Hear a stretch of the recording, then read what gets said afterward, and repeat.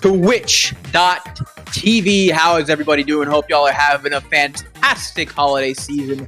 This is Swimmer Sync 13. You already know who it is, and if you don't, it's your boy Bash, and I am with Shads. How you doing?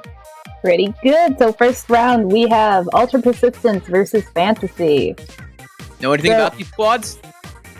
Persistence is a common team to see in low ink. They are really, really good. They've been a strong alpha bracket team for a while. They've been contender to win it all a couple times. I'm not sure what the Ultra in the name is. I'm thinking possibly it's because of a few subs. Meanwhile, outside of Fantasy, I recognize Lost. I'm pretty sure Lost plays Carbon. Sunshine's name looks familiar. I don't know why.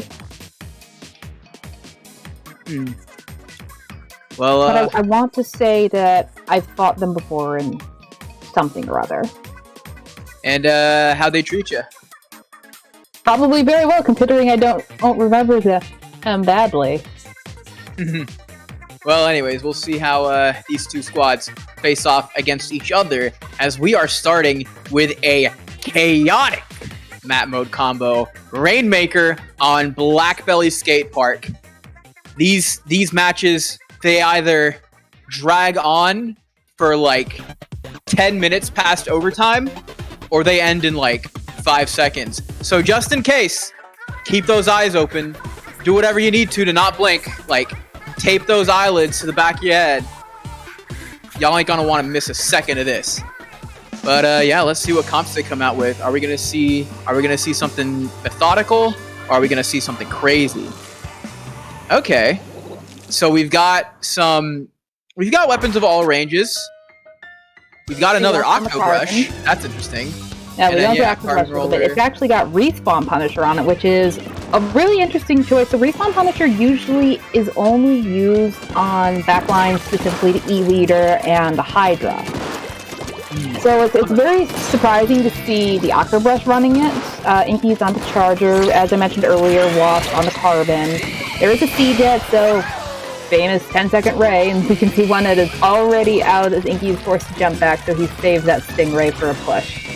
On the subject of backliners, we've got a battle between a Scope and a Nautilus. So a little bit of Charger versus Splatling action. Given just how crazy it is on Blackbelly, I figure the Nautilus might do a little bit better, but this map does have the verticality for a long-range Charger. You think it's just going to come down to who gets their shots off better? Probably Lost trying to get a pick on the end up over on the left as two of her teammates go down, then trying to take out the Ken's splatter shot. Unable to do so, she goes down. The Stingray is out, and the K-Shot's pushing way up, but they're going to need to find that C-Jet really quickly if they want to get a push going. That does go down. Yeah, they still got a good amount of points. Using that Stingray to guide the push was pretty cool too. Usually we see the Stingray for defensive purposes, but it looks like Ultra Persistence wanted to try a little something different. But right now, Fantasy is on the push now. They've got armor. Ari just got a pick off, and now they're going to try to flank. See if they can't get any more kills. Ooh, no. Not able to. 3v2, now technically a 2v2, but more effectively a 1v2 on the map currently. Sunshine is respawned. They're moving back towards mid with that Nautilus. Not sure if they're going to go for a flank, but it looks like they're trying to get the beacon on the snipe. It looks like the dude managed to get that. Moving forward, they do get a pick on the end zap before getting taken out again by that K-Shot. Yeah, we haven't seen any real streaks so far. It seems to be pretty even when it comes to firefights and engagements, which is always interesting to watch. So, if neither team are doing really well against the other when it comes to firefights, if they're pretty even, it's just going to come down to who's got the better strategy and who can take advantage of a good opening. So far, it looks like it's Ultra Persistence, because now that they've got the lead, they can afford to play a little bit defensive. You see that Stingray trying to push people back, but eventually Fantasy might be able to push through. And this is Blackbelly Rainmaker, so even though Persistence does have a lead of 34, no lead on this map is really safe. You can have a lead of 99.1% and still lose. 3 down on the side of Persistence. The Charger does get a beautiful shot off on Lost and a nice, beautiful flick onto the Rainmaker. Not enough to stop them from getting the lead, though. And right as you say, yeah, Ultra Persistence can't be too careful because it is Black Belly on Rainmaker. Fantasy swoops the lead with a good push. I mean, you can't ever be too comfortable. But wait, are they going to drive it in? They are. Yep. And that's a KO. That's what happens when you don't pay attention. Even if you've got a good lead, especially on a map mode combo like that, you cannot sleep for a second. Ultra Persistence is definitely going to want to come back from that. They're fired up, probably. Next map mode combo is actually Tower Control on Anchovy Games, so they might have more breathing room to play a little bit patiently next time, but we'll see if Fantasy has an answer for that as well. So we noticed for a good chunk of the early game, the teams were just kind of going back and forth at each other. They seemed very even in firefights.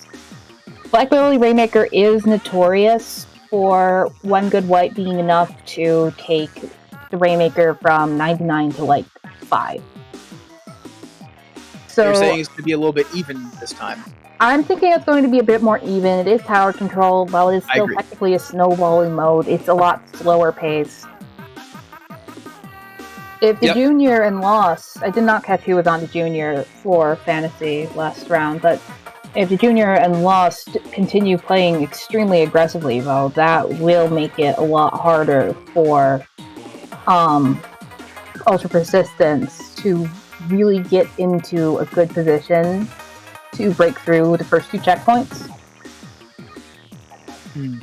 I would say that Inky will probably stay on the Charger, and I think that will be better on this map than it was on Black Belly. Yeah.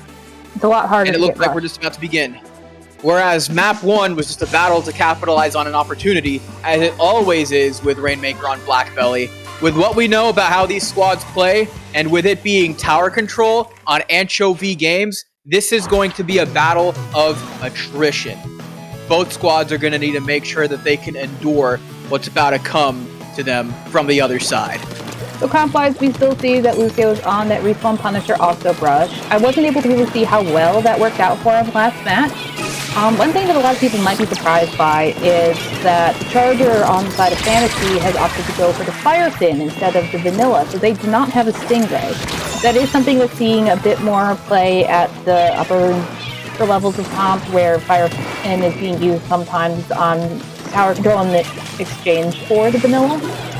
And the Bombers can be very good on the plat here, especially when the tower's at that second checkpoint. 2v2 on the map currently as Fantasy breaks through that first checkpoint, going up onto the plat. Lost is down, and so is not. So that will probably be the end of this first push, but still getting through the first checkpoint this quickly is not passing at all.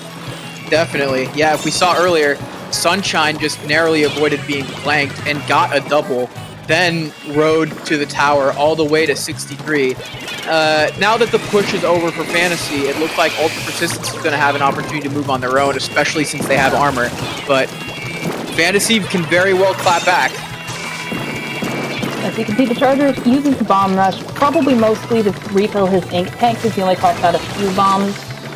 Lucio does get a pick with that Octo Brush, so that will delay the opponent's respawn time for a bit. Persistence will most likely take this checkpoint here. And now you can see Lucio's pushing up. They need to watch the top left where Bandit is. Why isn't Fantasy pushing? I mean, that backliner can't do all the work. 2 people are down on the side of Fantasy. You can see Bandit gets a really nice double. Sunshine popping down onto the plat. So that's going to force Ultra Persistence to back up a little bit. Sunshine now on the fan, trying to get a pick on the other fan, the shooter. So that's we'll see well and overhead. Yeah, we'll see if Sunshine can't get a couple more picks and lead the way to regain the lead. He brings out the Inkjet, and we'll see what it can do. Right now, it looks like they're just painting, as two of his teammates are on the tower, and yeah, Ultra Persistence is on the back foot, but they still seem pretty confident. They just got to shut down that tower. But Fantasy brings out the armor. They got to narrowly avoid that Stingray. Ooh, Doesn't look like they're able to do it. And they were so close to taking the lead too. But oh, the carbon roller of Lost takes it, and they take the lead. And now they're on checkpoint 2. Now, Lucio is back into a corner by Ari. Does manage to get to pick him. Sunshine, meanwhile, trying to find the charger with that inkjet, see if he can extend his push a bit furthermore. Doesn't look like he's able to, and he does get taken out upon landing. So Persistence does have a lot of work to do to get it to taking the lead again. There is a checkpoint in the way between their current score and the lead. And right now the map is pretty green. Yeah, minute 45. I mean, there's not too much time left. I mean, there's enough time that if Fantasy wanted to push further, they can. But if I were them, I'd just keep the map painted and just make sure all the bases are covered and just keep Ultra Persistence in its tracks. Yeah, you can see Ari forced to jump out there. Probably trying to save that armor for the push. Look at all that green. Oh, but it is starting to become more purple. Yeah, Sunshine do go out possibly a tiny bit early. Does force Sunshine to drop though. Oh, and then he gets taken out by the Octobrush, who's rapidly pushing up. I think that might be a triple for Lucio, so that was very, very good on his part. Misses out again. Bandit is the only one in a really good position to stop this right now, and he's not able to find a shot on the tower. Ultra Persistence takes the lead again, and now they're at checkpoint 3. That Octobrush and the offensive Stingray, that was just fantastic coordination. Now Fantasy's on the back foot once again. These teams just trading the lead back and forth, like, nah, I'm gonna take it, nah, I'm gonna take it. But is Fantasy gonna have enough time to clutch it back?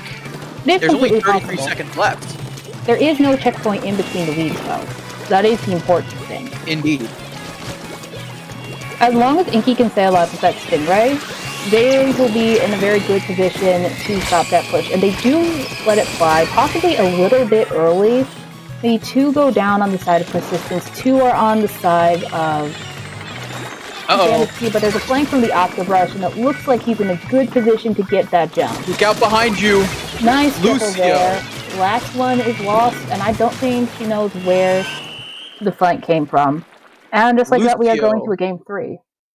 With the 3-piece meal! Making the Brush Brigade proud. Oh my goodness, and there is going to be a game 3. It really, yeah, with the ability to be more patient, Ultra Persistence was able to just position themselves a lot better. Lucio being real sneaky-like at the back end of the match. Of course, good attempts to control the tempo from Sunshine as well. Both teams are going to try to give it their all for the next map, which is Splat Zones on Mako Mart. Very much a King of the Hill type map mode combo. This is even more of a battle of attrition than last map was. Who do you think is going to come out on top? It's very hard to say. I think if Persistence gets set up, they can definitely take this. It will be interesting to see if Inky sticks with the vanilla charger, if he will go to Firefin, or if one of the two backlines will pull out an E-Leader, which can be very strong on this map. I would imagine Sunshine will stick with the non-NC Bandit readies up right away, so he's going to be sticking with that Firefin. Ari is probably going to stick with Junior, Lost, of course, Carbon. So I would imagine that we will see most likely a near identical comp for Fantasy. Meanwhile, on the side of Ultra Persistence, nobody's readied up yet. They're discussing things. Given how well the Octobrush worked out last round, I would be surprised if Lucio swaps off that. He might go for a different variant, but I would expect him to stay on a brush. Probably, yeah. This will definitely be a good match to watch, though. This map mode combination is considered one of the most balanced in the competitive community. It's a very fair map mode. Mako Mart consistently is a very popular map in general. Oh yeah, I can see that. There are a lot of sight lines, but also a lot of tight corridors, so it really suits all kinds of weapons, provided the players know how to navigate the map to their advantage. Yep. And it also has the most fun callouts, because no other map you can say somebody's in our breakfast. Somebody's over by the melons. No other map you can do that on. Well, I know one thing for sure. By the end of this map, we're going to be saying, clean up on aisle 3. Whew. Only for one of them. Indeed. Anyways, we're about to get going. Go. Let's see exactly how these squads have changed their comps up. Ooh, So no Octobrush this time. No Octobrush. We can see that Lucio has opted to go for a gold dynamo, so they do have double armor on the side of Persistence. On the other side of Fantasy, near identical comp, the only real difference is that they have a K-Shot now instead of a Nautilus. You can see Sunshine instantly trying to go for the flank on the Charger, not able to do so. Lost is going to try and bully him a little bit, not going to work out too well for her. So 2 down on the side of Fantasy, but they did catch the zone first. Looks like they're trading back and forth. But yeah, I do see the appeal of that double armor strat, especially where this is the one mode where there's a stable objective and you want to be within close proximity of it at all times. If you cap the zone, eventually, obviously, the other team's going to come for you, and you want every defensive opportunity possible. Of course, if you have other players circling around, maintaining that mobility, you can keep the defenders on their toes, but it looks like Ultra Persistence, for the most part, is standing their ground. And Bomb Rush coming out from the Carbon, followed by missiles and... No, not a Bomb Rush, sorry. Rain coming out from the Carbon. That's the Rain Carbon, not the Bomb Rush one. But Rain out, and it caps the zone back in Fantasy's favor. But 2 of them do quickly go down. It looks like Lucio got one of them. 2v3 on the field right now, and Persistence recaps the zone as the Bomb Rush comes out from the Fire Fin to try and delay that cap. Yeah, Ultra Persistence lead, but they want to be able to maintain control of the zone. Otherwise, they're just going to have more penalty points racked up, and that will give Fantasy the opportunity to take the lead, which they're about to, and they have. And now they're going to try a flank maneuver. Roller, though? Roller can be very good flankers, especially Lost, who is very, very good with that Carbon Roller. Their armor is out. She does manage to get one before being taken out. 2v2 now currently, but that is a lot of penalty points. The K-Shot does go down, so this will be a zone flip in Persistence' favor, but not before Fantasy's Junior manages to recap it, and that does delay it enough to give their teammates some time to get back in. See what Bandit's up to. Are you sure that's a good sight line? That is a very good sight line for Chargers to sit at. It's not the best one per se, but it is one that is very, very strong. Oh, 2 down on the side of Fantasy. Well-placed bomb from that Splattershot Junior helping out with that. Team Bandits bomb rushing, trying to get some space for their team to come back in, but Inky's got sight lines on them. Ultra Persistence takes back the lead, and they've got armor, and they've got a bomb rush, so they're in a position to maintain that lead, as long as they take the zone and keep the zone yellow. And they don't want to take blue. Does quickly go back to Fantasy's favor, though. 2 are down on the side of Persistence. Oh, but that Dynamo is coming in. He's saying no. Another one on the side. That was a beautiful flick there. Lost his lap. She does manage to get the Dynamo based on virtue of their weapon being much faster. Lucio putting that Dynamo to work, but it looks like Fantasy has the upper hand right now.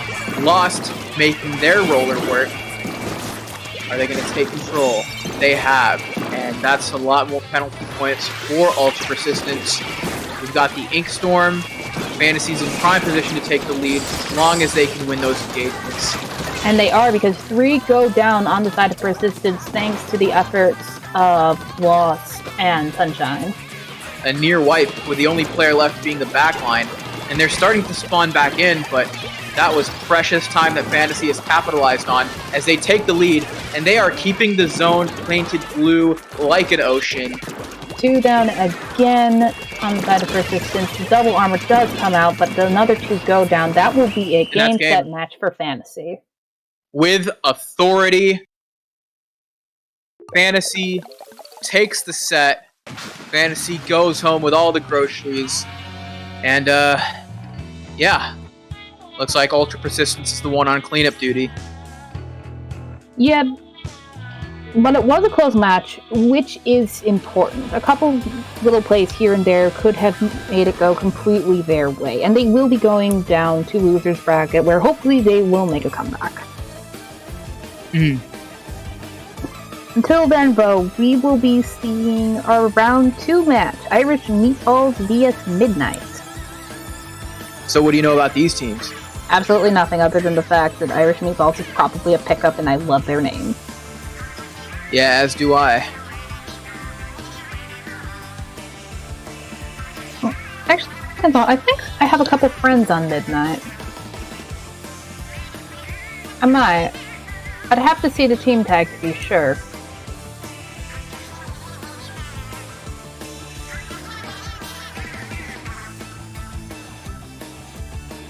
So, map 1 is going to be Clam Blitz on Piranha Pit. One of my favorite map mode combos, just because of how crazy it is, just with the map architecture and just the absolute nature of Clam Blitz. We can see any kind of loadout, any kind of composition working here, but of course, I feel like armor is going to be special. Maybe a Booyah Bomb. Yeah, Booyah Bomb. Stingray is a very good special here because it's a very wide, flat, and open. Personally, I hate this map mode combination, so I don't like playing it. But like you said, it is a map and mode where a lot of different comps can work. So looking at the team as they file into the room, Irish Meatballs, I recognize IPS on there, very good friend of Ascension. There's Billy, who I believe is also known as Tavilli, T-E-H, not T-B, not T-H-E. Lux, I believe that's a ballpoint player, and then InControl Evan, who was a very good bucket player. And the Irish obviously is it, I guess.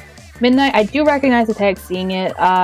Joe from Ragnarok and Oasis is on the team. I don't know if he's playing. There are a couple names in there that I'm not sure if they're meme names or if they're just names that they forgot to change to their official name. If Tug is playing, he will be playing in Nautilus most likely. Rhythm will be playing Slosher. I don't really know off the top of my head what Blitz or Nova plays. Alright, well, let's get into it. Let's see what comps they come out with, what kind of play style they try for. Okay. So both teams looking pretty aggro. Yeah, so we see on the side of Irish Meatballs, IPS on the Junior, which I am not surprised to see. Evan on the Bucket, again, not surprised to see. Lux on Ballpoint, not Ballpoint, but Remix, which does make sense given the map on the side. Of Midnight, we see a Slosher of some sort. I don't know if that's a Slosher Deco, because the icon is grayed out currently while I'm looking at it. So it is a Slosher Deco, a C-Jet, 10-second Stingray. And quickly you can see that things are getting really bloody. Midnight has capitalized and Pouncin has gotten 3 people down in quick succession on the side of Irish Meatballs. They've respawned now. Billy on that roller, which is a pick that most people kind of look at in confusion, but if it's in Billy's hands, I get the feeling that it's going to work very fast. Certainly. Midnight hoarding those clams. The map's starting to become bluer and bluer gradually, even though Irish Meatballs did a really good job of painting before. And Midnight goes all the way to the end zone as they plant the first power clam, and they're throwing more clams in. Let's see if they can dip and dodge all the way and maximize their period. They're down to 42 now. Yeah, Evan managed to get 2. I don't know if he got the 3rd or somebody else did, but that effectively shuts down that push. That is a very good push to start off lip. Certainly. And to be honest, that penalty isn't that big. 1 power clam, 3 willow clams. That is enough to get that penalty completely gone. IPS unfortunately getting taken out by that Stingray, so they have lost armor. Billy's going to have to pick up that football just to reset the counter on it. He doesn't want to keep that up because he's got Ninja Spit on. With a sharking weapon, the last thing you want is to hold that power clam. Oh, he does get a very nice double before being taken out by the C-Jet. Ooh, and Nova gets taken out themselves. And IPS plants the first clam for Irish Meatballs. Ooh, the Booyah Bomb. Now's a good time. Is that going to get anybody? I'm not sure. But it was a good deterrent. And they were so close to taking the lead there, but they certainly got a lot of points on the board. And is that going to be it for them? Down there. Unfortunately, he gets canceled out of the splashdown before he can take people out. But again, a very good push. And a really, I would say, early Stingray from Nova there. I would think that they would have wanted to wait a little bit longer, but maybe their finger slipped. It happens.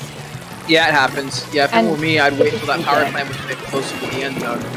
And it's the Siege Jet. It's going to get that Stingray very, very quickly. You can see that they're already up to 63-ish points. Yeah, so you can spam a little bit. Ooh, but Midnight scores again. And now they're probably going to try to extend the lead, but it looks like Irish Meatballs has shut down that offensive attempt. At least they got some penalty points gone. I think the next power slam they get will give them points. Yeah, the next power slam that they throw in will put them down to 38, but they also have, in effect, given Irish Meatballs what is essentially a free power clam. So now they have 2 power clams, one of which hasn't even been touched yet, so they have a little bit of wiggle room to work with. Maybe they're confident that they'll be able to stop the scoring attempt, but that confidence must have been misplaced as Irish Meatballs just keep throwing in clams. And now they're down to 13. It's unfortunate. IPS will unfortunately not be able to jump in with that power clam. Billy does manage to get somebody capping his teammates' jump, which is very helpful. Lucky 13. Serving clams like a seafood buffet. Now Billy picking up some more clams. Gonna try to engage more. Ooh, can't quite put down Blitz as Blitz picks up the clams, but ooh, Blitz gets taken out themselves by the Hero Slasher rep. Oh my goodness, absolute carnage. But IPS has a power clam now, and they're gonna see if they can't extend the lead of Irish Meatballs. So currently, right now, Irish Meatballs has, in effect, to completely knock it out, they have 44 points. So 2 power clams, which they have, plus 2 of the 6 little clams that they have, will be enough to knock that out. It's also important to note that they have not also touched that penalty football that's still located back in their base. Yeah, they're just saving that. On the side of Midnight, this is a prime opportunity for them to go in. Oh, but 3 power clams? 3? That will happen. 3 in a row, tic-tac-toe. Irish Meatballs takes the first map. Wow. They didn't even need that penalty clam. Yeah, that's a lot of things that you'll see in lower level play. When a team has the penalty ball from the clam basket, they will pick it up right away and attempt to use that for their next push. A lot of mid and upper level teams will not. They will leave that power clam and they will try and build one themselves, which has the effect of not only giving them access to an extra 20 points in a pinch if they need it, but it also soaks up clams on the map and stops their opponents from getting them. But moving on to Rainmaker Surgeon Shipyard. Always a fun combo. I feel like it'll be a little bit harder to be aggro here just because of the layout and just because it's Rainmaker.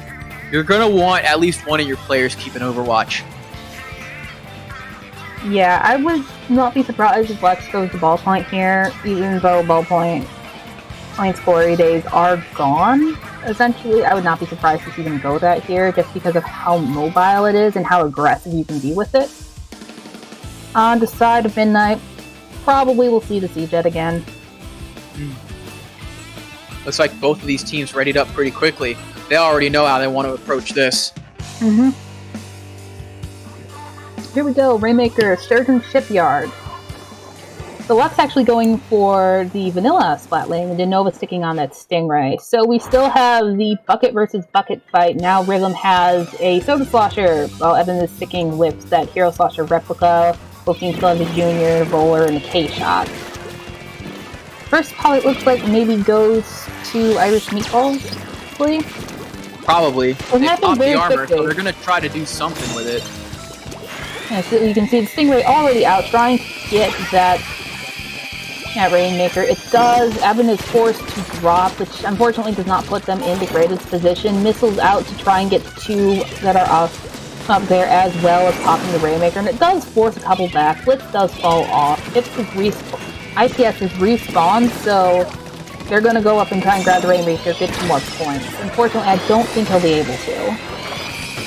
Yeah, it looks like he's just raining Rainmaker shots, like mortar fire.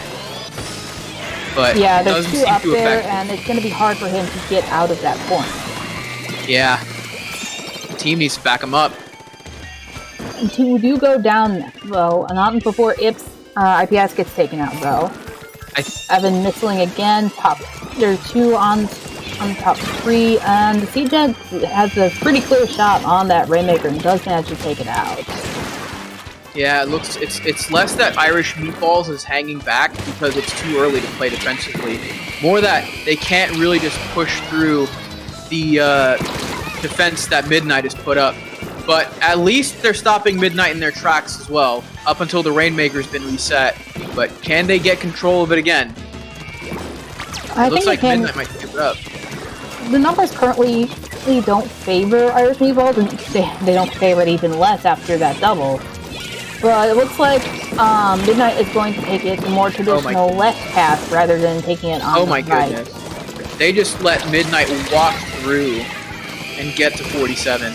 Yeah, plus Irish Meatballs is wiped, so although Evan has respawned and that suction bomb will take out the Rainmaker, that still puts their lead up to 34, which is a pretty nice lead on Sturgeon. Yeah, no matter what map it is, Rainmaker, you gotta make sure that every base is covered. You don't want to leave one hole in your defense, otherwise the other team is just going to sneak right past it.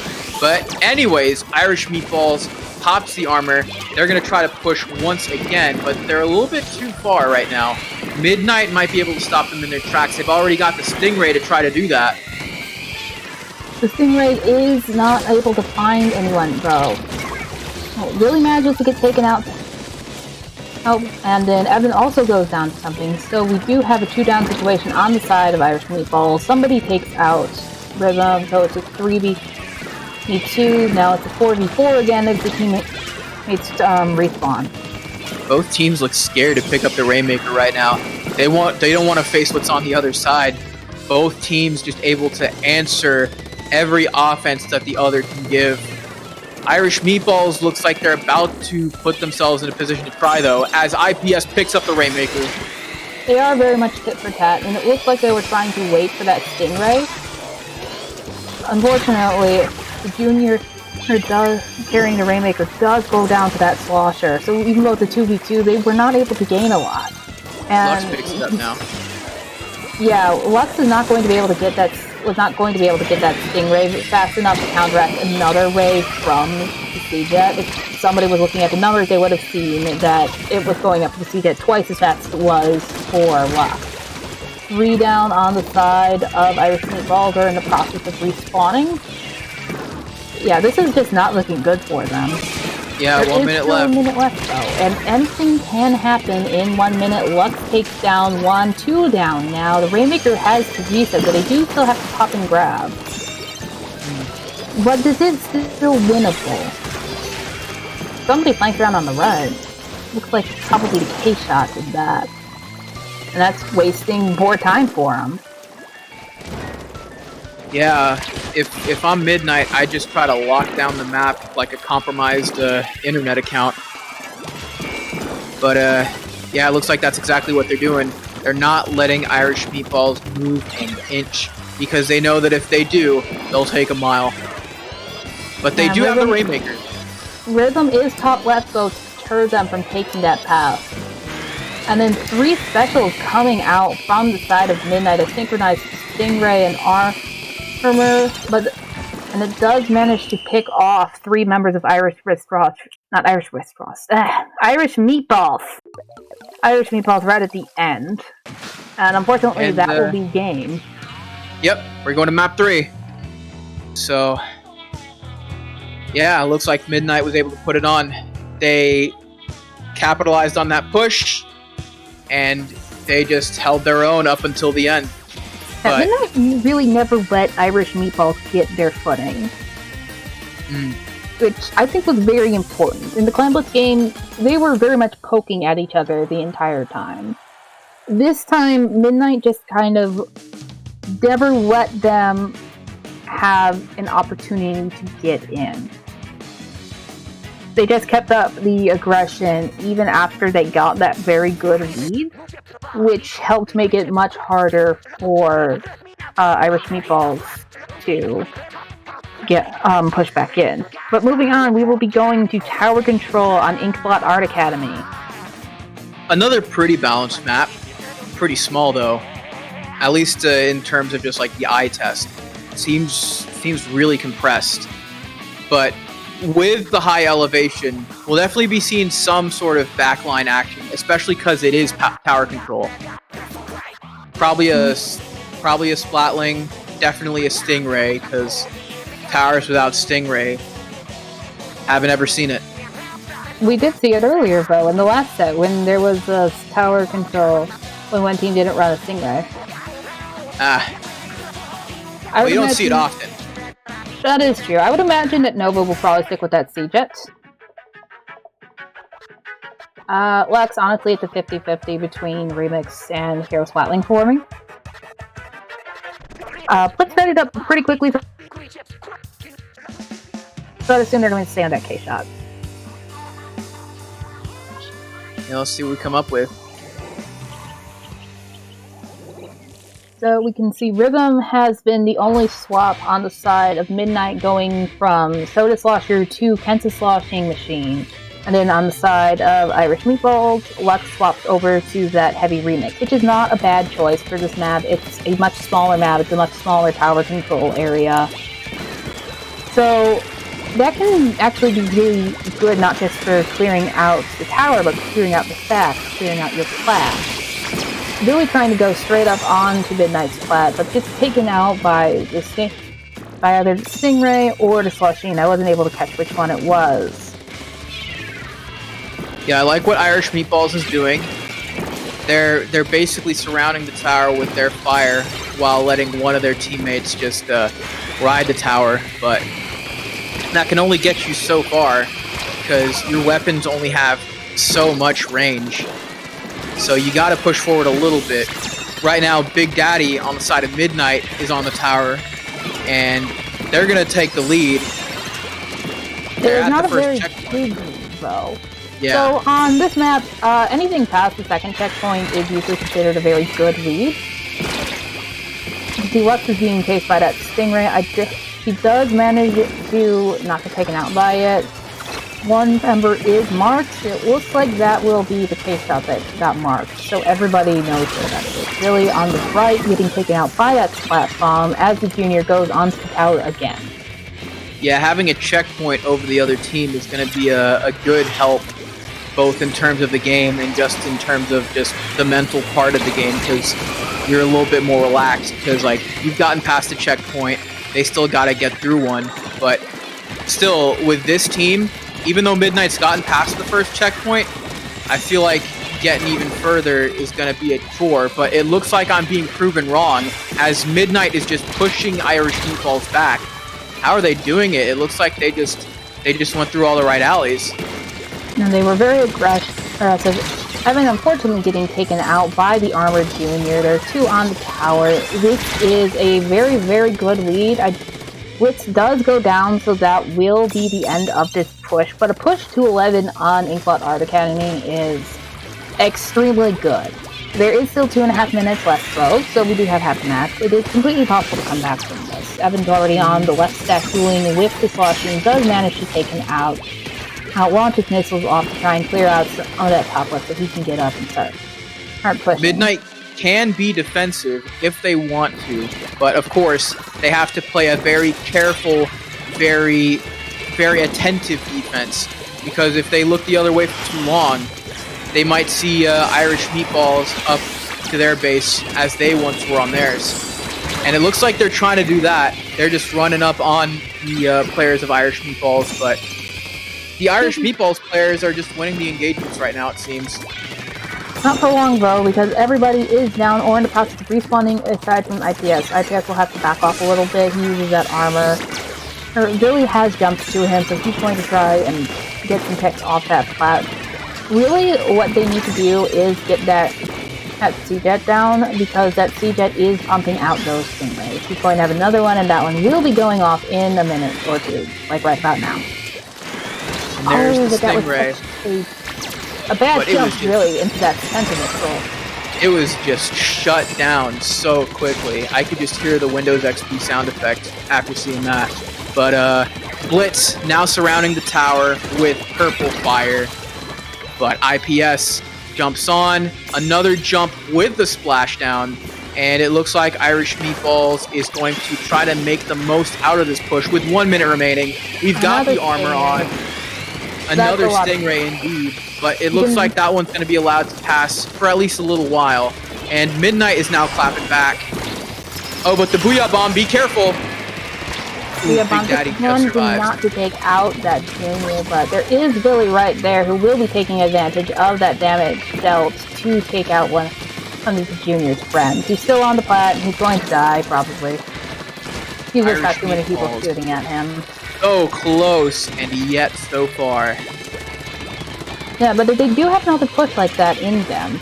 They don't have to break the checkpoints this time, which possibly was the reason why that push fizzled out. There are 15 seconds left in the match, but there is possible overtime. The tower completely surrounded by tanks. So this is going to be really hard on that tower. They have to get on that tower, and they have to get on There they are. There they are. And they gotta keep that energy throughout. Shut down that stingray. And nope. Midnight just ends it there. Midnight just ate up Irish Meatballs that map, and just with the vigor that they were playing throughout that whole map, it looks like they were ready for seconds, but we might have to wait until a while to see them, provided they go far enough in the bracket.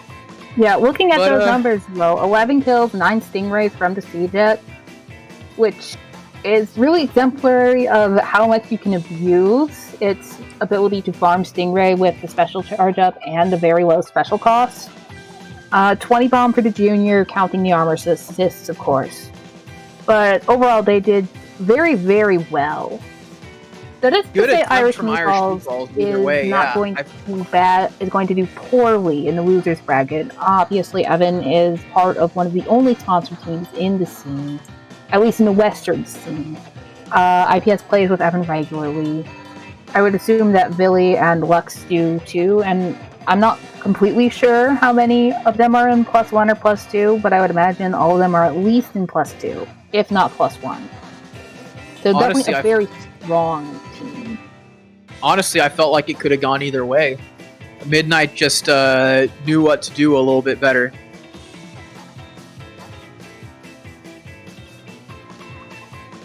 See, do we have our round 3 match? Yes, we do. Yep. Slashbalas. How do we pronounce that?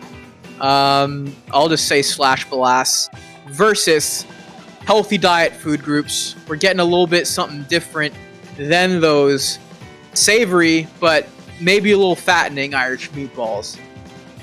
Well, we gotta eat a little bit healthy before the holidays. Oh yeah. Y'all know those holiday dinners. You gotta work them off. That's why everyone makes those New Year's resolutions. But in any case, do you recognize any of these players? Blover on Healthy Diet Food Groups, a very, very strong charger.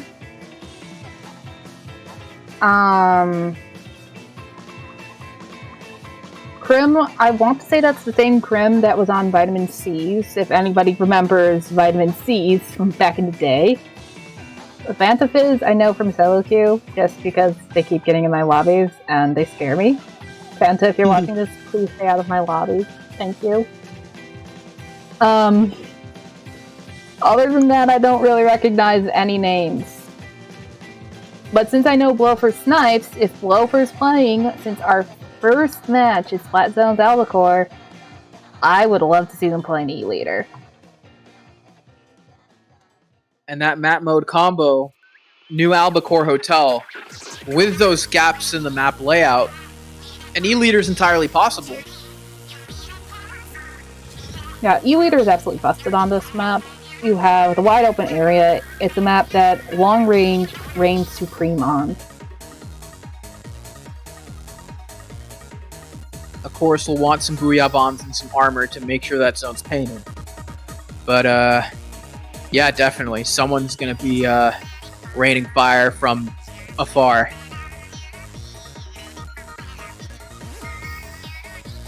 What other weapons do you think we'll see besides the E-leader? Possibly something with a Stingray. Like with the E-leader, Stingray, very, very busted on this map. Junior possibly for armor. It is a wide open map. There's plenty of little nooks and crannies that you can paint to get that armor off for your teammates. Booyah Bombs can be very powerful in pushing back in, especially if you're trying to jump from the snipe into the zone. Honestly, this is a map where a lot of stuff can work on it. It's just, this one is prominently a long-range map, just because of how wide open it is. Yes, certainly. Not a lot of cover. Not really. There is a block in the zone, and there's the ramps leading up to the bridge. Maybe one or two inflatable holes here or there. But other than that, it's wide open space. Yeah. We're still waiting on one. I believe it is from Healthy Diet Food Groups. So, and this isn't to say that map vision isn't important in every map mode combo, because it obviously is. But Splat Zones and New Albacore Hotel, you may as well have eyes in the back of your head if you're going to make it out in one piece. Unless, of course, you're the backliner. Then you're the person who is making everyone else scared. Yeah, so... Oh, somebody poofs out of the lobby real quick, but they're back in now. Hopefully that is not a sign of things to come. Not quite sure what... Hold up. We do see somebody finally coming in. Their name is SpaceX. I think that might be this Nitro. I'm not sure.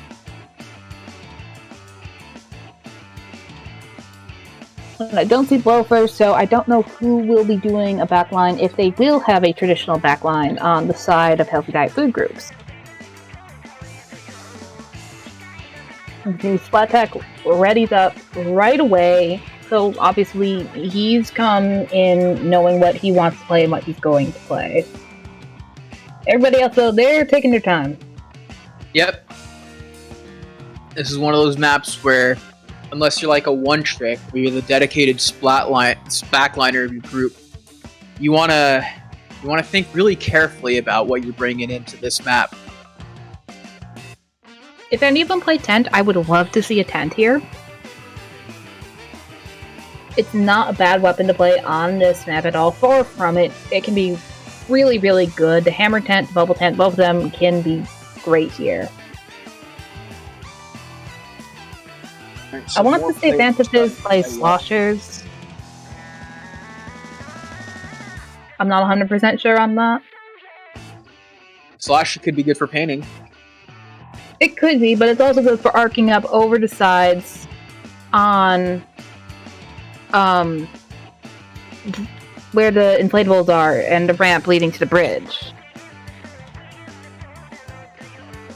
So it can be very good for that as well, getting behind those little bits of cover to chase people out.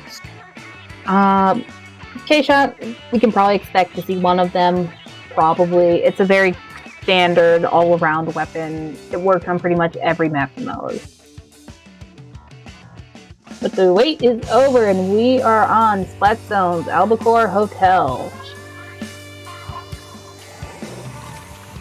You can see Fanta is actually the one that is backlining for the side of...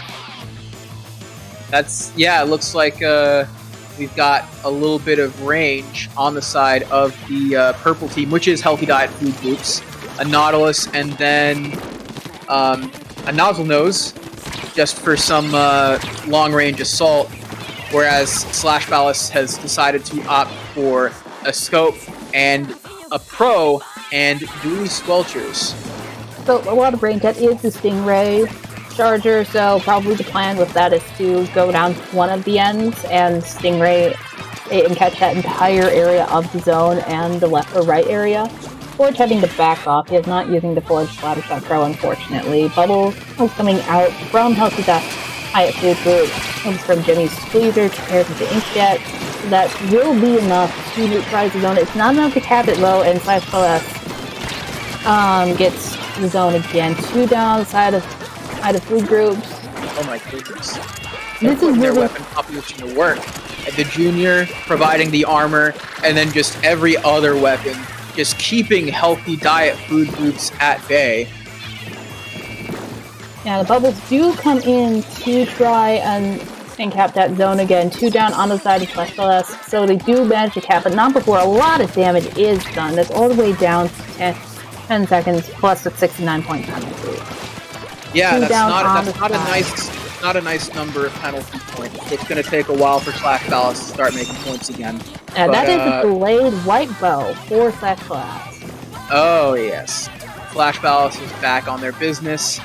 I'm not sure about the Junior extending that far. I'd like to see them closer to the zone. That's what I do. I run stock dualies, so... But in any case, yeah, it looks like Healthy Diet Food Groups is starting to inch their way forwards, but they can't quite put anything on the zone besides a couple bombs. Zip getting themselves got right on the zone. And it is almost down to their penalty. Delayed wipe from what it looks like. Yeah, you can see that the nozzle nose is still in their sponsor. They're really going to have to rush in, but I don't think they have enough time, and that was a very quick and clean match. With authority. Healthy Diet Food Groups, take note. It's going to take more than an apple a day to keep Slashbalas away. Maybe 2 apples. Maybe 3. Do Inklings even have apples? Probably. I mean, they have hot dogs. True. I mean, they have apples in the manga, so... I have not read the manga. In any case, next map. Clam Blitz on Humpback Pump Track. This is going to be a show. I hope everyone in the chat's got popcorn. Oh, unfortunately, we will have to wait on that show a little bit because Zip has unfortunately poofed his way out of the lobby. Thankfully, the DC didn't happen during the match. Otherwise, it would have been a lot more awkward than it is now. As it is, we're going to most likely end up with a quick KO replay. Maybe a little squid party. Yeah, no, they're just going to pull the plug on the lobby. Unfortunate. A little squid party puts everybody in a good mood. But yeah, to everyone in the chat who's got popcorn, just make sure it doesn't have too much salt and butter, or Healthy Diet Food Groups will be coming for you. As they remake the lobby, what kind of weapons are you expecting to see? Do you think they're going to change it up a little bit? Because I do not think range is going to be the play. As much as Slashbalas just put it to work there, they're going to have to approach the end zone. So they can't really just hang back unless they're going to try to do something like collect clams, wait till they get a wipe, and then put in the clams then. They're probably not going to... They probably don't think they can get away with that with Healthy Diet Food Groups, because even though they went for that KO, they still had to work to get those kills and those engagements.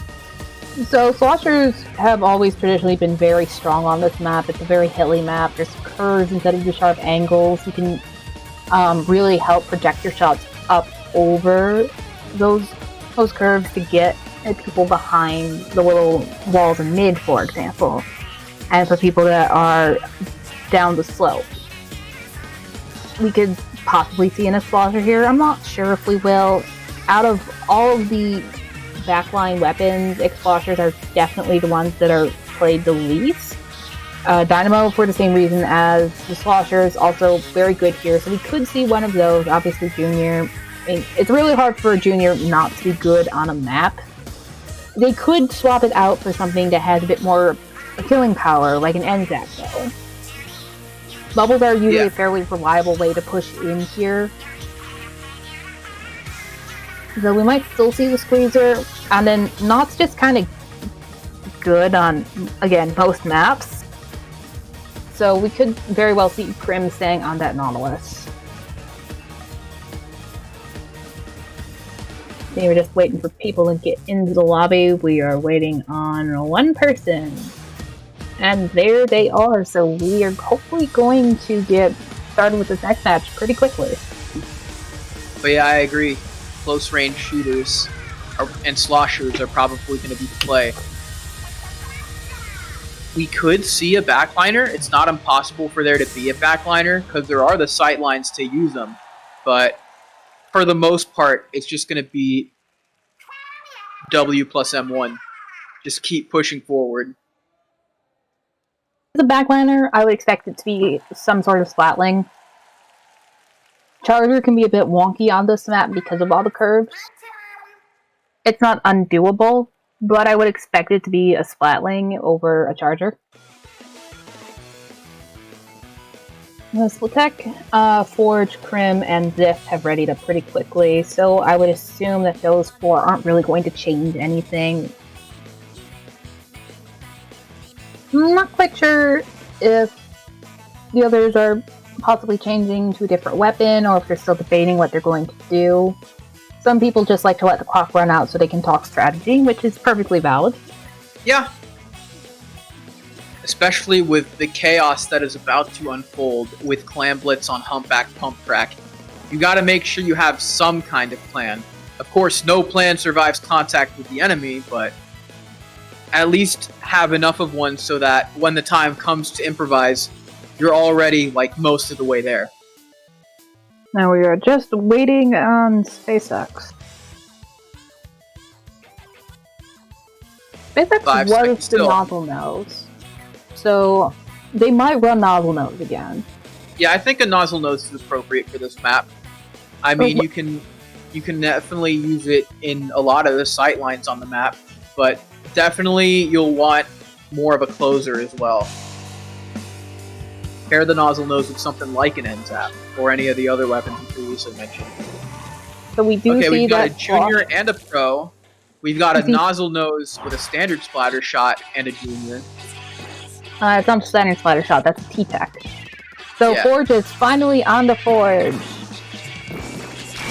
So we do have Bubbles, we have the Bomb Rush Fligza, which is not the one that's usually played. Usually we see the foil, we have the Soda Slosher, so that has Burst Bomb Rush, and they have Armor 2 down on the side of Slashbalas already. On the side of Healthy Diet Food Groups, they have double T-Tech.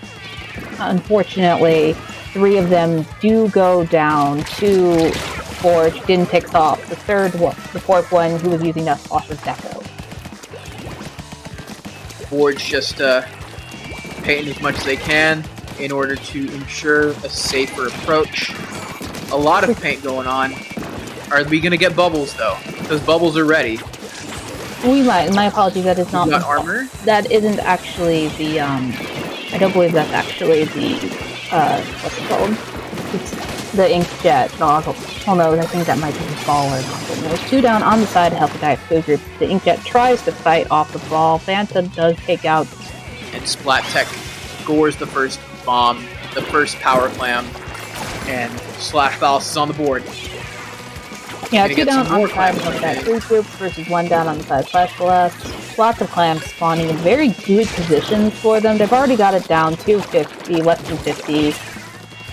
Oh, 1 power clam jumps in, unfortunately going down. That is going to just sit there and die. The push will end at 38 points remaining. Oh no, somebody is managing to get it, but they missed just in time. Yeah, you hate to see it.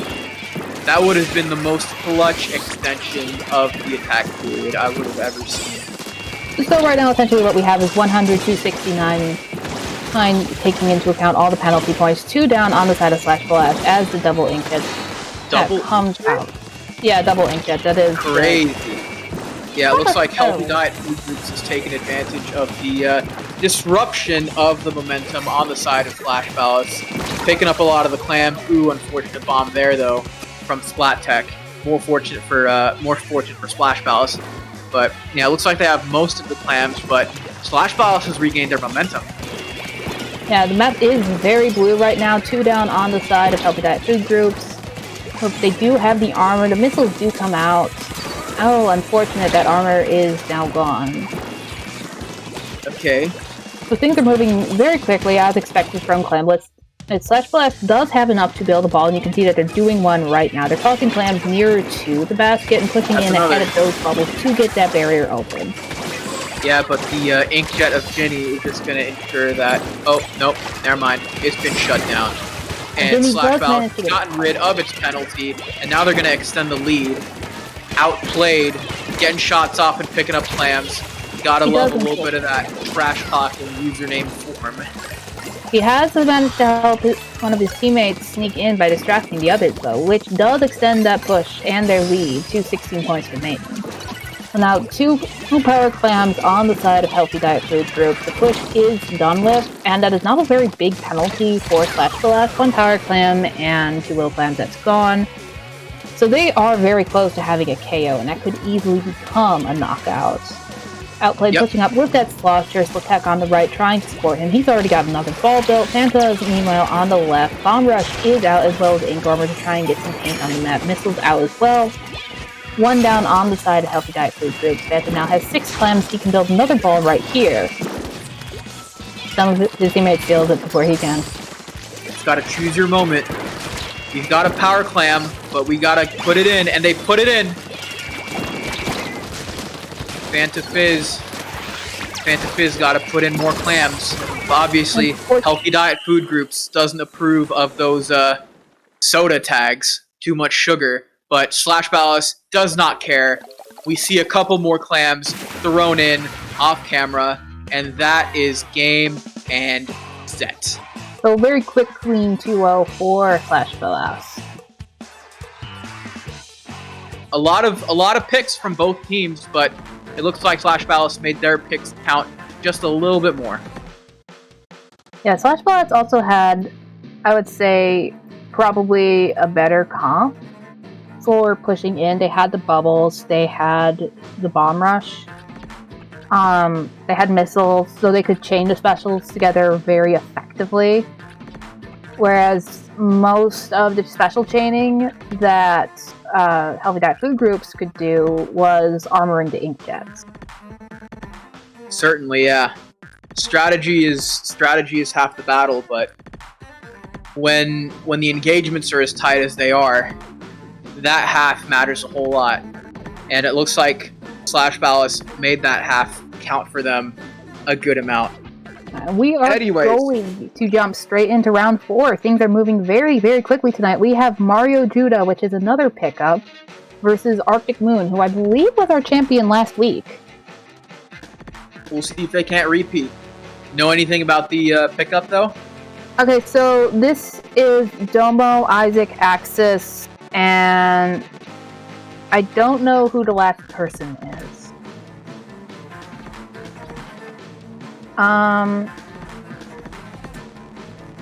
Domo and Axis usually play on priority, if I remember correctly. I'm not sure if Isaac does. I have no clue who the Made 10Ms one is. I'm just going to call that person 10. Shoutouts to Made 10Ms, though. Whoever that is, they've got the prize pot on their mind. Eyes on the prize. See if we can't bring that energy into the first map, which is Tower Control on Starfish main stage. I see in chat from a few people that it is Bless. So that is apparently Bless. Then Arctic Moon, very, very strong team. Dark is a great backliner who pulled out a lot of picks that people would not pick out most of the time. For example, Hydra Splatling. Spara, Twig, very strong players. Obviously Shockwave, who was on one of the teams that went to the World Championships, if I remember correctly. He's Australian, he plays not. I believe he was on Lime Soda. Correct me if I'm wrong.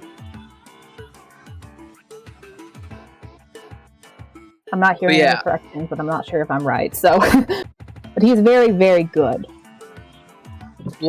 On the subject of Splatlings, I feel like that's going to come into play with this map mode combo, because there are good sightlines for backliners, but just enough of distance so that Splatlings would probably... I'd prefer to bring a Splatling as opposed to a Charger, but of course everyone plays a little bit different. Of course, we are going to see a Stingray, most likely. What other specials do you think we'll see? Booyah Bomb. Booyah Bomb to be very strong here. I want to say somebody on Arctic Moon plays the Kensugal. And I want to say it's Spara, or maybe it's Twig. It's one of them. One of them does play the Kensugal and are quite good with it. So I imagine that we will see that. Most likely Armor. Armor is such a staple nowadays that it's kind of rare to see a comp that doesn't have one. I mean, the battles can get really tight on Starfish, so I'd be surprised if we didn't see any armor. Now, so here we go! Round 4, top corner control, Starfish main stage. We see a Blobber. That is why Isaac's name is familiar. He is the 2700 Blob player. Booyah Bomb, Armor, and C-Tech from the side of Mario Judah. On the side of Arctic Moon, we see Double Splatling, the Hydra, which I mentioned earlier from Dark, while Shockwave comes out on the Nautilus, paired with an NZEP and a Kensugal. So, very, very aggressive comp from the side of Mario Judah. Surprisingly, you would think that even with a Hydra, Arctic Moon's comp isn't as aggressive, but it does have the potential to be that aggressive, especially when Dark is the one on that tower. Well, they're certainly playing really aggressively, and they're allowing that aggression to work for them as they've controlled the momentum. Shot flanking with that Inkjet gets the dime, and they're already on the second checkpoint. The Twig on that Kensugal, throwing out that Booyah, that's going to be crucial in keeping that top left clear, and then he's going to try and keep that top left clear as long as possible. Unfortunately, 3 of his teammates do go down, so he is going to have to get out of there as soon as possible, but not before the Arctic Moon manages to push it all the way past the first and second checkpoints, and about halfway to the third. Yep, Mario Judah got their work cut out for him. The 2 down on the side of Mario Judah really quickly, thanks to Dark on that Hydra. And Arctic Moon is on the offensive again.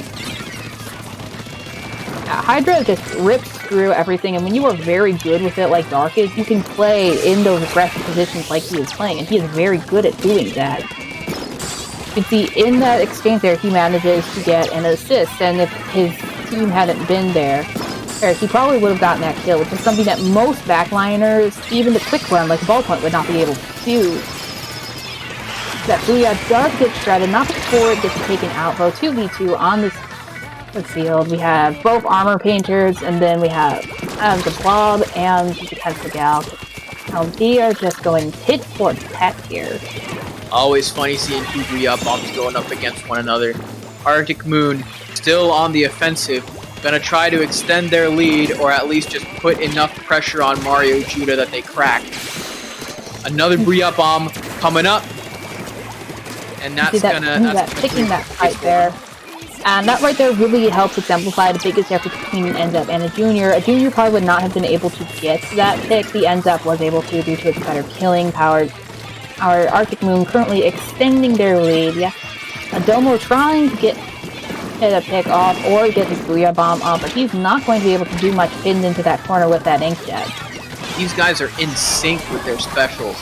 Just following up a Booyah Bomb to Armor to Inkjet to another Booyah Bomb. They're not going to go up on the tower again though, but it's already down to 6. They're going to pull back, whoever of them are left, but all of them are spawned now. So they're just waiting for the right moment to get at it again. Twig going down, but soon after Dark rips through Domo to take out on him as well. Shockwave going down now as well. It's a very bloody fight in mid, so all of Arctic Moon, aside from Dark, have respawned or are in the process of respawning. Dark putting that Hydra to work though. As the armor comes out, are they going to take the tower again? It doesn't look like Mario is putting them in a position to, but Oh, 3 keys go down. You spoke way too soon, unfortunately. See, Squid doing a very interesting placement of that Splash Ball there, which helps shred through that armor, actually. Splash Ball does deal damage. It is possible to splat somebody with a Splash Ball, and it looks like that Splash Ball there definitely helps shred that armor on that Booyah. They are actually wasting no time. They're making every second count for them.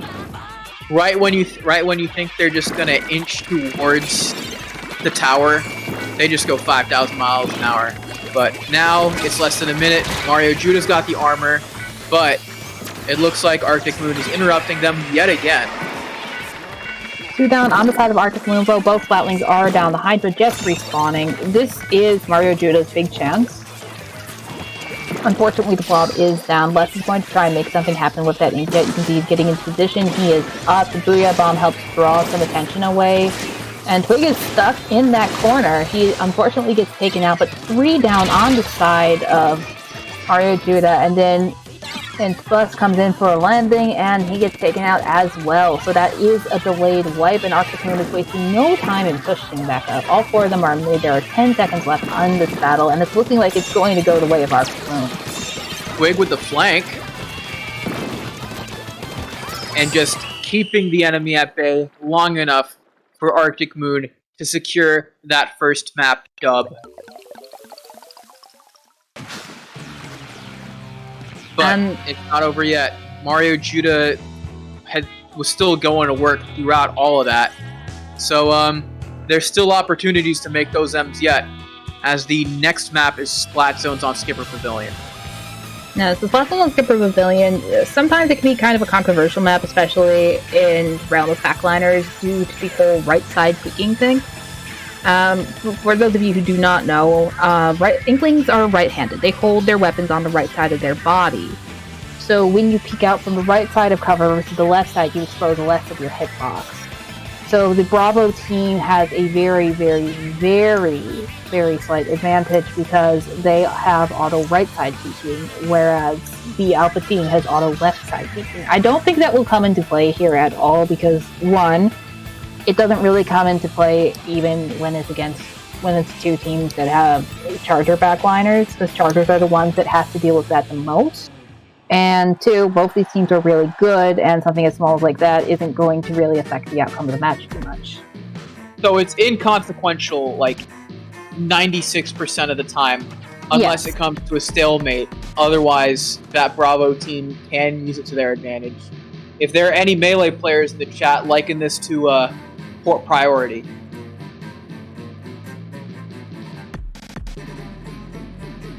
In any case, yeah, Skipper Pavilion, interesting layout. I think we're going to see some range here, even if it is zones. Like on Albacore zones, E-Leader is pretty good here. Stingray, you go down into the center and you can, or up into the shrine, and you can Stingray up or down that middle pathway and just completely clear it out. I don't know if we'll see a Stingray from Arctic Moon though, because Dark is extremely good on that Hydra. Well, we'll see if Dark brings it out again. Don't mind it. Hydra is underrated in my opinion. We see no backline on the side of Mario Judah, but on the side of Arctic Moon we can see Dark has dropped Flatland completely and going for a Fire Fade, which again is not a bad backline on this map. You can have clear sight lines up completely throughout the entirety of the map. And we've got Nautilus not actually down on bottom.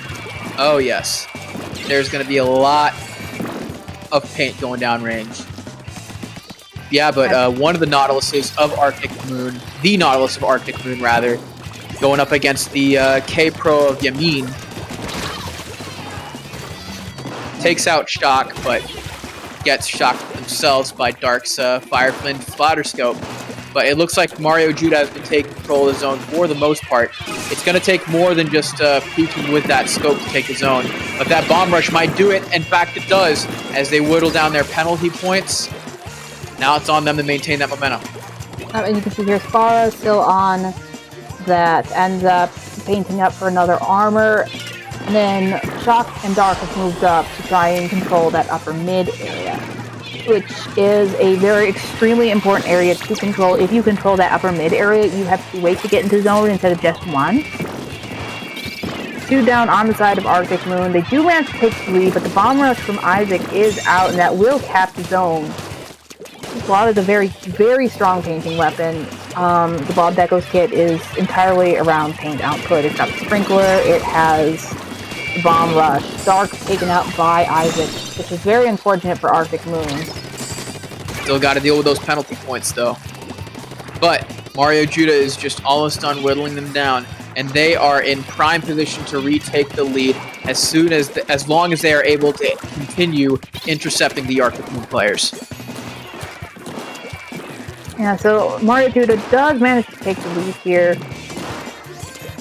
It is not over yet, though, because Arctic Moon is going to come back and keep on fighting. Yep, Arctic Moon not one to give up. But Mario Judah keeping those bubbles out. The N-Zap still putting in some work.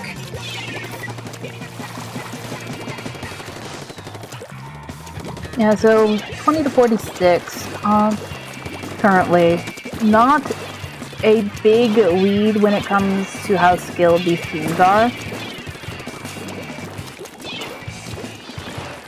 But you can see that Mario Judah is almost through their penalty, which is going to pose a big problem for Arctic Moon very soon. The Booyah Bomb does come out to try and help them push in. 2 do go down inside of Arctic Moon, though, which is very unfortunate. The Bomb Rush is out, but we have a Bomb Rush war going on currently. It looks like Arctic Moon has won. But Mario Judah almost about to retake the zone. Isaac trading again. And yep, we got the green. But there's a lot of penalty points, so Mario Judah can't just KO yet. Bushwaxis going to have to keep that same energy that was allowing them to keep the zone lockdown going. They're hiding. Oh, but they intercept one of the Arctic Moon players. Going to go for the double. Can't quite. Oh no, they get a trade. 2v3, nice. Arctic Moon currently in control of the zone. It's not going to stay that way for long. The Knot cannot outpaint another Knot and a Pro. But it does add more penalty points to Mario Judah, which is a very, very big priority alongside actually capping the zone and keeping it. Yamin with the Booyah Bomb on deck. Almost running out of the penalty points. Choosing to pop it now, probably going to intercept the other Booyah Bomb from the side of Arctic Moon. I am correct. 5 points left to get the knockout. And Arctic Moon clutches it out and slaps Mario Judah with 35 penalty points. 50 seconds left on the clock. 35 is not a lot of penalty points, though. You can see Shock going down to 2 in zone, which is not a great place to go down at all. Oh, now most of Mario Judah is going to move up that mid area and try and get people that are popping down from the top. Dark is alone on the bottom. One of his teammates comes and joins him, but the bomb rush is out, and that's going to be enough to probably keep that zone uncapped. Oh, they do manage to cap it just in time thanks to a very delayed wipe, which is really clutch, but only 27 penalty points. That is not a lot. They will have to hold this job at keeping Mario Judah at bay, though. But after those penalty points, going into overtime, Arctic Moon is going to have to knock out to win, and they have 38 to go, T-minus. They are through their penalty right now, and Shock is keeping that blob busy. The bomb rush does come out. And the Booyah Bomb. That will probably be enough to cap it. Oh no, 3 do go down. No. That Shock will keep it in play in the favor of Arctic Moon, which is very, very close, very, very clutch. Are we going to see a clutch comeback? I think we will. I think we're going to see it. And they keep it painted, and there it is. There it is. Brilliant stuff from Arctic Moon, taking the match back from the depth of the 40s. I have never seen a knockout comeback in my life up until now. Mario Judah was just at the 1 point, but Spar was pointing everything, Twig was pointing everything.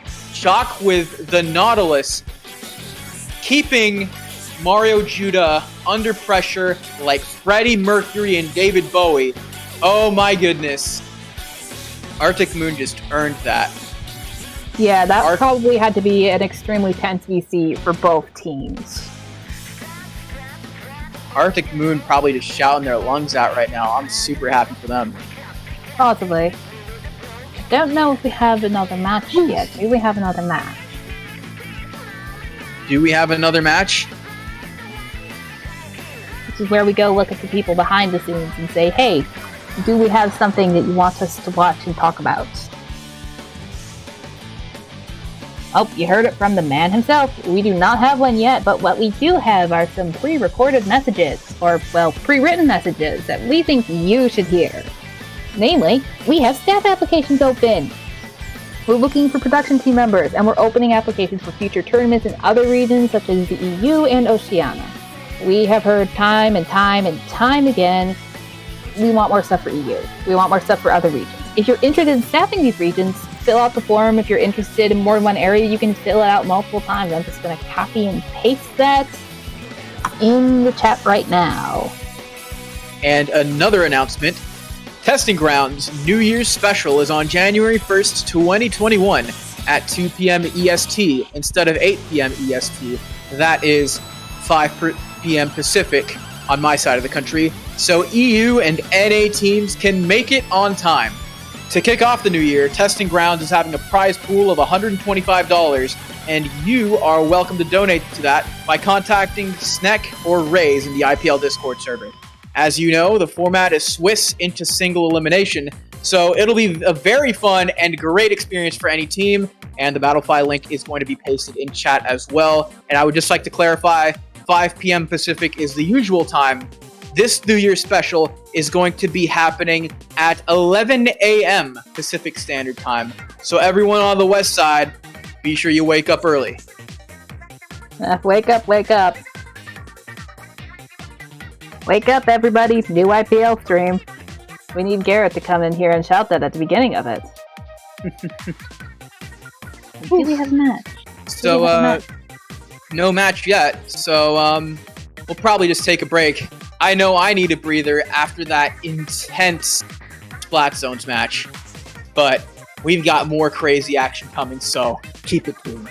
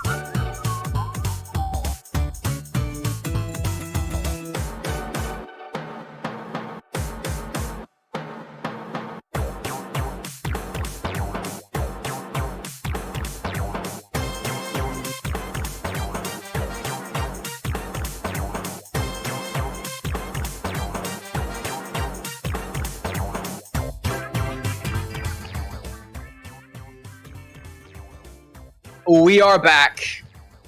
And this time, we've got InControl versus Wet Socks. And the first map is Rainmaker, Manta Maria. So pretty tight, pretty fast map mode combo. Who are these players, and what do you think we're going to see from them? Okay, so InControl, also known as Ascension, we've actually already seen one of their players play earlier. That was Evan on Irish Meatballs, Slasher player. Now we have Shinex, who is their main term junior, Omega, their Carbon player, who has branched out into other weapons as well, Madness, God Tier Not, and Swen, who is their backline. On the side of Wet Socks, which is a Requiem pickup, we have Leafy, Q, Shadow Wind and Gray. Shadow Wind and Gray are the ones that are on Requiem. Q is a very, very, very strong Charger player. And we are getting right to the action, so I'm sorry, Leafy, I won't be able to tell the lovely people about you. Wasting no time.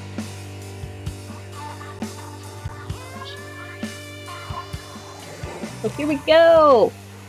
Rainmaker, Manta Maria, we see Swen on the C-Jet, Q on the Charger, Omega on that, Carbon, Madness on the Not, Shinex on the Junior. Weefy is also on the Not, and Shadow also has a Junior. So really, the main difference between these two teams is that one has Carbon, one has a G-Tech, and then the choice is backline, both of which have Stingray. And it looks like Wet Socks has taken the Rainmaker first, but they're being pretty passive with it. It looks like they're anticipating that InControl is gonna just have a mountain for them to climb. So they're taking their time. They're taking that alternate route. Somehow the Rainmaker is still in play up until now, but they still managed to bring it pretty far. But it doesn't look like anyone on Wet Socks is close to the Rainmaker anymore. So now it's InControl's time to try to push it themselves, and it's time for Wet Socks to try to mount a defense of their own. 54 is not that big of a push on this map. It is, if you drop the Rainmaker down into the full pit of that spawn area, that I believe is roughly 30. So yeah, not a very big lead there. Easily overcome. Madness, unfortunately, does go down, so it is 3v4 currently in the favor of Wet Socks. Shadowwind changing up for that Junior. He is going to get harassed by Swen on that C-Jet, though. Manta Maria is definitely... Swen has his second Stingray out. Counter break from Q comes out as well. It's a Stingray fight, and Swen loses it, unfortunately. Omega is taken out by Leafy, who then quickly gets a trade with Madness. So it is a 3v2 right now on the field, essentially, as Q tries to get shots off of Shinex. He is just out of her range, and no doubt being very annoying by bobbing back and forth like that. Pretty solid defensive indeed. But yeah, Manta Maria is one of those maps where everything feels really compressed, so yeah, maybe 54 isn't as big of a push as it probably would be on other maps, but time will tell to see if Wet Socks can do any better. Or Omega trying to flank and take out Q, while that would work on most Chargers, Q is one of the best for reasons. He gets a point-blank shot off at him, and he goes down. Shinex taking a Rainmaker that route as well, but he goes down as well, quickly followed by Madison Swen, so that is a delayed wipe. Omega is back in mid now, but he goes down to the Rainmaker, and the Stingray is out again. Not keeping the response at all. Wet Socks now has the Rainmaker again, and maybe they'll try to improve on their push. Of course, they can play Keep Away, but with 2 minutes, it's going to be a heck of a game to keep away. Yeah, Madness wins the Not fight with Leafy before quickly getting picked off by Q, who is doing a very good job. You can see up in the on the heads-up display, you can see that she is at 8 slaps currently, the most on her team, so she is doing quite well. Look at that quick scope. Gonna have to montage. A lot of stalling, although I think most of that has to do with the fact that Shadow just isn't having a good opportunity for them to push that Rainmaker up, because knowing Requiem, they aren't going to be happy with that 54 lead. They do improve it to 45, but again, it's not the greatest lead. They're going to help Madness with that Not, but unfortunately gets taken out. 3 down on the side of InControl. like you said, there weren't too many places for them to go, so putting something on the board is key. And they're going to try to extend that lead further. Shadow coming in. Ooh, getting even closer to the base now as that Inkjet rains fire. We've got the appropriate colors for fire this time. Brave trying to hide. Is that... Ooh, and very good maneuvering. Just on the edge. Almost losing it. And now letting that Inkjet go to work. The next is the only one there along with Omega. They have to know that the T-Tech is somewhere nearby, but it looks like he has gotten taken out by someone. They're going to let that Rainmaker reset, but they have to be careful to make sure that somebody doesn't sneak in, because it is very still close to knockout territory. Next, launching armor to try and help his team get back, and effectively, Wet Sox has basically stalled out most of this game. Yeah. Very, very good stalling. The next just drops right onto that bomb by Grave, who quickly gets taken out by Madness, who then gets taken out by Q. It's a 2v3, 3v2, now 3v3 with people coming from spawn. So this is a good opportunity for InControl, but they have to move quickly because they only have 5 seconds left, plus overtime. They need to displace Q really quickly, and that Stingray does so. However, they're going to need to take her out in H2. There is one top right that it looks like the team is aware of. One good push can do it, but there's a lot of pressure. And they are pushing them back with bombs very quick. But yeah, shout out to in that corner. Omega goes down. Oh, intercepted. It was a very, very good effort. And if it weren't for that well-placed bomb, it probably would have not been. It would have been enough to get them that lead. I think that bomb weakened Shinex just enough to get it to stop. Well, yeah, that was great. Just seeing that pushing at the certain stages that they were probably being put under pressure by InControl probably wasn't the best strategy. So just stalling out while they had the lead until they could extend their lead further and just keeping the pressure on InControl and giving them less and less of an opportunity to react. A1 stalling from Wet Sox. Shout out to Hungry Box. Very well done. So normally you would think that the stally Rainmaker game would be boring to watch, but that was still very interesting due to just how absolutely bloody it was. And moving on to Tower Control Anchovy games, this is probably going to be just as bloody, if not bloodier. Tower Control on Anchovy, though. Can't really stall here, but it is still going to be a very patient match. But that also is more of an opportunity for more killing to happen. If Omega gets right up into Wet Sox's spawn area, he can definitely go to town with that Carbon. It has an extremely quick killing time. He is very, very good with that burst bomb flick combination. That is, of course, assuming that he runs it, because he does run other weapons. I'd imagine Shinex will stand at Junior. Swen might drop C-Jet for the Charger just so he can have that extra range to go toe-to-toe with Q with. Yeah. Wet Sox was taking their time with coming up with their composition. Maybe they were just strategizing, but considering how much trouble they had pushing previous map, especially in a mode like Tower Control, they're going to want to change something up. So the Knot's coming out, and a Scope. We've got a Scope on both sides, I believe. So a Firefin versus Standard. Firefin on the side of Wet Sox. On both sides. Firefin on the side of Wet Sox, like we said earlier in our first round when we saw the snap. Firefin can be very, very good on the snap mode combination, especially when you're trying to clear out that flat area. One down on the side of Wet Sox. Does do it with respawn. Pentamis is Q forces Q to back up a little bit. Omega is swapping out the Carbon Roller for the Flingza.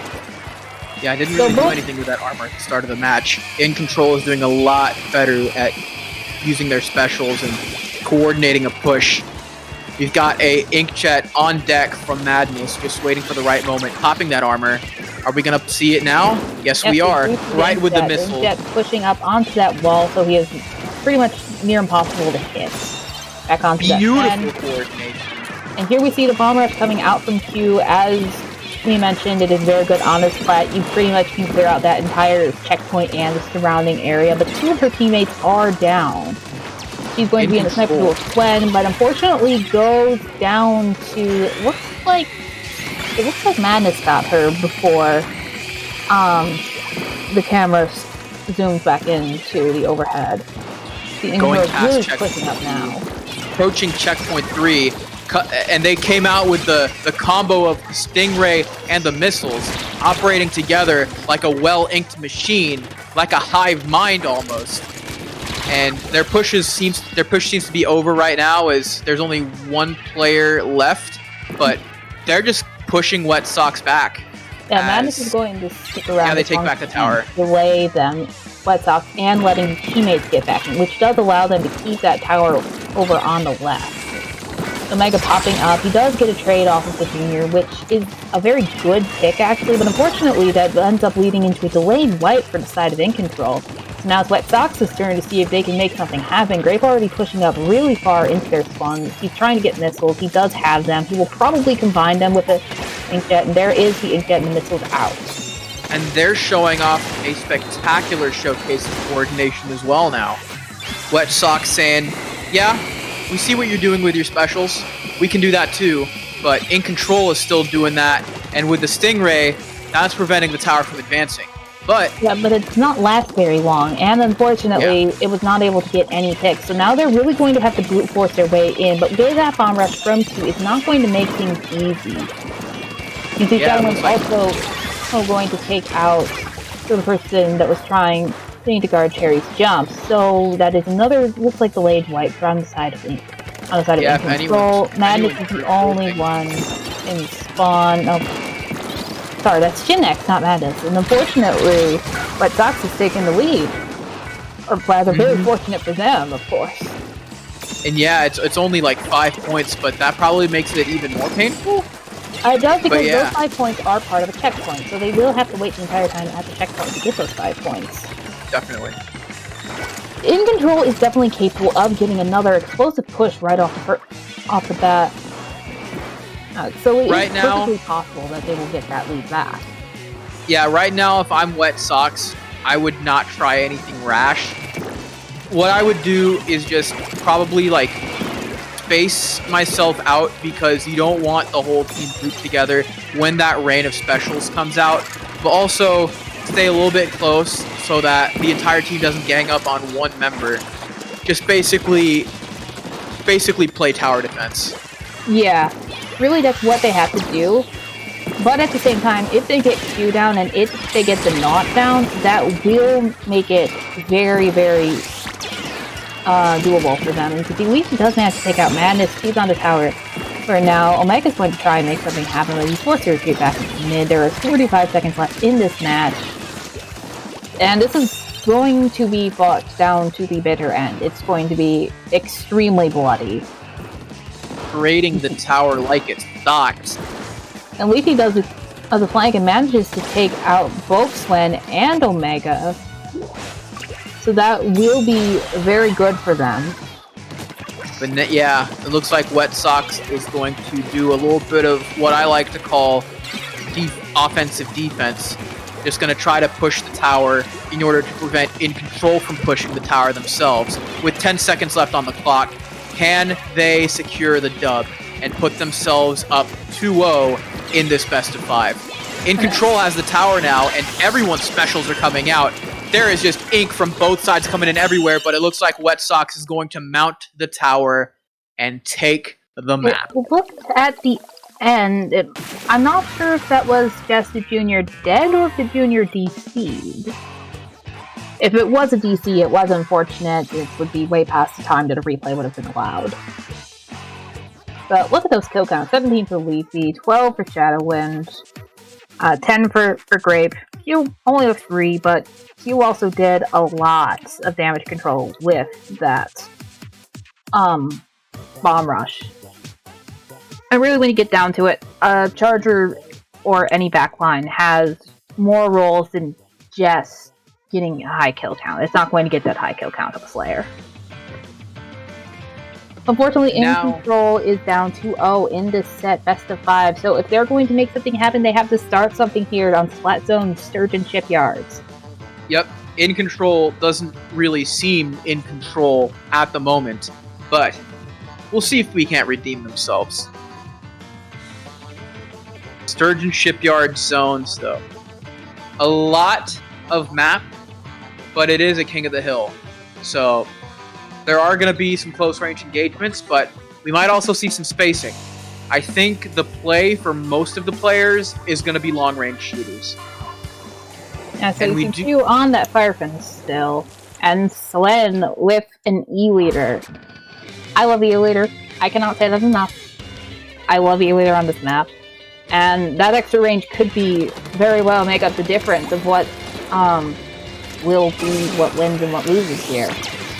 That already painting for that ink armor. He has one already. It's out. 2 go down on the side. 3 down, thanks to Omega's Carbon on the side of Wet Socks. Omega just went on a rampage. Carbon has such an extremely quick kill time, and when you're as good at it as Omega is, then it's a super deadly weapon. You can see Madness taking pot shots at Grape on the top left and Leafy. He manages to get both of them, and he's going to start harassing Shadowwind.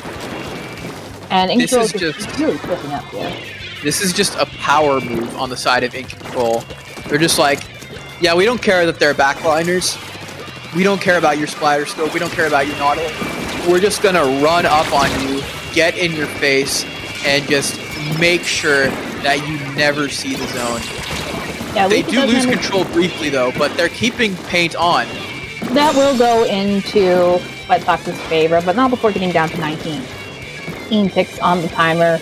It's a very, very solid first push. It's burned a minute and a half of the game time. Unfortunately, however, Shinex does go down, so he will not have that armor for a while. Really, their main priority now is to take out Swen and Omega, and even Madness.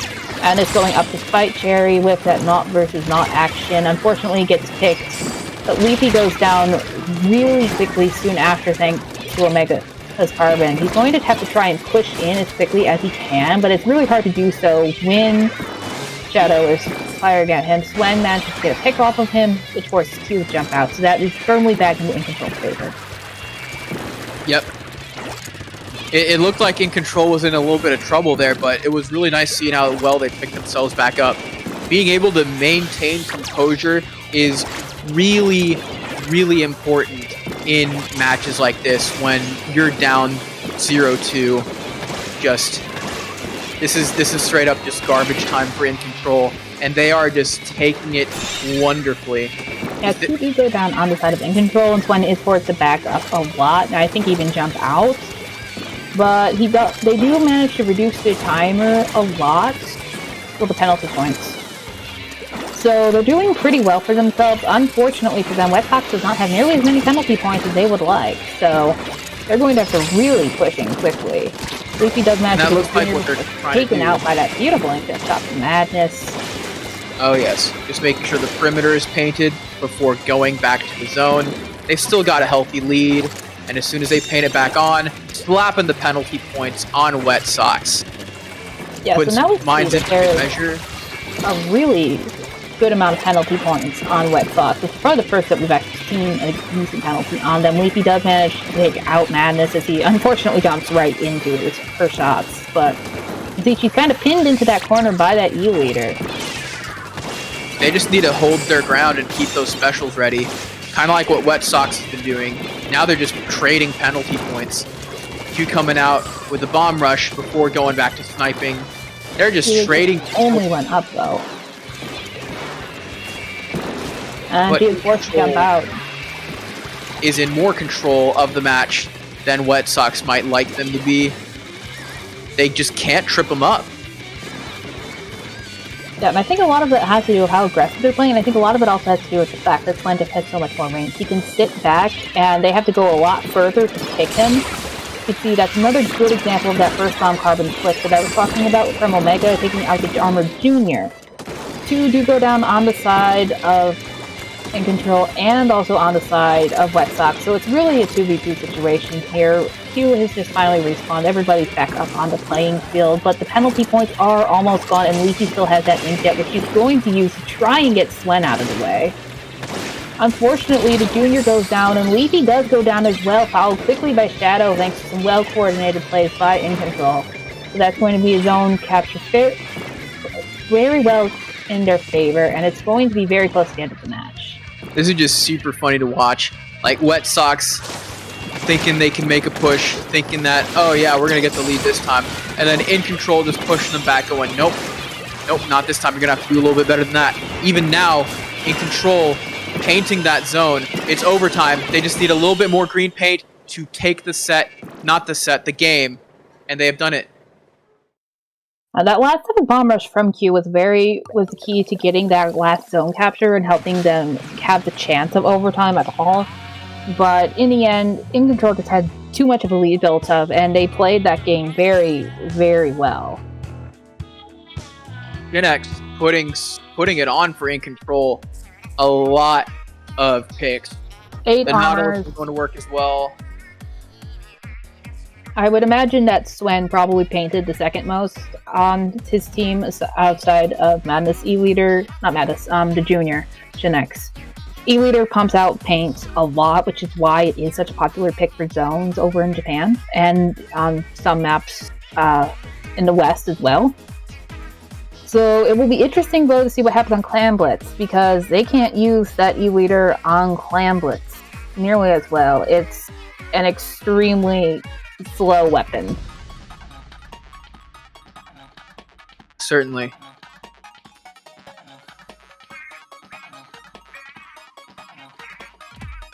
But imagine that Swen's going to probably go Charger, possibly Remix, but I would imagine a Charger. Q might pull out a Squiffer. Yeah, I could see a Squiffer working on Mega Mart. I mean, there is that verticality, but I mean, some teams who want a backliner but want to be a little bit more aggro, they could take out that Squiffer and just rain directly down from the center of the stage with that Squiffer from a point of elevation. I think the Squiffer would be very fun, though. Squiffer is not played a lot in higher level competitive play, and even down in the lower level, where you can get away with more. It's a very niche pick. You know what would be funny, though? What? Bamboozler. Bamboozler would also be fun. I love the Bamboozler.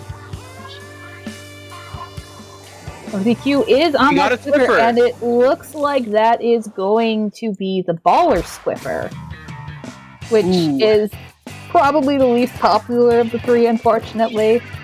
Swen is back on that C-Jet, so he does outrange Q with that, so he can use that range in his matchups against her. Shadow already taking InControl stack, fighting off that at Nautilus. Unfortunately, he does go down, so it's a 2v4 essentially. The Stingray is out, which takes out everybody except for Q, who is going to have the Baller to stay alive. Now Mega's going to try and go that Baller.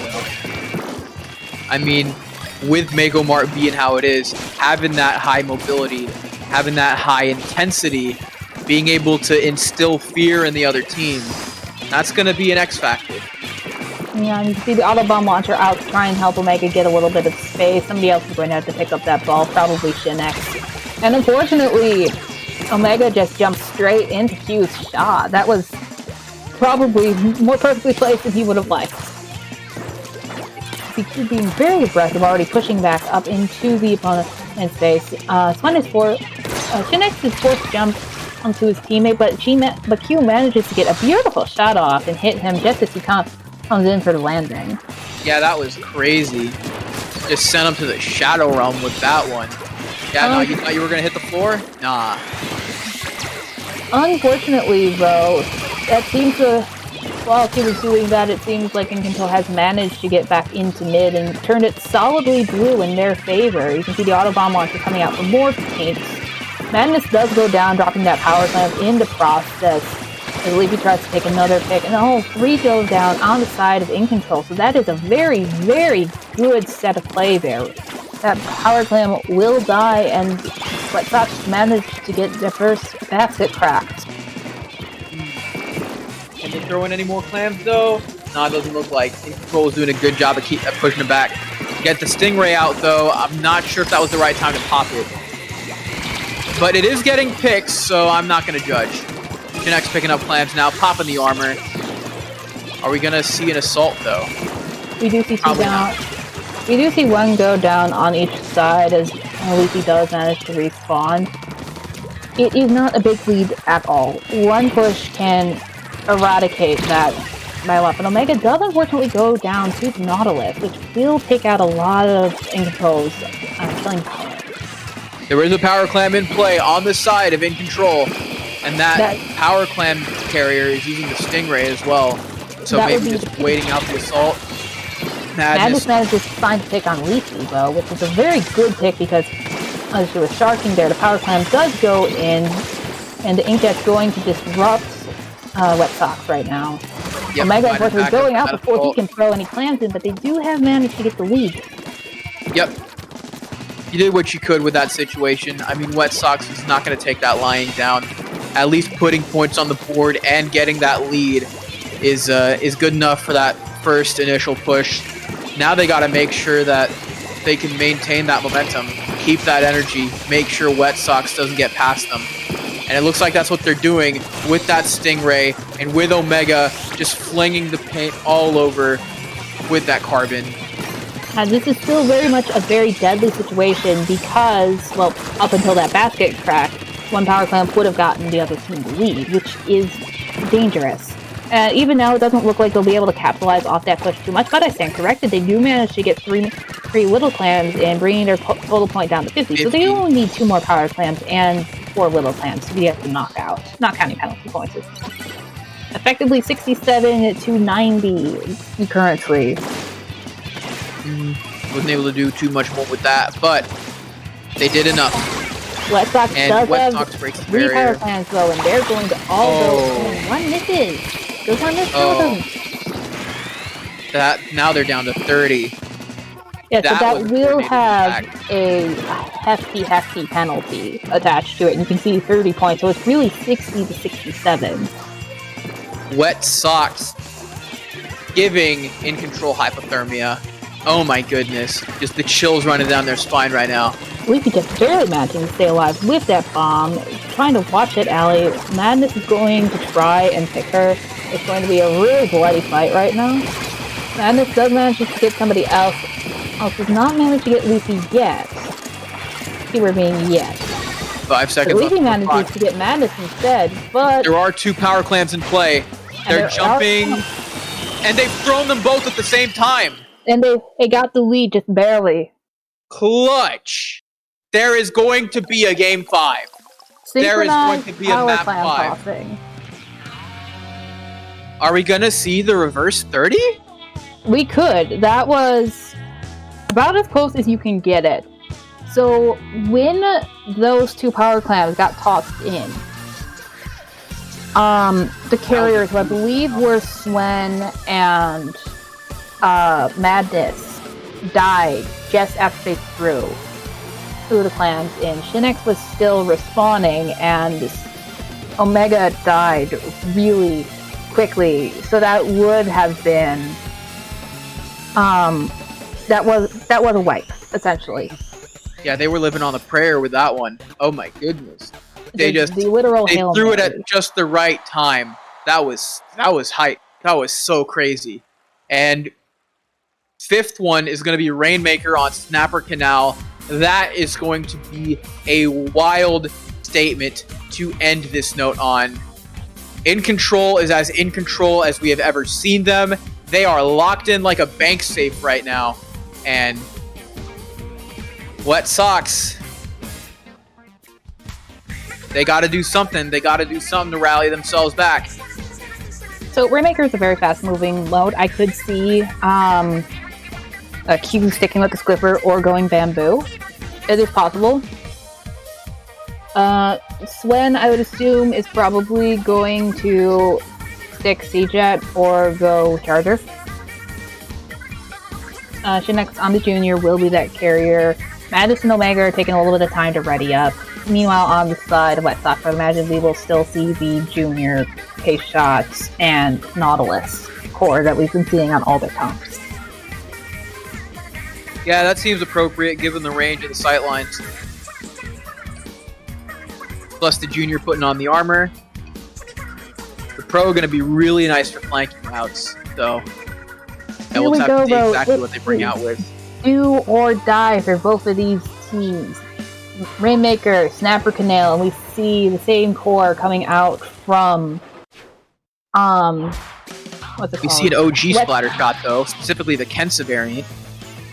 Yeah, and then for InControl, obviously Nautilus, Carbon, Vanilla Charger, and Junior. So pretty much near identical comp from last game.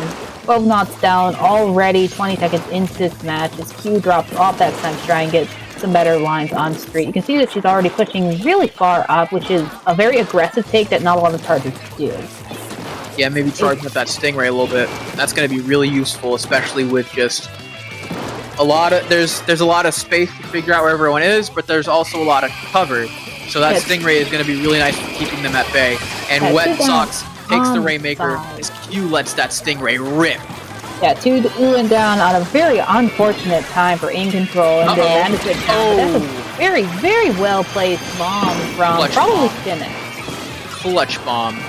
If that bomb wasn't there, Wet Sox might have just taken it, gone in 30 seconds, and yeah, no, the good people in the chat want to see a little more than that, don't we? Now Rainmaker is reset, so it's back in mid. You can see Leafy and Madness over on the side doing another 1v1 with the Knot. Leafy loses this one, unfortunately, but then Omega ties up, so numbers are pretty much even. Then Madness pushes up too far. These guys are changing blow for blow.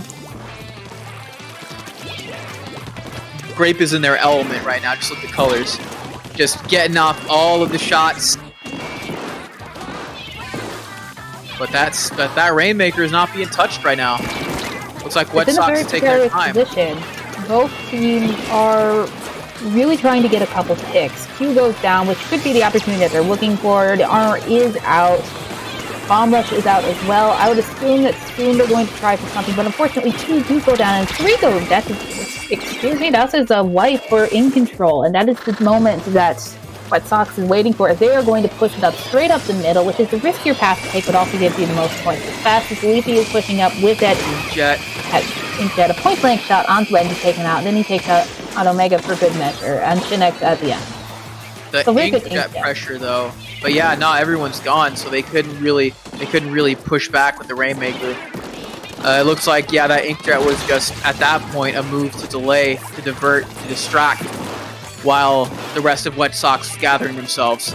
They're down to 17 points. InControl has yet to put anything on the board, but they're not giving up.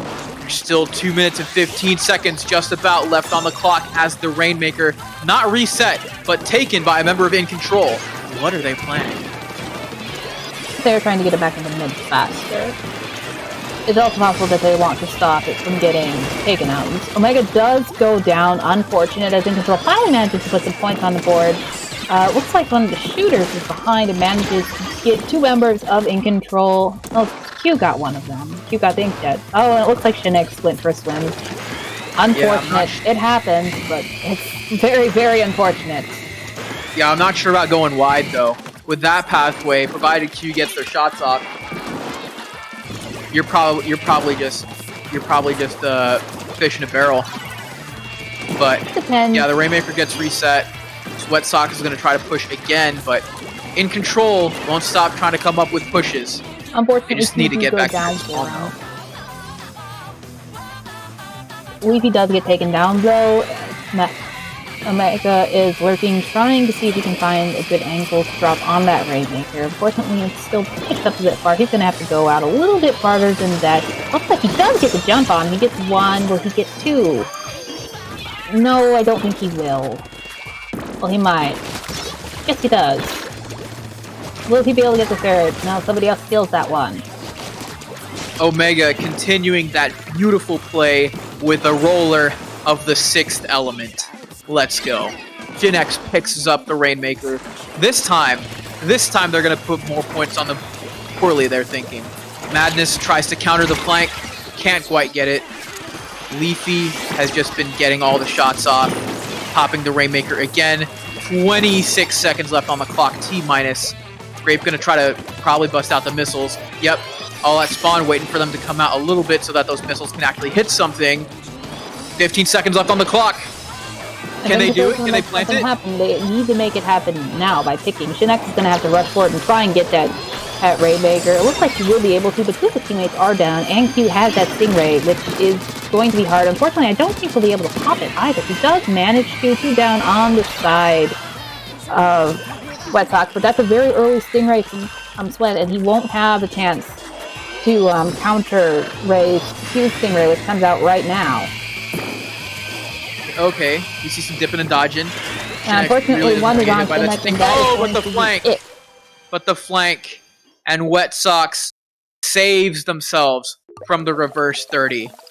But what a crazy set that was. Yeah, that was a very, very good set, especially considering that we thought that it would have probably been a 3-0 in Wet Sox's favor. Requiem, who is half of that team is Requiem. They are not a Div X plus team for nothing. They are quite good. InControl is now down into losers bracket, where they will have to contend with a couple other teams for that spot in the losers final. I would imagine that we will see them there. There is, looking at the bracket real quick, who else is in there that's still in? So right now, there is...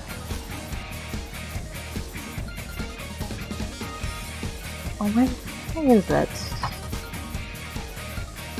Sorry, Battlefly is just taking a little bit long to load. Oh, Arctic Moon versus Wet Sox in winners final. So whoever... So down in the losers bracket, we actually have a long ways to go. We are waiting on Bad versus Healthy Diets food groups. The winner of that will fight Mario Judah. And then the winner of that will follow Callisto, and then whoever wins that fight will fight InControl. Meanwhile, on the upper side, Krakens versus Triple V is waiting. It's trying to fight right now, and then the winner of that will fight Slashbalas, and will go on to fight the winner of Squidding Good versus IDK. A lot of teams we previously saw on stream still at it. We're going just back on the to the Wet Sox right now and bringing back Arctic Moon, our current champion. Crazy set. Both of these teams just really know how to harass the other team and just put on all kinds of pressure. First, it's not going to be the previous matches before. It's going to be tower control on Inkblot Art Academy. So a little bit more patient, but also a little bit more crazy, because Inkblot is pretty compressed. As we know, Arctic Moon, very strong team. Obviously, we just saw how strong Wet Sox are. So this will definitely be a very, very close set, good set to watch. Certainly. So I'd imagine that Dark is probably going to run... he might run the Hydra. He might run Vanilla Charger. I would imagine that Vega's going to stick on the Kentagal, Shaq will stick on the Nautilus, and then Spar with the NZAP, Leafy on, and then Leafy, Shadow, Q, and Grape sticking with that same core comp that they seem to have been using. Yeah, both of these teams are good at playing patiently, but they can also certainly turn up the tempo whenever they need to. So it really is just going to be all about who can read their opponent better. And we've got a balanced lineup. We see a couple more Splatlings from the purple side, which is, of course, Arctic Moon. So maybe they're going to try to go a little bit more aggro, but also with a little bit more range, provided that Firefin Splatter Scope doesn't end up being a problem for them. But either way, Wet Sox is the first to take the tower, and yeah, we'll see how far they can take it. And that it's in Q's hands. I would imagine that Firefin is going to give them a lot of problems. but Dark is a very good backliner, can easily go toe-to-toe with her in those fights. You can see, although Wet Sox does get an early push off to the 63 mark and breaks that first checkpoint, his push does get delayed slightly due to a couple of people dying. Now, 2 people also go down on the side of Arctic Moon, and as they respawn, Shockwave goes down. They get on the tower again, about to clear the second checkpoint. They've really just been all up in Arctic Moon's spawn. Yeah, Q has been a problem, and yeah, maybe using 2 shooters in a Splatling is probably better for maneuverability purposes. Wet Sox knows exactly where they need to put themselves in order to stop Arctic Moon from going any further. And when they get off the tower, they get back on more often than not. But Twig it looks like it's Arctic Moon's turn.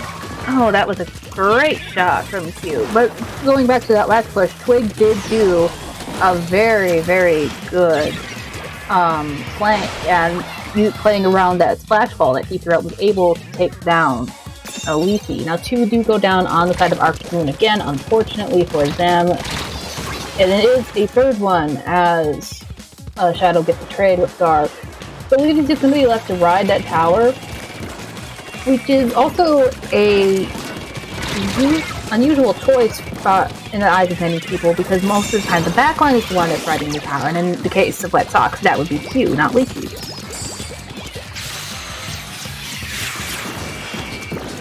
2 minutes, Booyah Bomb come out. 15 seconds remaining. Booyah Bomb, as you mentioned, it does come out as Arctic Moon finally is making their move up onto Wet Sox's plat. Shadow does go down to a great couple of shots by Twig. Unfortunately, 2 down on his side as well, as he's forced to back up a little bit. The Inkjet is out. That's going to get Dark directly in the head. He's going to try and break that Inkjet shot now. To go on the right. He's not able to find anybody else with that pick. Shock is going to try and keep Q pinned down in that little upper right gray area. Yeah, for a little bit we thought it was Arctic Moon's turn to keep Wet Sox in the corner, and they still have that opportunity, but it's a lot harder for them than the other way around. As Leafy just making it rain with that Nautilus. The rest of the players just coming out, putting pressure on. Gotta love that coordination. 2-for-1 trade.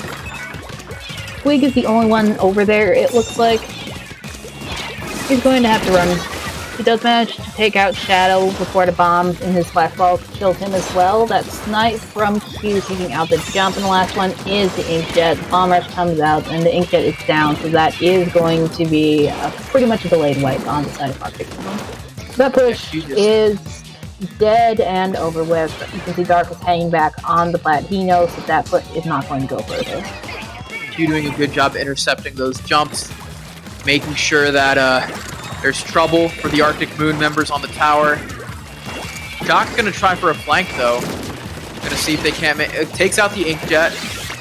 He does manage to take out the Inkjet, and he's going to force another one to jump out as well, which is almost as good as getting that pick. Through behind that wall is going to try and get that pick on the Inkjet. Not able to, unfortunately, and Shock does manage to get Leafy again, so you can see Arctic Moon has taken the lead with only a minute left in the game, which is something that a lot of people, I think, would not have expected. Shadow gets taken out as well, so that push is going to end with Arctic Moon at 25. But that was a critical push. I mean, just letting the tower make its way, and then letting that Inkjet come out, send that backliner running, and then just take pot shots at everyone else. But now it's up to Arctic Moon to make sure that that wasn't in vain, and just make sure that Wet Sox doesn't go any further than 25, which they have 20 seconds, so it's not too much time for them to act. They just have to make sure that they intercept every approach. And Leafy does manage to get a couple down, which is doing well. She is doing very, very well with that Nautilus. And they do have, and Wet Sox does have a person on the tower, so we will go into overtime.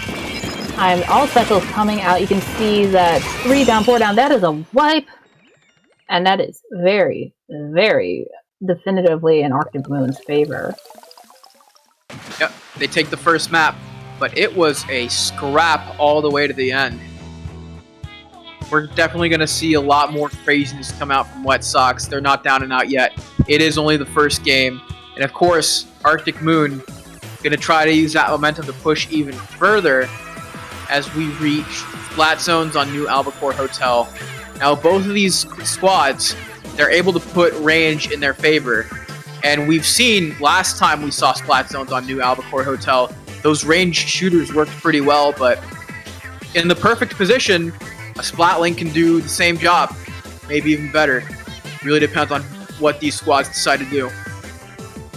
Yeah, so as much as I would love to see an E-Leader here, I don't think we're going to see that. My guess is we will probably see 2 splatter scopes for the backlines. Probably will still see Shock and Leafy on those knots. Swallow readied up pretty quickly, so I'm imagining he's going to stay on that and that.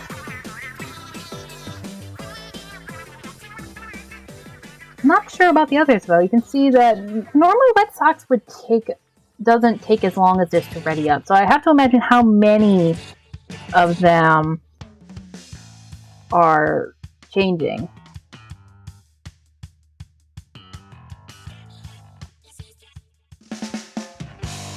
So here we go, Albacores, Sweat Zones. Let's see what they come out with. Ooh, that's Umbrella. Umbrella, Okay. Dark is actually on the ballpoints. So the ballpoint Nouveau, Beacons, and Rain, and then Q on the E-Leader, which makes me very, very happy. Respawn Punisher and everything. And Shadow is actually on the 10. So Shadow is a 10th player by trade, if I remember correctly. It just kind of had to go to Junior when Double Armor happened. You see Q, unfortunately, getting taken down by Dark as she jumps down to get another shot off of one of his teammates. And the Arctic Moon does manage to secure the zone. Only one up is that 10th Umbrella. Shadow's doing a good job playing within that 10th. And shield. But Arctic Moon still has the lead, still has control of the tower. It's going to take more than a shielded approach to get rid of Arctic Moon's lead. And they're even going further into Wet Sox space, almost taking out Q. Q's just like, nope. Yeah, Q again was very good to get that shot. So very good presence of mind. He's going to take hot shots at Dark. Now the bubbles are out. That's going to at least delay things a little bit, and they do manage to get a pick on Dark as the bubbles pop. Leafy on the CBS now instead of not, which is something that I don't think we mentioned before. So double rain, armor, and bubbles on the side of Wet Sox. Sock in the air with that Inkjet again, manages to take out Q. Respawn Punisher will be coming back to haunt her, and then the nice shot on that 10th Umbrella. One of his teammates takes out the person camping his jump. Your penalty points are already about cut in half. He gets a little bit greedy though, and Grape does manage to take him out. And Arctic Moon just whittling down those penalty points. Shadowwind going to try to approach with that Umbrella shield, but it looks like the other team members are doing a good job, the team members of Arctic Moon, of just putting on pressure and intercepting flanks in order to make sure that, yeah, Shadow doesn't really have too many places to go. And with that Ink Storm, they are in prime position to retake control of the zone. They just got to push forward. Leafy pushing forward to try and get that pick on Shock. She's not able to. She ends up backing off, which is probably smart. I don't think that was a fight she would have been able to win given the position that she was in. So she's back again and manages to get a trade. So 3 down on the side of Arctic Moon. And Wet Sox might just take the lead. Wet Sox most likely will, but you have to remember that Wet Sox will have much more penalty points than Arctic Moon if Arctic Moon manages to recap the zone. Yeah, but Arctic sending Moon Rain out to try and help shred through that armor a bit. But yeah, the question is Arctic Moon gonna that's going to distract you a lot. Yeah. Unfortunately, we go down on the side of Arctic Moon, and that will be it. Yep. Ink Storm, Booyah Bomb, too little too late. Wet Sox just did a really good job at intercepting everything that could potentially lose them the zone.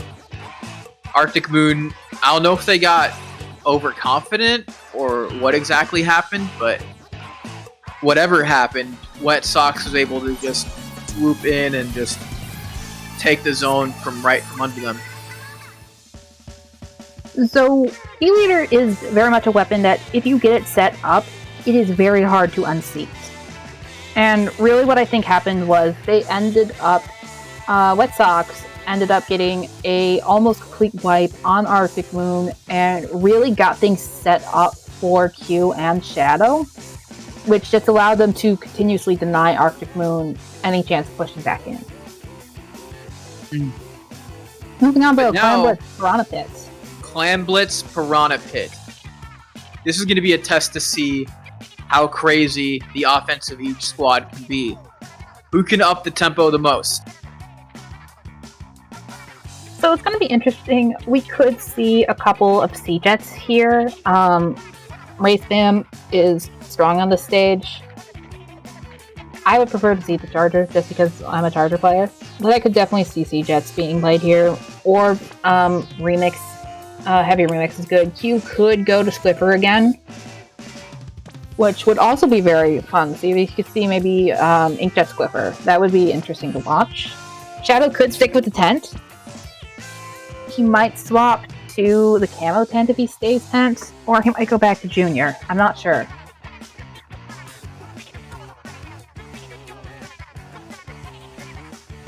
But here we go, Clam Blitz on Piranha Pit.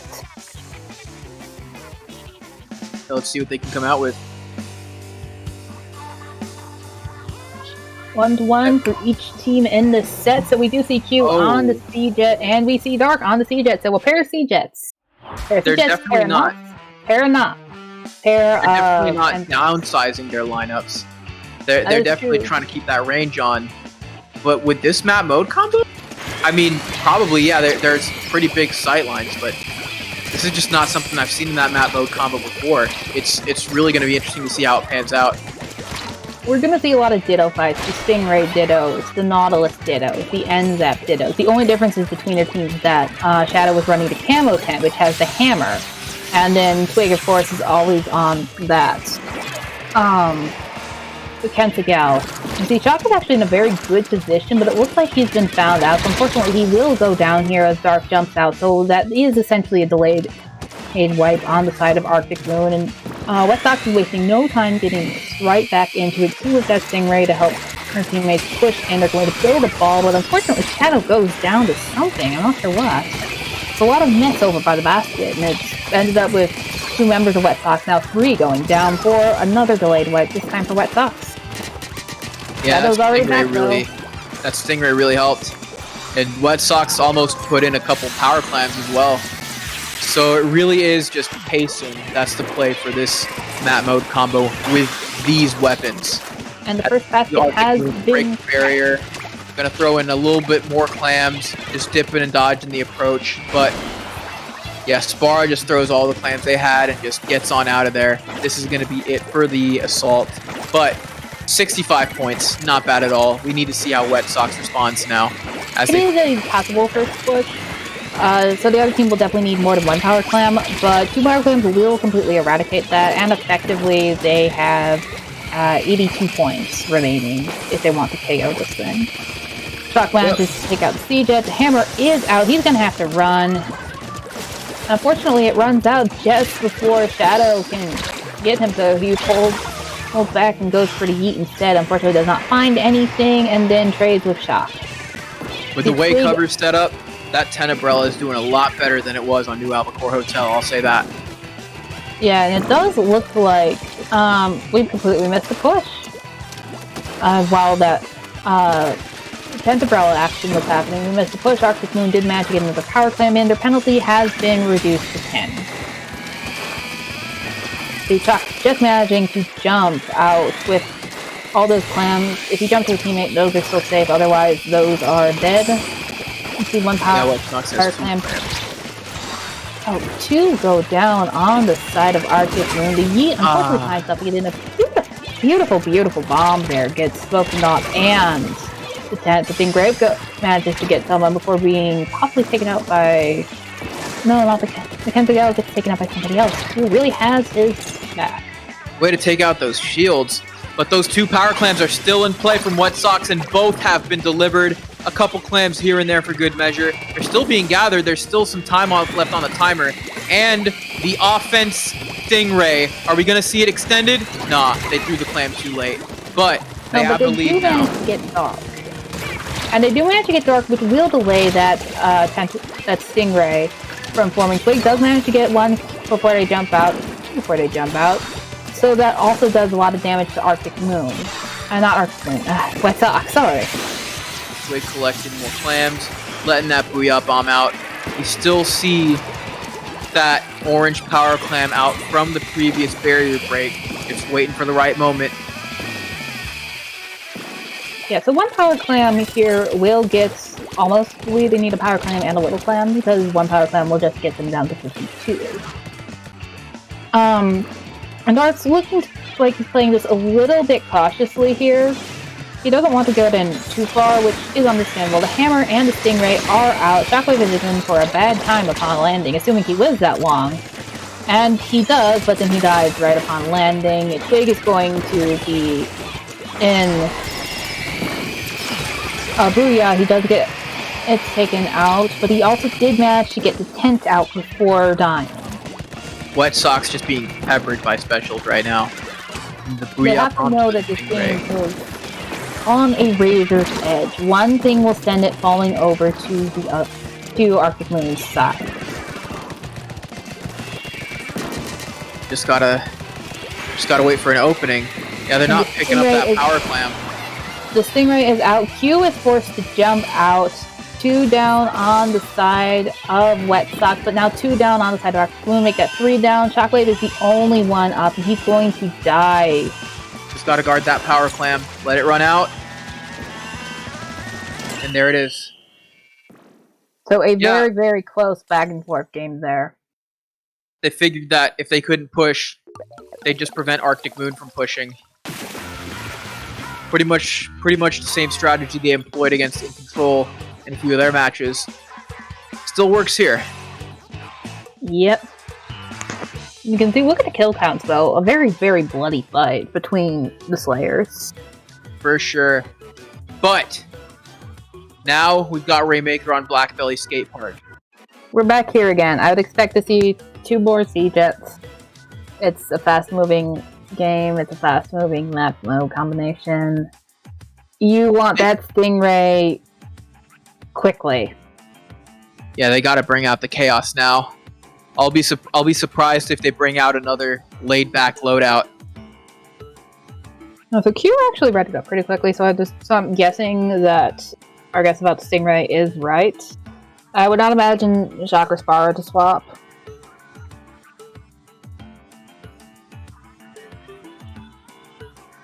Yeah, I could see a Stingray working here. Just got to position it right.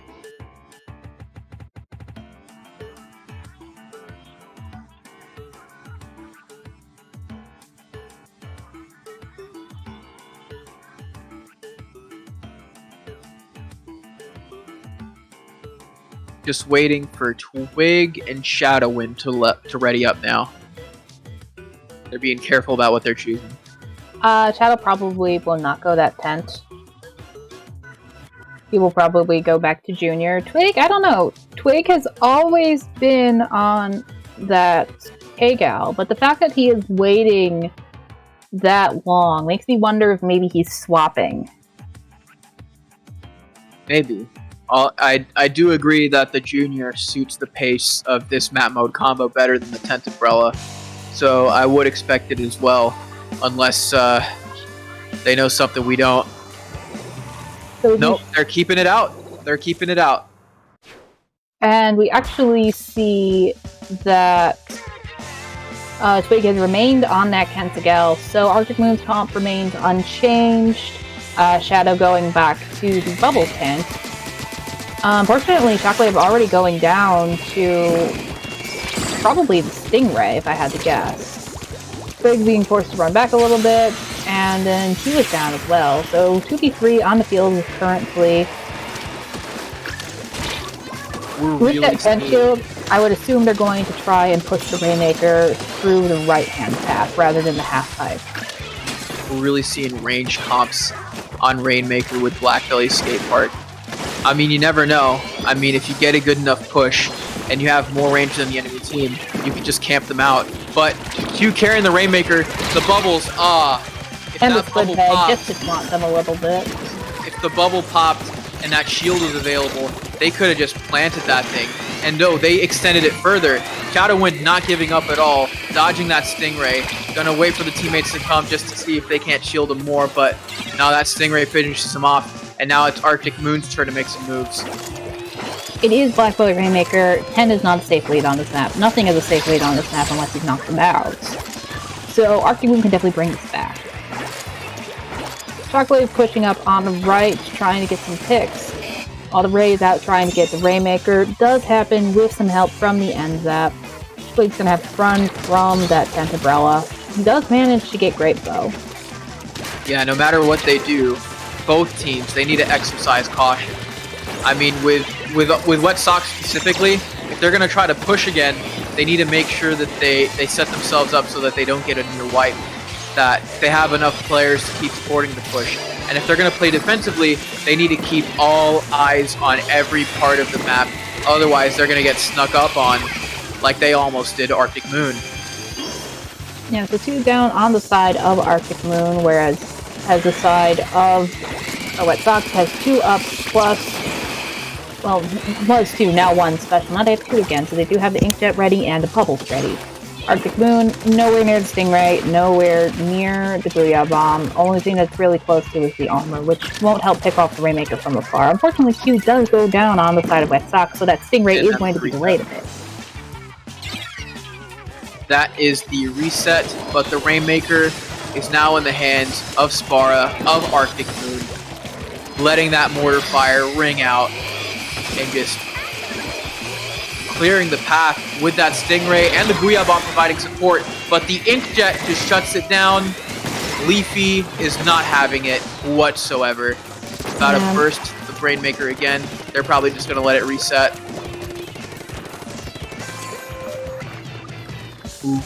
So Rainmaker will reset. Nobody from Arctic Moon is going to be able to sneak past. Spara does manage to get a pick with sneaky placed Suction Bomb before running out of the half-pipe and retreating a bit. He's currently the only one alive from Arctic Moon. Shockwave has respawns now, as well as Squig, but still not a good position to be in, especially considering there's only a minute and 30 seconds left on the clock. They need to make something happen if they want to push it another 19 points to take that lead. Two do go down though, and the Stingray was just used, so that is their opportunity. If they can get to 2 before he can do another one. The Inkjet is down off the side of... what's it called? Now the Inkjet's clearing the path, but is that going to be enough? Is that going to be enough? Oh no. No, the burst on from the Q, and Squig is the only one left alive. He will die. That push is done and over with. Wet Sox just doing a really good job at protecting themselves. As good a job as you can with the frantic nature of this map mode combo. To bringing out the Stingray again, letting that Rainmaker reset. I reckon they've got Arctic Moon exactly where they want them, but alas, a Stingray comes out from Arctic Moon. Grape just painting their side just to make sure that Arctic Moon needs to work a little bit harder if they want to push, but now they've got the Rainmaker. They're going to play a little bit of offensive defense, or maybe they'll try to go for the knockout. 25 seconds just about. Going to try to pop those bubbles, but Shock just, yeah. Shock shuts down the Brella. It isn't so much that they're trying to go for a little bit of offensive defense. They're trying to get the Rainmaker into a spot that's very hard for Arctic Moon to get it. You can see that it's up in that snipe area, right in the corner. It's going to be extremely hard for them to unseat Q with anything but a Stingray, and they did not have that Stingray. So between being in that corner and then the tent protecting, that was just a really difficult, not impossible situation to get the Rainmaker in. Wet Sox takes the set with some Modern Warfare 2 strats right there, just camping in the corner. That was pretty funny to watch, actually. Yeah, I'm surprised that Arctic Moon didn't just swim forward when they were making their big push to get the lead, because if they hadn't gotten the lead, they would have gotten very close. Arctic Moon is by no means out of this competition, however. They will be going down to losers, where they will play whoever comes out on top there. But Wet Sox is going to Grands. So very well done to them. That's very well done to them. think we might have a small break while we swap commentators, possibly. Yep. Whatever happens, keep it tight. We've got more action coming for you soon from the loser's side. Till then.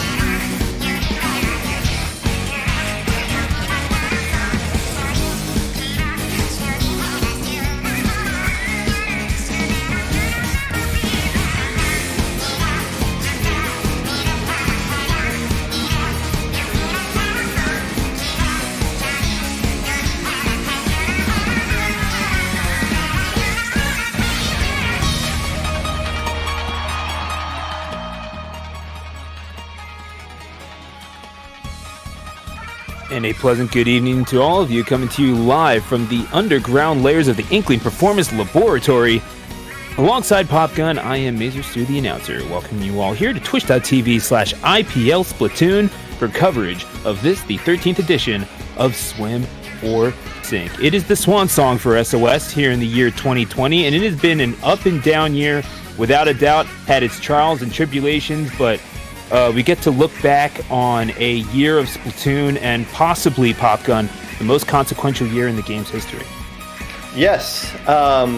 If we want to do a year in review here, we revolted against Nintendo.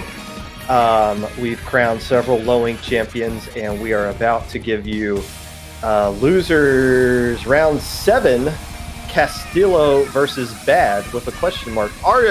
Quite possibly could be the match of the year you are about to watch right now. Yeah. And you listed all those, and perhaps like in no necessarily like order of consequence. You just never know what could happen in one set. But well, that's why we're here to commentate, to provide that to the people watching at home or wherever it is that you're watching. We appreciate you taking the time out of your day to watch this stream, and we're going to go ahead and get started here. Castillo versus Bad. These two teams are currently 3-0, and actually Castillo is on a middle of a 5-match winning streak here in losers bracket as we see them starting to ready up. That is a double K Pro build on the side of Bad for Splat Zones. Okay, interesting. Interestingly enough, right? And also of note, Chip on that 96 Deco, maybe looking to provide some support for their side one way or another, as Kairu is going to be targeted with those Tenna missiles. They are up ever so slightly with one coming back in to spawn, but yeah, the Bamboozler and the Junior are going to go down. They do get the first cap to Team Green, however, they're going to maintain it as 3 go down on that side, and a big booyah from right by the pier as Barry on that Junior coming back with a vengeance. Castillo's comp is built for 100% painting. A vanilla Aerospray in 96, a Junior, and a Mini. In quite the contrast, Bad is built exclusively for getting kills, and right now the team that's got more painting power is the one currently out fragging, at least in the first minute, and it's got him a decent lead and control his own. And they are by no means looking to do anything except take heads, and if that's how you want to do it, then by all means go ahead. But yeah, the mini Splatling, you better believe that they're going to be looking to make their mark on this matchup. Chip and that mini Splatling, what is that, Saint Vika, going to hang out there up on the top. Han is just looking to find a way in as they are going to be targeted with the missiles yet again. This double K Pro composition not quite making the mark that it has wanted to, as they have counted down past the 70-point mark already. Have Team Green, as Hanage is going to come back in, gets the splat. It has to happen here, the double, before they fall to the splat bomb. That might not be enough, Popgun. And the curling bombs from the Vanilla Junior bouncing around in zone, but somehow they find a way to cap zone and stave off being KO'd there in a very quick 2-minute frame. You know, again, we talked about the comps, obviously killing power versus painting power, but if you can outpaint the team, never mind. If you can kill the other players like Kairu is starting to right here, all of a sudden you have the better painting comp, but that's going to be the key to Bad here. They just need to keep killing these players down and putting them down early before they get all those specials ready that they, it looks like they already got their 4th curling bomb ready to go. And the key has to be consistency here for Castillo. They need to get this recap and get a big penalty onto Bad if they want to stand a chance at this. They just need to stall, but this is not a composition that was meant to stall. They were looking for the knockout, and now all of a sudden Bad, as they do lose control, it will be a recap, and the penalty will finally be assessed, over 60 points worth. However, you just got to stay the course. I feel like both teams have a roadmap to victory. They do get Barry on the super jump, does Vinyl, but as they count down, as it stands right now, and could very well end like this, Popgun, it is 98-84 in favor of Castillo. Yeah, Bad's doing a really good job of creating this lockout here. You know, they're keeping the paint on the enemy side, so they're going to have to paint their way back into the zone before they can do anything. And here comes the curling bomb rush. This is going to be key to capping the zone right back, and almost instantly by itself just swarms the zone here. You know, some people would say vanilla aerospray is kind of a meme weapon, but in the right kind of situation, just the special alone can do enough to cap the zone. And when you got a huge lead like this, that's all Castillo really has to do is just keep flipping the zone back over into their favor and keep Bad dealing with all those penalty points they got to go through. And that is about the extent of the use of the curling bomb rush, isn't it? You have this thing that lets you sweep along the zone, paints it relatively nicely. Sometimes you get a little bit of a Karen and a stray kill. Cairo is going to get that kill. And yeah, they're holding their own in the middle of the map. It might well be a recap for Castillo as they are going to try to cut into their penalty. But yeah, this is how you have to stall it out. If you are Castillo, you need these kills. No one is going to pursue Chip again on that 96. I think that was the 96, but yeah, that's 42 on the map as Bad trying to get back into this thing. 30 seconds remaining. They have a path to victory, but again, it just comes down to these two interactions and how quickly that aerospray can come back in and try to paint a path forward for them. Bad just needs to hold on to an aerospray. If they pop it at the same time that the curling bomb rush comes out, the Booyah Bomb will just eat up all the curling bombs and it'll basically win the game for Bad here. The curling bomb rush is coming out, and look, just like that, the aerospray literally, I can't believe I'm going to say this, but the aerospray literally won the game for Castillo right there. They popped that curling bomb rush, and they didn't have a Booyah Bomb ready to eat up all the bombs, and it single-handedly capped the zone. I'm pretty sure Bad top fragged there, which is what their comp was meant to do, but Castillo just played the objective better. I mean, look at the KAs. Yeah. Right? I guess they were pretty even, honestly, but still. Yeah, but still, 24 combined splats between Barry and Saint Vika. That mini splatling, again, its job was to maintain an advantage. And really, a lot of those frags, it seemed to come really early on when they were trying to get that initial countdown. Those 98 points that they accumulated all coming near the beginning of the match and wound up being the difference as it took Bad just a little too long to establish their numbers on the map. And from there, it was just curling bomb rush, the maneuverability that the aerospray provided, and a little bit of support from their teammates.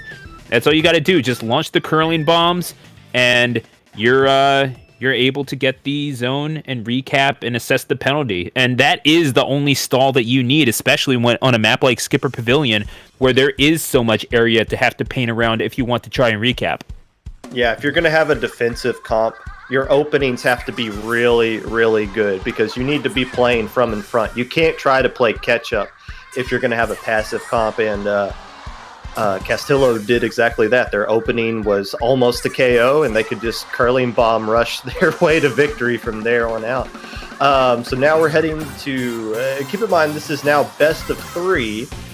Since we're in the losers bracket, so one more win here from Castillo will advance them on to play InControl, but they're going to have to do it at Rainmaker at Blackbelly Skate Park. I would assume we're going to see some comp changes from these two teams heading into this one, but we'll see. Yeah. I mean, change is inevitable. It's just a matter of when it comes about. Blackbelly Skate Park, you would think it would necessitate a few in terms of I don't know if we're going to see the aerospray come out again. Let's just put it that way. So we're going to have indeed a few changes. Going to stay on that 96 Scout Deco, which I always found interesting, but Saint Vika switching out that mini splatling for the Slosher. No double K Pro this time, though Kairu does stay on that weapon. Instead, it's going to be the end parry dualies. And 4-2 on the map. Immediately, they garner a little bit of an advantage, and Honage on the end parries, kicking it old school here at Blackbelly. The end parries, an ancient weapon for older times. You love to see it back here. End parries going down there, but Vital trying to find a way. 2 players down on the side of Castillo and a Stingray support. sneaking around this left side, getting a huge amount of points right here. Might just get the KO while they're at it. The Tri-Slosher has something to say about that sharking or launching shots over the pedestal there, but damage done. Only 6 points remaining in the first minute. So here we go. Bad, who had the or Castillo, who had the better opening last game, now finds themselves having to play from behind. A 94-point accumulation on their part as Chip and company are going to look for ways to get back in. But yeah, too much brute force in the middle. They're forced to clear out. Chip with the splash ball. It's going to get taken down almost immediately. Just goes to show the type of firepower that they are playing around with here. And Chip does get the kill on Honage, who overextends 3-2 on the map, as they're going to try to get this push going. A charger is going to get taken down. I don't think that was Chip that got the kill, but the push forward starts now. Maybe a little bit staggered. They do have numbers coming back, even though the Jets will be scrambled slightly with the 10 of missiles. Honage is going to look to get the barrier breakage. A good little first push, but not nearly good enough, Popgun. Yeah, Castillo took down the charger, which is good to get pushes started, and but I guess the only real problem is that they didn't have the players in the right position. You saw 2 people trying to push the Rainmaker, and the other 2 people that were alive were back off in their own half pipe. So a little bit of distinct push there on the edge of Castillo, but they find themselves with another opportunity to get some damage done here. They will be looking to continue this going forward. They are going to lose the Rainmaker, however, and Emmett making sure of that. That Stingray as lethal as ever, particularly on this map. Oh my gosh. Okay, the Tri-Slosher flank, that's nice, until you run into the 2v1. That was ever so slightly telegraphed, but you have to respect the effort, and you have to think at some point, maybe, over the course of these 2 minutes, they're going to get caught napping, and maybe that's the point where Bad jumps on them. Yeah, Chip can get a nice flank going off here, ultimately getting a trade. No, we don't really see Deco 96 being used too often, but if Chip is... we've seen some decent wall play coming out from Chip on that 96 Deco, and that's kind of been the main reason, I would assume, why they're picking that over the vanilla with armor. But once again, we see them going down here as Castillo is trying to get another push going. But once again, a little desync, 2 players already going down, so there's not really anything Barry can do at this point except kind of sit down in the middle like just waiting for teammates to come back. But while doing that, a lot of specials being built up, Stingray's ready, so this might be another push that doesn't accumulate too much, which is exactly what Bad is more than happy to see happen. A part of my mind just goes straight towards like stealth jump splashdown, but that is just what solo queue does to the brain. Don't do it, folks. And Kairu is going to sit there on the K-Pro. Has far exceeded the realms of quick play stealth jump splashdown strats. I just have really good memories of B rank. What can I say? Oh, if we're going to talk about B rank comps, oh my gosh. This isn't testing grounds, Stu. This is SOS. This is the real deal. Kairu is making that perfectly evident right now. Gets the kill on Saint Baika, but as the push comes in, they're going to try to come back from this. 51 points on the board. Kairu getting the kill. Chip goes down. 30 seconds to go, and now they're going to start attacking the Rainmaker. All the support is crumbling around them. They are advancing forward, valiantly so, but they are not going to get any more points accumulated. It's not for a lack of effort on the Rainmaker carrier's part, but everything around the line collapses. And what happens to the quarterback when the line collapses, Popgun? He gets sacked, and I guess in this situation here, we've seen a lot of Castillo players carrying the Rainmaker get sacked, just swarmed by the bad team. I almost called them bad players, and they're not bad players. Just the team that's bad. Oh, they're bad men. Believe me, they're playing like it too. And a nice win. You know, basically a reverse of the last game. A good opening that allowed them to just kind of coast out the other 5 minutes and just play defense. And So there you go, a nice win by Bad. As I choke on my own water here, Stu, help me, please. Well, I'm not really sure what I can do about that, but what I can do at the very least is provide just a little bit of background. Vinyl and Kairu coming back, and that initial push being so crucial, combining for 26 splats throughout the entirety of that game. Vinyl popping 7 ink armors, and certainly that helped maintain the lead. As Castillo, you saw the end of that game there, Popgun, how orange that map looked. Castillo was threatening. And it was like the great coach Vince Lombardi once said, we did not lose, we simply ran out of time. And it almost kind of feels like that, because Castillo was not doing half bad either. St. Vica on defense, saving that game from being a knockout, 5 splats for them. Chip leading their side with 11 to go along with 9 Tenta missiles. They did not have a bad game on that Foil Flings a Roller. And it just makes you wonder how much momentum they have, how much wind in their sails they have going into a much steadier mode. Tower control on the Reef. It makes you wonder what kind of comps they're going to pull out. Both of these teams have been, I don't know these players well enough to know what they're truly capable of, but it seems like we're seeing a lot of experimentation going on between in this whole set. Honestly, we've seen some things that are off meta and try to kind of refreshing to see. So I'm excited to see what they'll pull out here. But yes, this tower control, a slower mode. We're not going to see the... if a team does get a huge lead that we've been seeing in the 2 games prior, it's going to take a little bit more time off of the clock for them to reach that, as we do see an octo shot and okay, so basically an angerless comp from both teams of Bamboo on one side and the flings that come back on the other. And yes, Chip's splashdown on the deco is a stealth jump. I was curious about that. Oh, tenacity too on the flings. I was actually kidding about that, but here we are, I guess. The end of 2020. Check that off of my bingo card, I suppose. And Emmett is going to try to do a little bit of work on this Bamboozler. I would only imagine that they could be that they would be the designated tower rider, but that's not always necessarily the case, is it, Popgun? The Bamboozler riding the tower? I mean, the K-Pro can get the job done on that as well. Maybe you could stick your junior. I don't think we're going to see much of the hero dualies riding the tower. And once again, hero dualies, man, this is a cool set. We're seeing a lot of interesting weapon picks that you don't normally see. And this is high. This is a pretty high-level Splatoon that we're seeing this stuff coming out of as well. Yeah, you said that this wasn't training grounds, but then again, I mean, looking at these compositions, you could have fooled me otherwise, man. St. Vica is going to try to pop off here. Again, this frontliner has been doing so well for themselves on the K-shot and is going to take down Vinyl. So down goes the junior, 4-3 on the map, as they are going to try to count this initial push forward. And they are going to go down as their team is going to get the first checkpoint, and indeed pass it. But do they have enough to pass the 42 points accumulated by Team Green initially? The answer may well be no, as Kairu is going to come in and try to contest the middle of the map and do so successfully as the tower starts to reset. But good pushes by both teams. It feels like it's always a game of inches on tower control, Popgun, but rarely more so when it comes down to two teams so evenly matched like these two.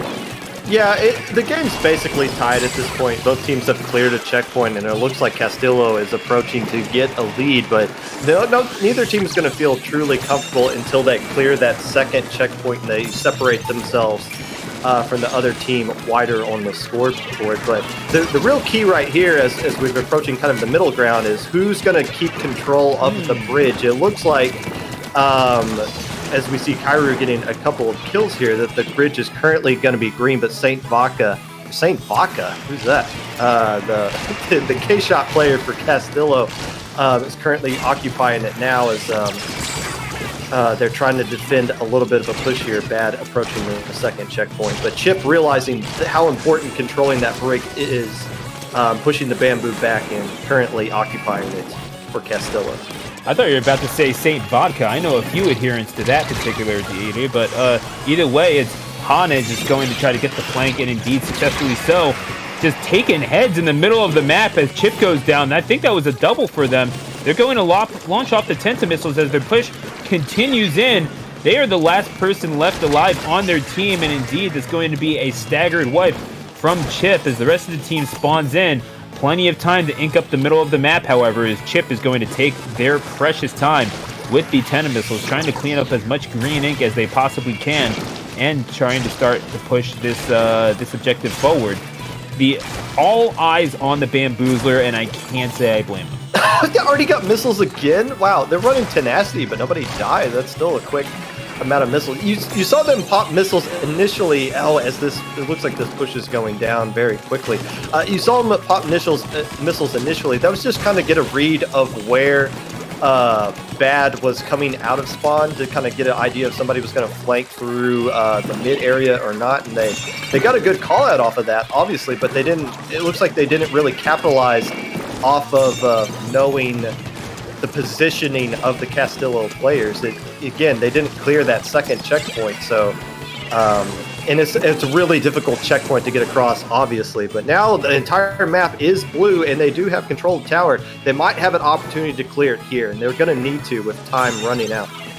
Yeah, less than a minute to go. 59 on the board for Castillo, but they need a little bit more than that. I think 73 is the accumulation for Bad at the moment in this decisive Game 3. Hanich is going to go down as Chip gets the splat, but they are just trading kills in mid. And now they're finally into their opposition zone, but can't quite push it forward enough. And yeah, that's a good takedown for Bad. They're eventually going to get taken down themselves, but yeah, this is going right back to Team Blue. 3 to 4 on the map. They need that K shot back in immediately. The super jump is going to come in. Vika is going to jump there, but they didn't get the shot off, but they do get Barry, and now it's going to be on St. Vika to stay on the tower. They're not going to do it, and Bad are going to take it. Not a bad performance at all, and yet some very, very bad men taking game number 3. That all 3 games were different from each other. Castillo had the great opening in game 1. Bad had the great opening in game 2. This game was much more even. The slower mode of tower control evened things out. It was pretty close there to the halfway point. It just came down to one team was able to clear the second checkpoint, and then the other team wasn't, or at least to an extent to get the lead. So a nice set to watch here on Christmas Eve in the losers bracket. Absolutely, and to those, we do like to think of ourselves as, relatively accepting of all walks of life, so certainly to those who celebrate, happy Festivus. Hopefully your airing of the grievances don't quite include us, but you know what, certainly many feats of strength being exhibited from our players here tonight. Bad is going to take that by a score of 2 to 1. And you mentioned how many Tenna missiles were coming out, and over the course of that 5-minute game, that foil flingser roller popped off 9. So, yeah, that's a feat of strength in of itself, Popgun. Yeah, I was initially thinking they were just popping them off for scouting purposes when they were coming out that early, when Castillo was coming out of spawn. But I guess the more mindset was, let me just get rid of these missiles so I can start building up another set for later. But yeah, I mean, Tenacity, Foil, Flingsa, I guess your mindset is to pop off as many missiles as you can. And, I feel like we've talked about this either on stream or behind the scenes, like missiles not being used as often as you would imagine them being used, just because they're really good at forcing players to move or forcing them away from an area. Like, especially splat zones, you basically firing missiles forces them out of the zone. And double missile comp coming out there from Bad obviously kind of worked out in their favor for whatever intent and purposes they were using it for. Well, regardless of what it was, the results certainly speak for themselves. 2 to 1 in favor of Bad, as they're going to advance forward in this loser side, and their run is going to continue. Castillo's magical run in loser side is going to come to an end at 5 sets taken. Not going down without a fight, and Bad is going to get the honor of facing off against InControl. So that's a tough ask for any team, but we'll have to see how they do. Coming up here on IPL Splatoon, and once again, I'd like to thank you all for joining us here on twitch.tv/IPL Splatoon. It is the swan song for Swimmer Sync in this 2020. But yeah, it was a wild year for Inkling Performance Labs, and certainly with its creation and with all the support that we have gotten over this past year, and really the Splatoon community at large, really can't be understated how much all of us appreciate you coming in, spending a few moments of your lives with us on Wednesday nights, talking Splatoon, getting hype with Setso over us, and really the privilege of being able to cast it for all of you. As an outsider myself, coming in from the Smash scene, who started casting esports really to do Splatoon, so it's a weird story of mine. But I have to say, Popgun, this community showed out and then some on so many fronts. Yeah, you picked a good time to kind of join up. You know, people are always saying, "Oh, is the community dying? The community's so dead. Nobody plays Splatoon anymore." And couldn't be further from the case. What do we have here? 40 some odd teams playing in this SOS. I'm going to do a quick research, but I feel like this is either the biggest SOS tournament or the second biggest we've had up to this point.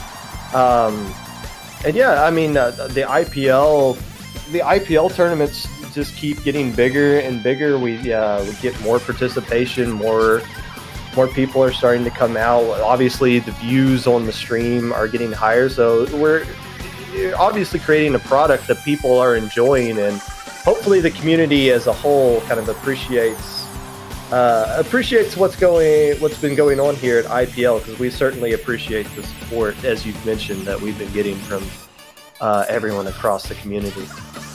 I'll tell you what, man. I mean, being in the crosshairs between the crossroads, between the Smash and the Splatoon community, it did kind of feel like crosshairs at times, with the animosity that came about, the initial animosity that popped up when the NA Open was announced, and it was in the middle of just right after the DMCA for Big House, unfortunately. And well, people was just like, no, you don't know the other side of the story. And then we started to listen, and we started to collaborate. And what happened?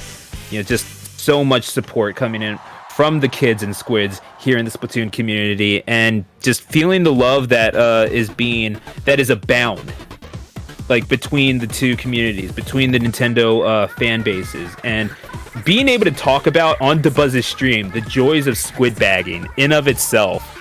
It feels like it's such a small little thing, but also just it's so cool. We get to share that with kind of the bigger brother of the Nintendo esports community, and now we get to share so much more in common. It's not just our struggles, it's our triumphs. And here's to many more triumphs to come in the year 2021. And shout outs to all the top players that have come out and supported IPL Splatoon as well. I see a few of them in the chat. What's up, Keo? You best believe I dropped the Kensa Octobrush variant on commentary last week. Anyway, we are going to go into game number 1, InControl. Looking to take control of this loser's bracket, but they're going to have to go through bad first as we take a look at the compositions. We see 3 quick respawns on that carbon roller deco that Omega is pulling out here. So we're going to see a very aggressive carbon. And I believe, no, they haven't gotten 2 kills, but 3 players immediately going down from bad. And it wasn't mainly from the carbon. It looks like the carbon just kind of provided some distraction. And the rest of InControl was able to just kind of jump in on it. We see Shin X here building up some armor, but yeah, I guess the only interesting thing, other than the Kensa dualies coming out on the side of bad, I believe they've now used every variant of the Splat dualies while they've been on stream. Mark that off your bingo checklist there. But ultimately, a nice defense by bad. After that great opening, InControl pulled out there, getting a lot of kills. No, I mean, it's definitely some training ground composition sort of stuff that we're seeing here. But then again, if Dylan can use every single variant of the Glugas, why can't they use every single variant of the Dualies? So definitely respect for that, as the barrier breakage is going to come in. Vinyl and company are going to draw first blood. Bad looking to get some more points on the board. 29 with their initial gambit, and it looks like they're not going to add any more on, but a little bit of a parting shot from that rolling splat bomb, as Vinyl is going to get sent. Vinyl is going to send that Flingza, excuse me. Not the Flingza. My gosh, Carbon. Yeah, that's Omega. Back into the zone. You know, that kill with the splat bomb, even though it was on the Carbon, the Carbon just like instantly respawned because it's quick respawn. That is such a huge kill because instead of Bad, who is the underdog here, and they do get the first point, they don't sacrifice too many players to where they just basically open up the door for InControl to come back in and get the lead right back from them. So those two players staying alive and also dragging down one player with them kind of keeps control of mid into Bad's favor, and it looks like they're trying to get another push going off here. What a flank here by Honage! Ultimately gets taken down, but very sneaky play. Hoppin', they know this map very well, obviously.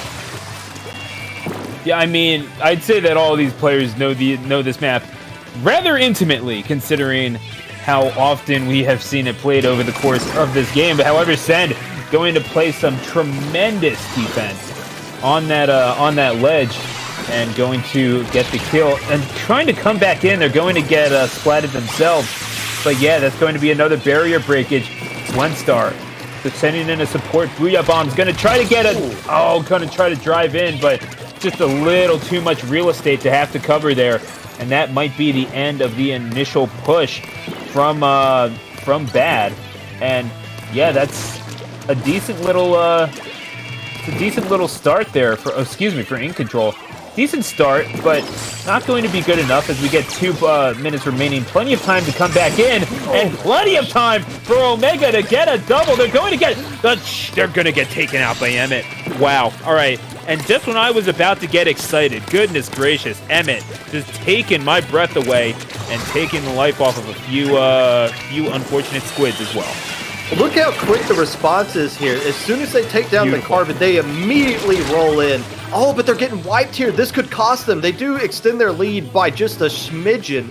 But now, with only a 9-point lead, a Power Clam's going to erase all of the penalty points they have, and they do connect. So yeah, getting wiped there ultimately is going to cost Bad. They basically sold their soul to extend their lead by just a little bit, and now they're getting punished for it. Yeah, I mean, it's the rare misplay from Bad, and InControl are there to take advantage of it as they get their accumulation up to 66 points. And it's going to be Shinex getting that. Yes.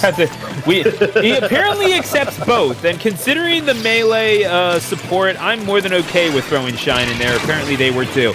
But Madness trying to drive in, not going to be able to get there, but they're going to get the lead back in the Squid Bag, accepting their fate. They are going to get wiped again, but it makes you wonder. They're trying to accumulate more points. They get the lead, but at what cost? They are doing a decent enough job of holding that line, however, but InControl, we're about to see their full fury coming through. Madness going to engage in the corner, however, has to settle for a trade with Honage as Shinex trying to come back in, but there's a double from Vinyl.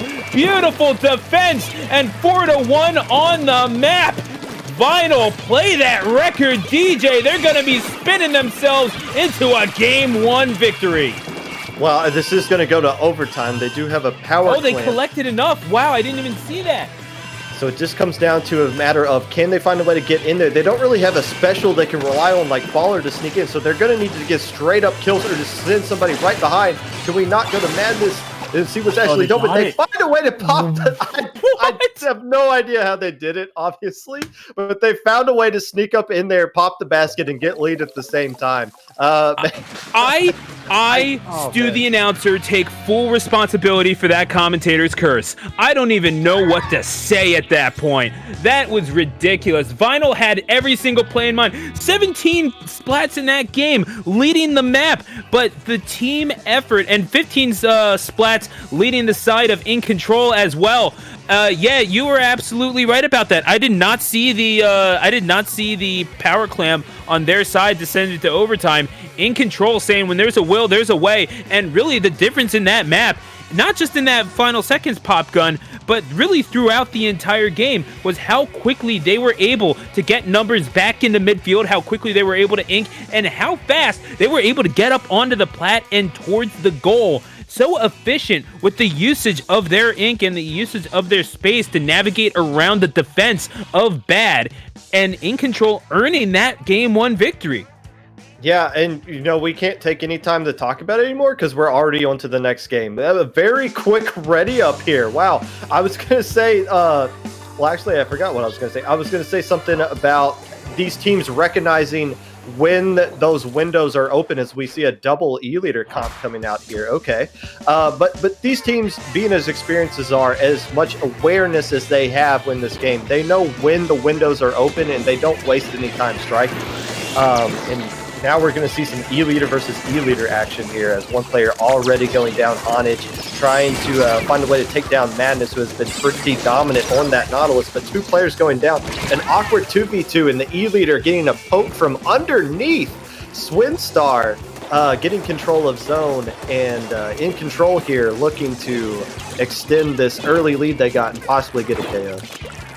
Yeah, and double E-leader made me look at the compositions one time. It was like, wait, someone's running 2 E-leaders? Like, we've seen some ridiculous stuff before, but nothing quite that off the wall just yet. But yeah, the dueling E-leaders, you would have to think, are going to be a key part in how this match is going to go. More than happy to just kind of stay where they are and stand their ground on the potential snipes that Sturgeon Shipyard provides. It's going to be a Booyah Bomb trying to come in on the other side, looking to take someone out. It is 42 on the map, and man, they just cannot find a way in. It looks like Bad are just going to be locked out, as Madness are going to put the finishing touches on this one with the Nautilus.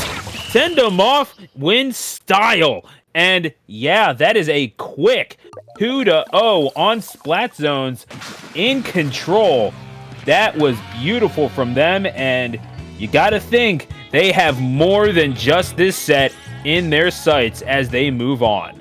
You see Swinstar literally doubling their KA from last game, even though this game lasted 1 minute and 30 seconds and the last one lasted about 5 minutes and 30 seconds.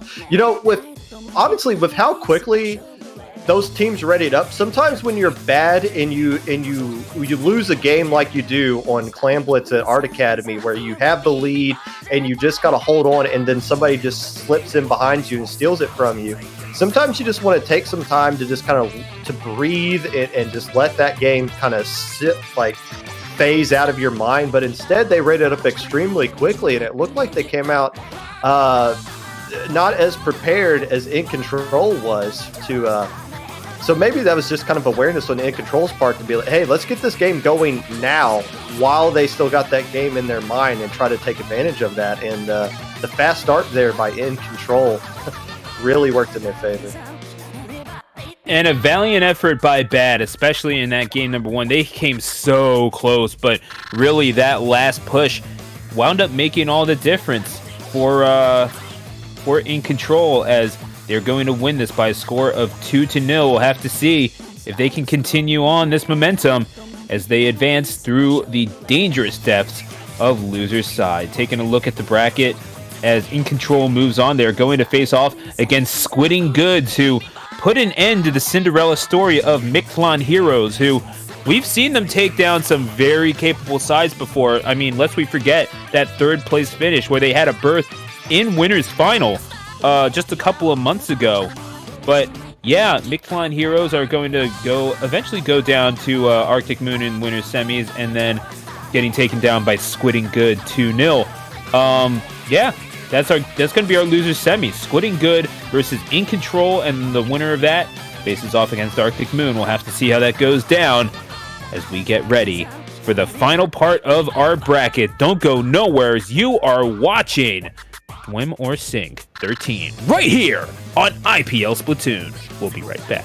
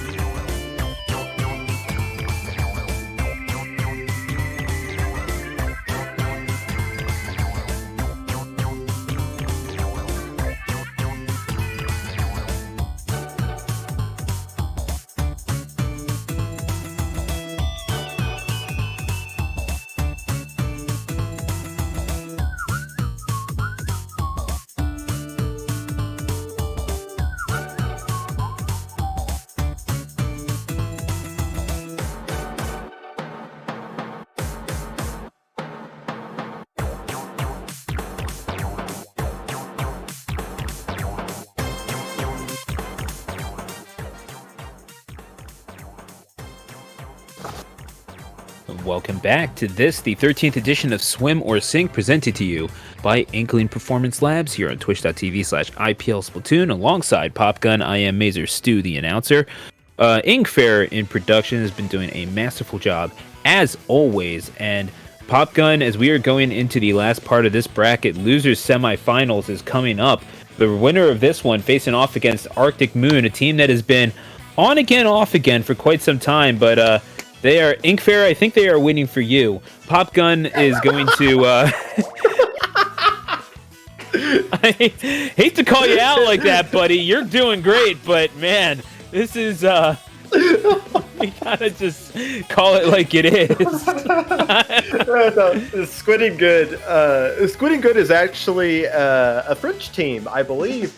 I've seen them play in paddling pools before. I think it's 5 a.m. where they are right now. So bless their hearts, they're coming out here playing super early in the morning and coming out with a Stingray heavy comp, L3 coming out as well with another Carbon. We're gonna have a Carbon Deco v Carbon Deco matchup here. Interestingly enough, and I don't know, man, is something about this map that maybe makes them favor the Carbon Deco? What's your take on this? You're going to see the backliner cornered, but flanked by Shinex. Beautiful stuff, and that's going to allow InControl to get an early numbers advantage. And yeah, that's a complete wipe. The only thing I can really say about the Carbon Deco is you just want to put as much paint on the floor as possible for them to work with. And InControl's painting comp isn't as good as Squidding Goods, but when you're killing more people like they currently are, it doesn't really matter, as we see Shinex right in the tower there. Madness popping off once again with the Nautilus in a good position to kind of help defend the tower as they clear this second checkpoint. And maybe fatigue starting to set in here for Squidding Good. They did have to wait a little bit for this round to get starting, and InControl looks like the fresher team right now. And Madness is going to try to rush down along that grate and will eventually get 74 points on the board, and they are more than content with that. And even though they do get wiped, there's a lot of area for Squidding Good to have to traverse if they want to set back up here. They're going to take whatever opportunities they can as Fury goes up on the Inkjet, gets Madness, and they will be more than content with that. It is a 3-2 advantage on the map right now, as the Splatter Scope gets taken down. But Shinex, at the moment, going to have to hide out, popping the Ink Armor. It's a matter of self-preservation more than anything else, it feels like, as Orochi trying to go in from up top. And now, as they're trying to get back onto the tower and put some more points on the board, trying to add to that 42-point accumulation that they've acquired, they're going to get taken down. And yeah, that is the benefit of a top-of-the-line backliner that InControl has the luxury of being able to deploy. Was that a collateral shot from the Splatter Scope? I feel like it was. Two players immediately died in the same spot, so a very nice shot there. It looked like it, yeah. Ultimately stalled the push and, more importantly, gives the control of the map back into the favor of InControl, as we see Swinstar popping Stingray on the tower, but Madness taking advantage of the distraction to pop Inkjet and take down one player as well. The Carbon Roller falling from the heavens. Ultimately creates a trade, but only one player left to stall this tower. Will go down, so it is a bit of a delayed wipe, and ultimately will be a KO? Question mark. Only one more player left alive for Squidding Good. They're throwing everybody they can at the tower as soon as they spawn in, but it's not enough. InControl, and look how purple that map is. They didn't even bother to paint up their oh, actually no, that is a push into the green side of the base by InControl. As that tells you everything that you need to know, though. Like, right. That was the line was just pushed that far up. I mean, you talked about putting paint on the ground for your Carbon Roller to do work. We didn't really see either Carbon Roller be effective in that game, but when the rest of your team's getting all those kills, it doesn't really matter what your Carbon does. I mean, Madness and Shinex combining for 23 splats in that entire for that entire game. That was a masterful performance by that Nautilus, excuse me. And yeah, just straight up outplaying them at times. As we're looking at a very quick situation again if Squidding Good cannot get back on the forefront. What's the game plan here for them as we go into Clan Blitz on Piranha Pit? I think we're going to see some bamboos coming out here. I don't know Squidding Good well enough to know what they're capable of. But we do know that last time InControl went into a game 2, they read it up really quickly. They wanted to get this game going, and they're already ready. So InControl, they seem more eager to get this tournament over with than the team that is currently awake at about 5:35 in the morning local time. So here's my thing, though, and you can disagree with this contention all you want. If you're Squidding Good, how eager are you to have to trade bamboo comps with Swenster? Well, I personally, I don't know the Squidding Good guys enough to know if they can how that confident they would feel going up against a person like Swinster. I mean, the 2 games we see Swinster on Charger, they've been more dominant than they were when they were using Remix, but now we're back on Clan Blitz. It's really just going to be a question of, and honestly, they might stick with the C-Jet. C-Jet kind of works out fine here. You can Stingray right down the middle of the map, and that is exactly what they're going to be doing. And it is actually, I spoke a little too well there. Double C-Jet. So we're just going to have Stingray after Stingray shooting down the middle of the map as we see both teams splitting off at the start. 2 players going to their own drop and 2 players going to their own plat. And indeed, we're going to see a Carbon deployed on the other side, as well as indeed the nozzle nose, misspeaking right off the bat. That's never a good sign. Either way, they're going to go down right off the jump. And it's 4-3 on the map as the Carbon goes down. I believe that was Send. No, excuse me. That was the Carbon roller on the other side as Shinex going to get through. Benefit of Ink Armor on their side, trying to push this line forward. An interesting situation developing all throughout the map, really, just taking a broader look at it as seeing battles fought all over the map. You would think it'd be a little bit more spread out, but it's just as chaotic as you would expect as Send is going to send Gecko, back into the zone, or back into their spawn. Well, my gosh, it's a little hectic to start off. You know, it's fine to say Goku. We actually had a Kakarot in low ink, so we're seeing a lot of Dragon Ball Z references, whether they're actually there or we're making them up or whatever.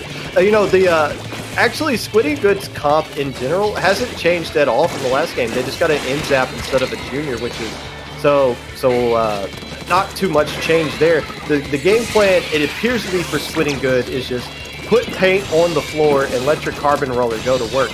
And, so far, it looks like they're not having issues getting paint on the floor, but they're definitely having issues getting the kills that they need. And InControl here, trying to find a way to just roll on in. If they can find, they do have a lot of power clams, and Omega Send taking down that player, but ultimately gets traded. But 2 players down on the side of Squidding Good, and here comes the flanks from the car and mid, but they're still doing a decent job of shutting this down. They do pop the basket and get some clams in. Oh my god. But it looked like this could have been a worse push than what it actually was. Yeah, the fact that Swenster even made it out alive just goes to show how good their maneuverability is, and really the wisdom of taking that C-Jet into battle. You have the benefit of that Stingray to play a little bit of defense as well. But yeah, the mobility, it cannot be understated enough. Oh, off the side goes the power clam.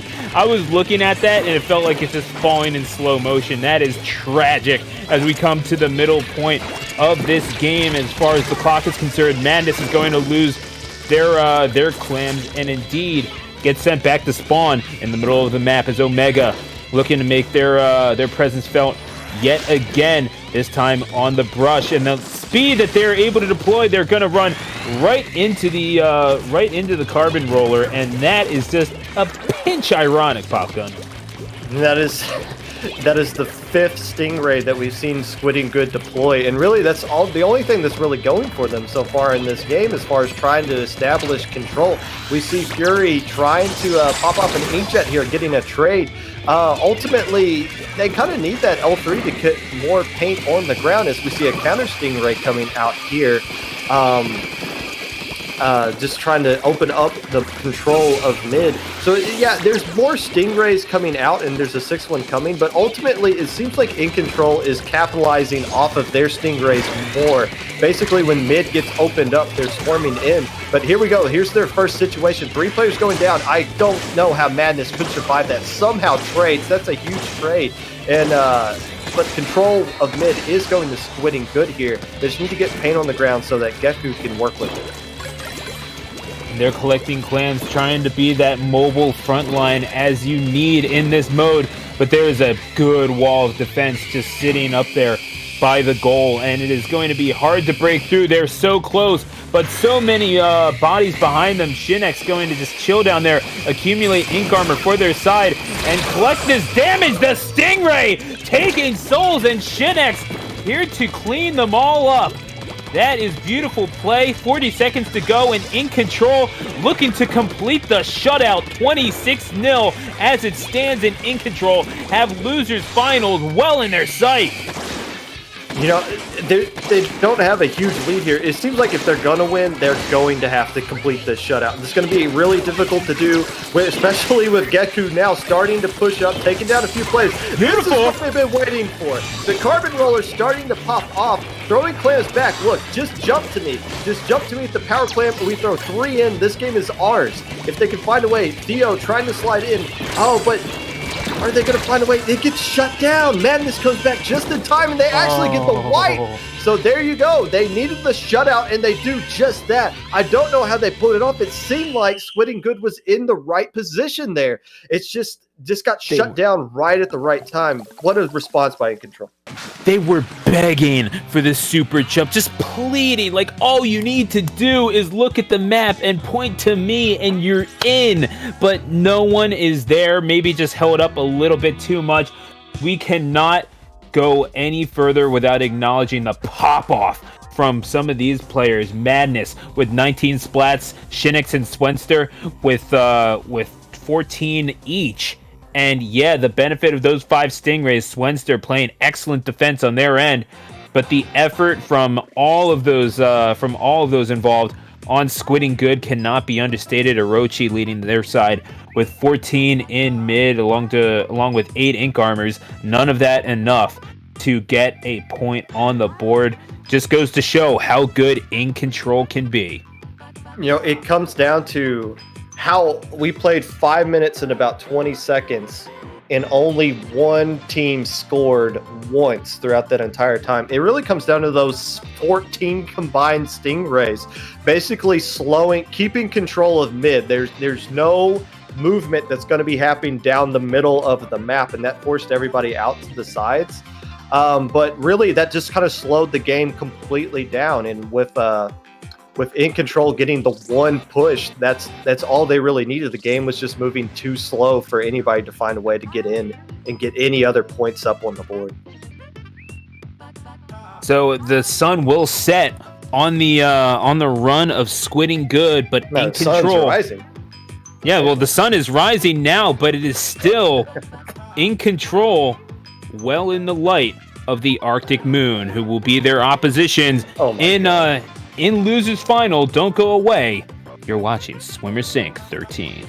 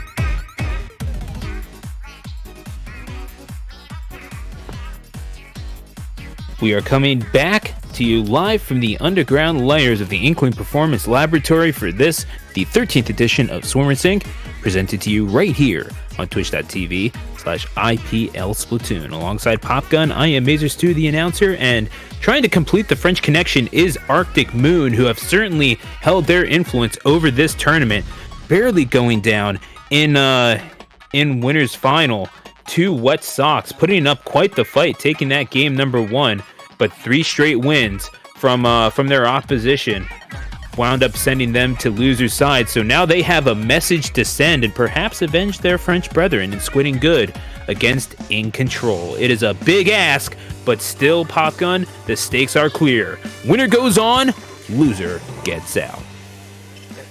And we're seeing, I guess Dark was inspired with the C-Jet play we saw in the previous match, coming out here with Tenacity C-Jet.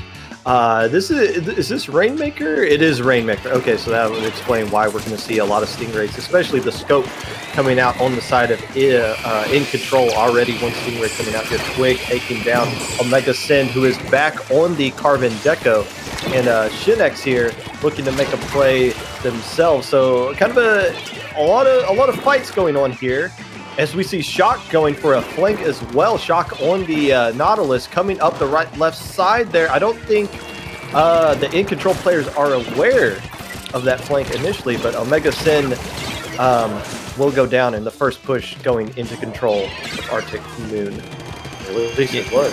I mean, a quick 17-point accumulation. That last person standing, it seemed like, was Shock, who was able to take down the carrier. Madness is going to get taken down as well as Twig on that K-52 may well be crucial to winning these midfield battles. The Rainmaker is going to reset as Fan is going to be dominated by Twig, at least for now. So they are standing tall with these quick interactions, our Arctic Moon, but the game is not 1 minute and 15 seconds long. It's a whole 5 minutes, and yeah, this is InControl realizing that this is not a sprint, this is a marathon. Yeah, these teams are playing very, very patient Rainmaker right now. Obviously, with this mode, one mistake and it's over. And I think both teams kind of realize that. Neither team wants to make that mistake. But you do see a few players trying to force the other team into a mistake. We've seen Omega Sin kind of push up. We've seen Shock trying to pull off a flank as well. But here we go, Arctic Moon Dark picking up the Rainmaker, getting a huge chunk of points here. And this could have been the one mistake that Arctic Moon is capitalizing off of from InControl. Shock popping the Rainmaker, and looks like they will get the KO. So there you go. Game 1, and this is a best of 3 losers finals. Already Arctic Moon on the board. And again, like I was talking about, they were very patient. They waited for that one opportunity. They didn't try to force anything. And my goodness, they took advantage of that one opportunity that was presented to them. And yeah, that was kind of the deal, wasn't it? You had individuals like Shock who were willing to back up their teammates the entire way. I didn't even get to talk about the potential Nautilus matchup between Shock and Madness that could have occurred there, because it was such a well-coordinated team effort. 16 combined splats in that short period of time for the top 2 fraggers on Arctic Moon, and they were all well-deserved. The numbers advantage fully on their side the entire time, and it seemed like InControl were kind of left struggling for answers. Arctic Moon is playing incredibly impressive Splatoon right now, and as we go to tower control on the Reef, I kind of wonder if this is the time where InControl has to kind of take a breather and slow down Arctic Moon's tremendous offensive capabilities going forward. Yeah, they're not doing that. They're already doing the angry checkup thing in chat. You talked about the Nautilus. You're not getting to talk about the Nautilus matchup. Don't worry. I think we're still going to see that here. Madness and Shock, two very good Nautilus players. Obviously, we've seen Madness pop off on stream before, and Arctic Moon in their last set against Wet Sox in winners finals. But yeah, it's obviously a slower mode. Mistakes don't get punished as quickly as in Rainmaker, yada yada. You've heard this before. But yes, for InControl, this is a much better mode and a much better opportunity for them than what was presented to the last game. Yeah, so they're going to have to ride the tower if they want to survive. Will InControl, we know just how capable they are. But again, under the full glow of the Arctic moon, are they ready to shrivel? Or will they swim up to the top? As we go to game number 2, taking a look at the compositions, the return of the carbon roller from Omega. This is about where they feel at home. But Shock is going to get sent right back to spawn. Swenster sending a message. Yeah, I might be the person riding this tower, but I am more than capable of taking your head off if you take even one step out of range. Yeah, Swinstar didn't really have an opportunity to get settled and comfortable in the last game. With a nice response here, coming out in the very opening and just blasting somebody's head off. That's gotta feel good with Swinstar, especially with how the last game went. And this push continues for InControl. This could be a push they could ultimately win off of if they just keep it going here. 2 players, make that 3 players going down, and the last player, the Nautilus, coming around for the flank. That is Spara, and they are obviously aware of where Spara is, and it's not going to be enough to stop that second checkpoint. That Inkjet, even though they did not get the frag onto Spara, that was so crucial. Madness pushing them back and out of position to where they could not contest that checkpoint. And the clearance of that is going to be so big. That 76 points, Pop Gun. We've seen scores like that hold up on this very map. Now, I think they'll be looking for more, but it's going to be Shock now who needs to send a message. Please excuse me, as they're not going to get any frags, perhaps not the best thing, and killed right back upon their descent.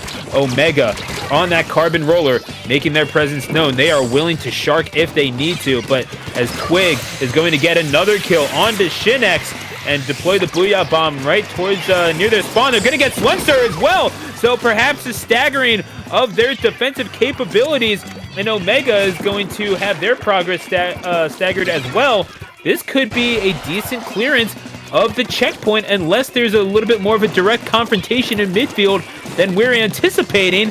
It seems like that's the case, but they're going to get past it anyway. And a ray of hope perhaps for Arctic Moon to make this a 2-0. They're not going to take the lead, but they are taking it to InControl, who just got the tower back. Yeah, they didn't get lead there, but that doesn't matter right now. They're still, we haven't even crossed the halfway point yet. They have all their specials now, and Arctic Moon cleared 2 checkpoints. So that's really what matters out of that push. Clearing those checkpoints with this much time left on the clock, this is a really good situation if Arctic Moon wants to come back into this game. But Swinstar, once again, having a very nice game here. Dark won the Hydra, the last player left alive. Dark's going to have a bit of a mismatch here, type advantage against that splatter scope charger in Swinstar. As you see Swinstar immediately looking for Dark, trying to get that pick there. And that could be key. If they can find a way to take out Dark right here, this could be that 3rd checkpoint and giving them a cushion and possibly a KO. They did it, and the Inkjet got popped as well, so they're going to try to contest them and send them scrambling in their own spawn. Shinex is forced to face the fire with a well-placed suction bomb. 3-1 on the map, but they're going to get the KO! Look at that. It is InControl getting the knockout. A little bit of revenge for Anchovy Games and just trading haymakers in this loser's final. They want grands, and nothing else is going to suffice. That was a very nice response there by InControl. Just the KAs alone, obviously more into their favor, but you needed more out of other players than what you were getting last game. That time, everybody on InControl stepped up. It was a complete team effort across the board there, and that's really what they're going to need to knock off a team like Arctic Moon here and go into grand finals against Wet Sox. Keep in mind, if you're Wet Sox and you're watching this, you're thinking Arctic Moon took a game off of us in winners finals, but when InControl played at Wet Sox earlier on stream, they took them to game 5. So these are 2 games that are more than capable of knocking off the winner of the winners bracket. So whoever wins this set will have their hands full, obviously, but more than capable of providing us with a great grand finals. And that's kind of the thing, isn't it? When you're talking about Arctic Moon, they're a team that I feel like is capable of beating just about any team in this tournament. But at the same time, we have seen over the past couple of months they're capable of losing to just about anyone as well. We have seen them get upset. We have seen them lack in consistency just a little bit too much for them to get, those truly high seeds. And only now are they really starting to hit a more consistent, higher gear where they're able to play up to the level of teams like InControl, where they're able to try to take games off of, these really high level, even if it's like just pickups, they're still really high level players that they are taking the matches to them, like actively so. And when you're talking about a team like Arctic Moon, we don't know where their ceiling is. And if it's a team like InControl that is, pretty well established and darn good, that has made a name for themselves and earned a name for themselves in the North American region, it just makes you wonder, like, which team would match up better against a team like Wet Sox. Well, you're talking about Arctic Moon. Where do we see them? Are they like top 10 in A? Are they on the outside looking in? In my opinion, the fact that we keep having this conversation is a win for Arctic Moon. The fact that we're debating if they should be in the realm of the higher level NA teams that we have really says a lot about the growth for Arctic Moon. I mean, you talk about over the course of this year, if this is the last tournament of the year and we're recapping everything, Arctic Moon was in SAC at the beginning of the year, and now we're saying, well, are they one of the best teams in North America or not? So just being a part of the conversation shows the amount of growth this team has had from January up until this point. Hey, it absolutely is. We were wondering if they were big fish in a small pond, but it seems that they can swim with the biggest of sharks that North America has to offer. The question is now, how do they get to the point where they are able to triumph over them? A win over InControl would put so much wind into the sails of this French fleet as they sail on into 2021. We'll have to see how they do. Clam Blitz on Humpback Pump Track might just be how that is decided.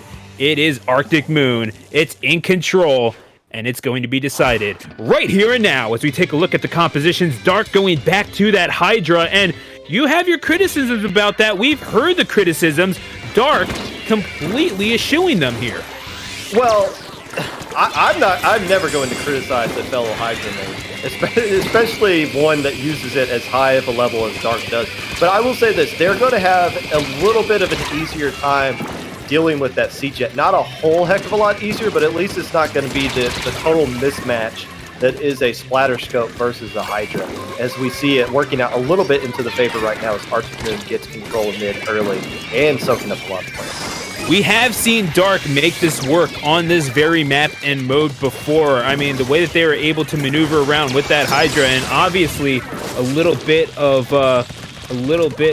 maneuvering assistance on their side, as they have one count of run speed up on their side. I don't know what the rest of their build looks like, as Omega just kind of chilling near the basket and is trying to establish themselves as a threat to that Inkjet, and I don't think they were able to do so. But yeah, that's going to be them going down. The Cockabrush is indeed going to fall victim to a blast from from Arctic Moon. But nevertheless, as Shinex is going to get pushed in on, and that's Arctic Moon trying to get the first points on the board here. Yeah, I mean, you can never fully count out the way that they are able to deploy that Hydra, even though they went down. Just because it's unconventional does not mean it's impractical, and Arctic Moon Pop Gun are a textbook example of this. Yeah, and they get a delayed wipe right there. Not that Dark had much to do with it, but at least enough for them to get their first points on the board here. Dark ultimately going down. I'm not going to sit here and talk about the Hydra for 5 minutes, but obviously, yeah, in certain, if you can get placed in certain spots, you can take advantage of the range that they do have, and they do outrange everybody technically on the side of InControl. So if they can find a way to get on the elbow, this could be very deadly. But InControl obviously going to do everything they can to avoid that Hydra finding a way to get comfortable. And they do have a lot of bombs and specials to do just that, but Shock here popping off with 9 clams, trying to find somebody to kill with this Ink Jet, ultimately going to go down themselves before building up a power clam. So yeah, things kind of even here as we just now cross into the halfway mark. Once you're just kind of chilling in the back with that power clamp, Dark is going to jump right in and get another barrier breakage. 33 points on the board, and I don't think that's going to be enough to accumulate much of anything, as, yeah, we have seen them demonstrate a little bit of tenacity on their side, have Arctic Moon, but yeah, they have 27 clams on their side right now. Do InControl. They're looking to deploy all of them right now. That barrier breakage is huge, and it could very well take the lead right here, even without the power clam going in. And indeed, look at this countdown. 70 points. Arctic Moon are kind of stumbling right here, and Swenster and company could knock this out right now. They don't have any more clams. 2 more will do it, and there's the knockout blow. InControl send Arctic Moon packing, not without a fight, but 2 successive knockouts are going to do it and send InControl into grand finals. That Stingray by Swinstar on the enemy elbow, firing across the plat there, was so deadly. And you had everybody else in position for InControl to take advantage of that. You saw the machine push all the way up to help get the kills. The Stingray basically just kind of weakened and softened everybody up and allowed the rest of InControl to just swarm in there, and in one push punished the mistake. Going for that extra push where they only got like an extra 5 or 10 points that Arctic Moon got there, they lost 3 players to do that, and that just gave control to InControl to work with so that they could get ultimately in this game in one push. You know, we talk about, we hyped up Arctic Moon. We said they're knocking on the door. Are they? Aren't they? Well, InControl is, and they just showed why they are in the top 10 club with that win right there. A little bit of gatekeeping in losers final for InControl, but now it's going to have to be, I mean, you can survive in advance all you want. It only does you good until you get to the finals. There is no more advancing to be done. You're at the top of the mountain, and only 2 sides remain. Madness, top fragging in that game, 10 on the K machine. Well done, and so crucial to that initial push in, where they were able to take the lead, just absolutely griefing them in their own spawn with that K machine coming off of the plat. But will they be able to do that against Wet Sox? That is the question. It's Wet Sox and InControl. It's grand finals to send us off into the year 2021. Don't go away. You're watching Swimmer Sync 13 here on IPL Splatoon.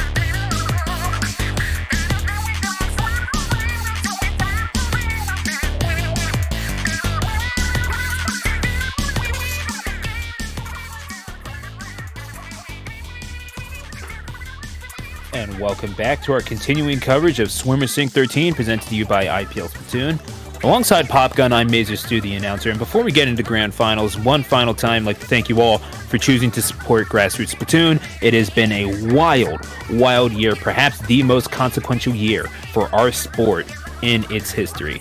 And there's been so much that has gone on, so many challenges, personal and professional, for those of us in the community, and it has been a wild year for the entire world. It is so important to look outside of ourselves sometimes and realize that so many other people face challenges that we ourselves do not.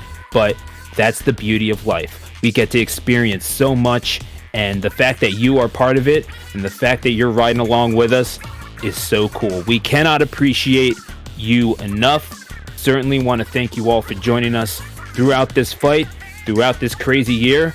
Both of our teams are ready to go, and this one last match that we have in 2020, we hope that it means just as much to you as it does to us.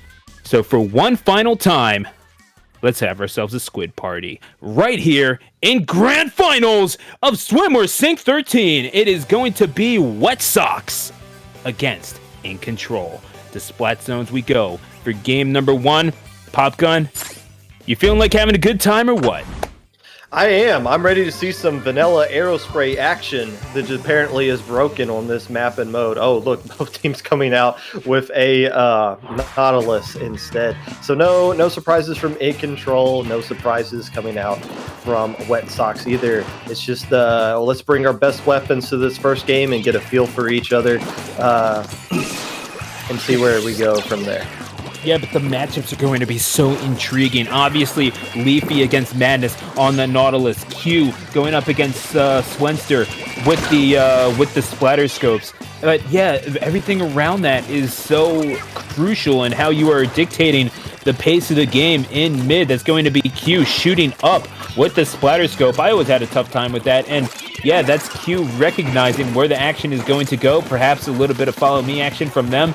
And yeah, if they are able to get this knockout to establish themselves right in this set, that would be so huge. As InControl, Madness is going to go down right away to Grape, who is getting another one on Shinex.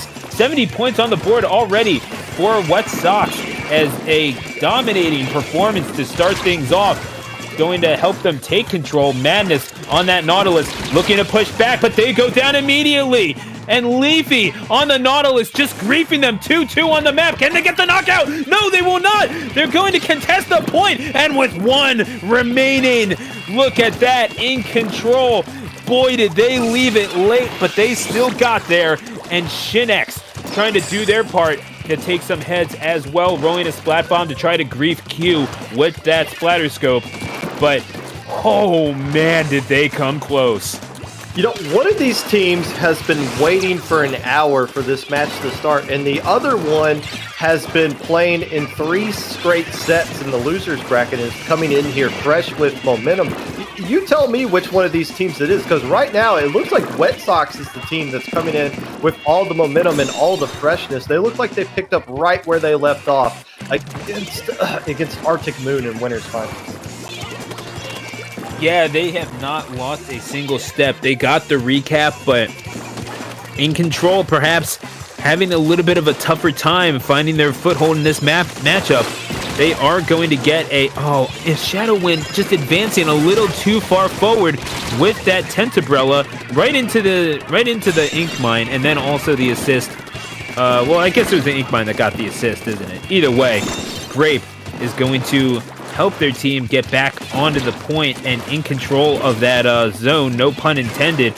Swen is going to try to reestablish control for InControl. That time it was, and Omega on that roller is not going to find any success, but it will be Wet Sox finding victory in this game number 1. A knockout blow administered, a lot of action towards the zone, especially that lower part of that descending ramp, but no match for Wet Sox. As we take a look at the stats, Grape leading the way with 12 splats, and man, it was just a massacre all around as everyone on Wet Sox seemed to get in on the action. Yeah, that was just the clinic right there that Wet Sox put on InControl. I mean, they they were completely in control from start to finish there. Just hit one little hiccup there that ultimately dragged the game out a little bit longer. They didn't get the KO with only one point remaining on the board, but also not a lot of specials being popped off by Wet Sox either. You saw no ink jets being popped off by the Nautilus, but obviously not really necessary when we saw a lot of 2v1 situations that Wet Sox was putting InControl in, and obviously they're going to win those 2v1 situations. And so good job by Wet Sox of forcing InControl into bad situations and taking advantage of it with just their main weapons, no specials required. Yeah, I kind of wonder about Grape getting all those kills. A lot of those seem to be poachers' goals, you know what I mean? I'm not sure if they got all of those by themselves, but either way, they were able to get the cleanup, and that's all you need. The last shot is the one that counts on your stat sheet, and more importantly, it's the kills on the map that get your team the advantage. So either way, you're doing your job, and you're popping ink armors. If you're Grape, you're all good, and you're 2 wins away from finishing this tournament up. It is about 12:14 Eastern Standard Time on this Christmas Eve, the night before Christmas. There is all sorts of stirring all throughout this house as we go to the Reef for Clan Blitz game number 2. Better believe a couple of these squids are making the naughty list as we take a look at the compositions. Yes, if Grape pops off again, they're definitely going to be at least on InControl's naughty list going forward here. Not a whole lot of change in comps. The Kinsa Octobrush instead of the Carbon that we've seen Omega use at this point seems to be the main source of difference. But 2 players going down here quickly for Wet Sox, and their Charger player forced to jump out as Omega's pushed up. So there is a little bit of a window here, and we've seen InControl take advantage of windows given to them, but we've also seen Wet Sox find ways to close those windows very quickly as that push ultimately announced nothing. Yeah, that power clam, just press F for that one real fast, boyos, as Shinx is going to get the kill on Grape. 4-1 on the map. I was about to say 3-1, but no, that is a full team for InControl as they're going to try to pile as many as they possibly can, but a clutch shot coming in from Q. They might get a barrier breakage, but I don't think they will. 3-2 on the map now in favor. Q takes another one, wins the battle of the backliners, and going to establish the line. Forward men, says Q, as they're trying to get in. They are not out of this one yet. InControl trying to get their foothold in this, but Shadowwind and Q have something to say about that. The hammer is going to fall upon the head of Omega, and looking for another, but that Tentabrella is going to be a little tough to handle, as it has been throughout the course of this game and this set. The barrier has been broken, 29 quick points on the board, and Grape ain't done yet. They're going to pile in as many as they possibly can, all the way down to the 62-point mark. Yeah, InControl had an opportunity to do just this, put a huge score up on the board early, and they were right at the basket. They had all the kills. They just kind of fumbled at passing the clans to each other. That ultimately cost them the push.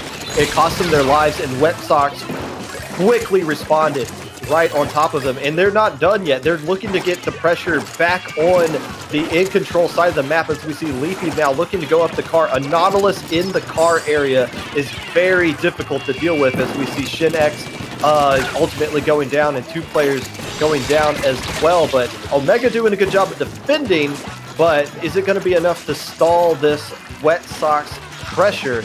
It's always going to be difficult dealing with that tent that keeps pushing up into their base.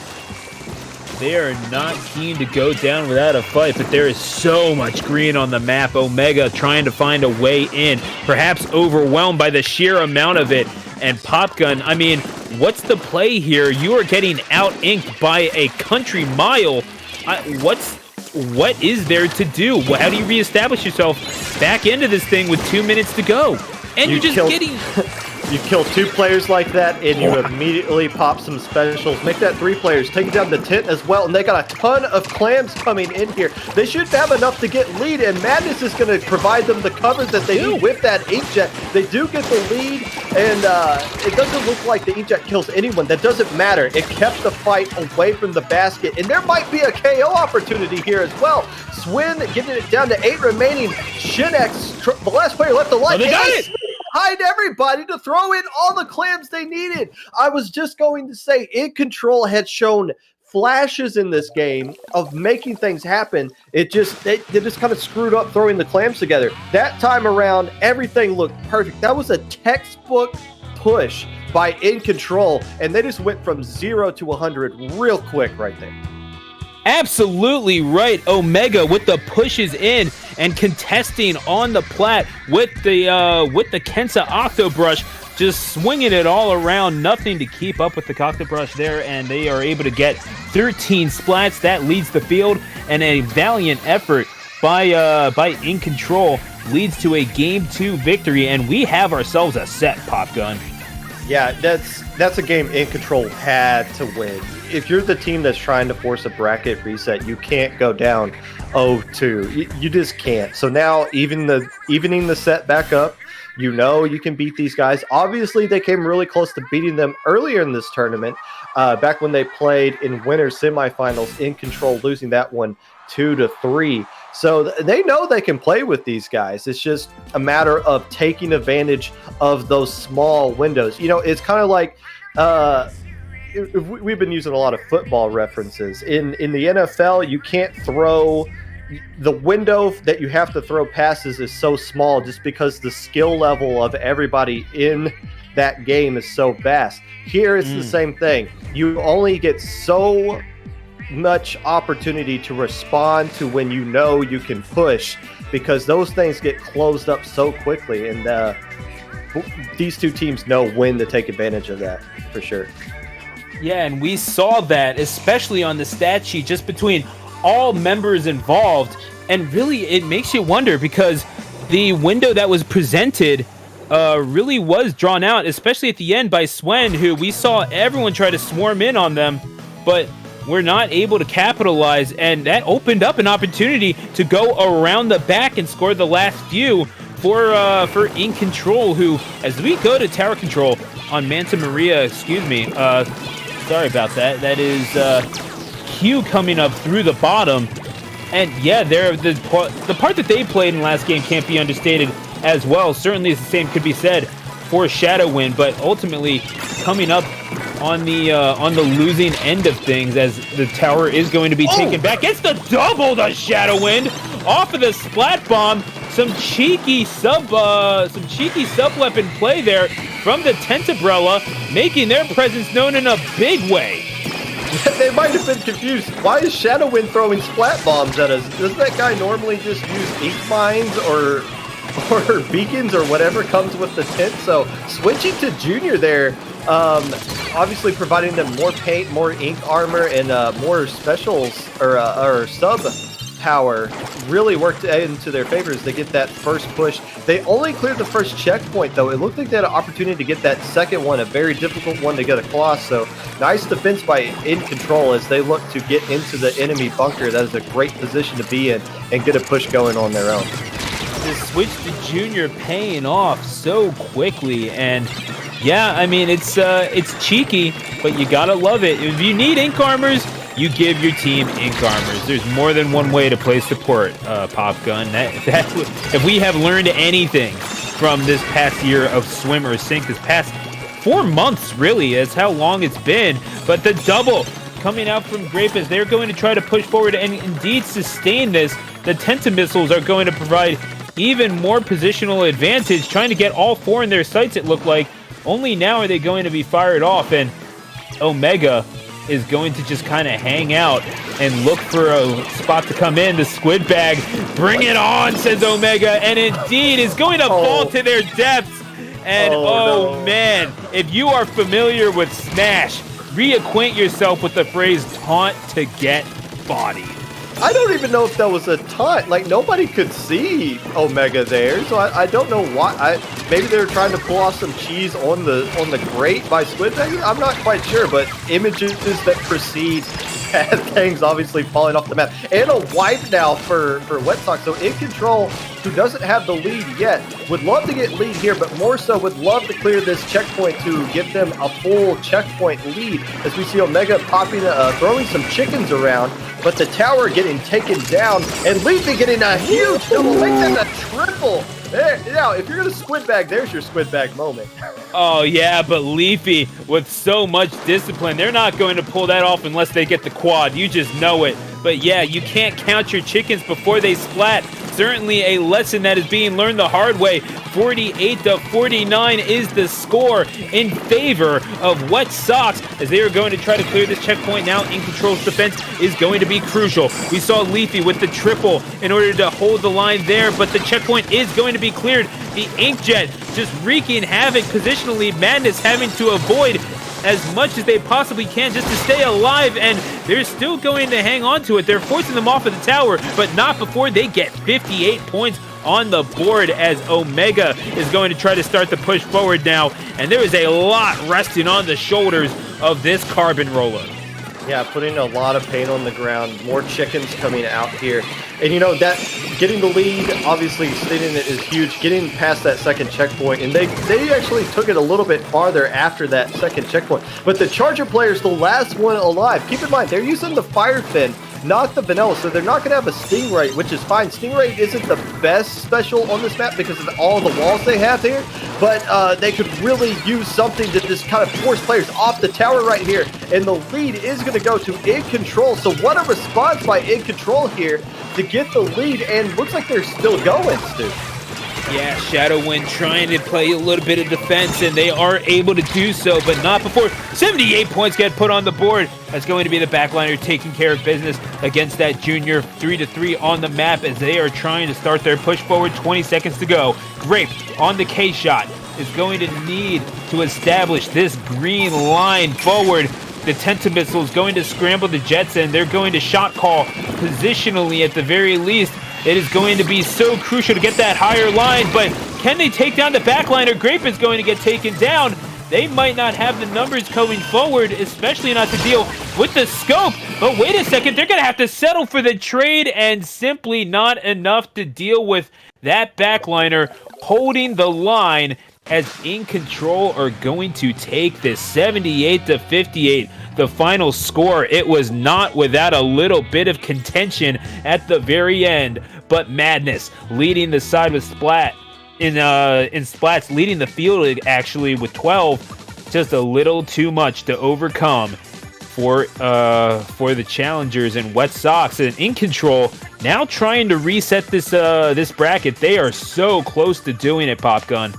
Yeah, and in the way that they are winning these games is sneakily tactically in their advantage, right? When you're the team coming in from the losers and you want to force a bracket reset, the best thing you can do is plant that seed of doubt. Wet Sox is having leads in all of these games, but InControl is coming in. They're either getting a huge push in one opportunity with Plan Blitz, or they're dragging out several pushes and chipping away checkpoint at a time like they did in tower control there. But both times, Wet Sox had leads that were somewhat comfortable, at least into the later or mid section of the game that has evaporated into InControl's favor. So that might play some effect later on in this set, because now Wet Sox knows as long as time is still on the clock, the game is still up for grabs for anybody, regardless of what the score is.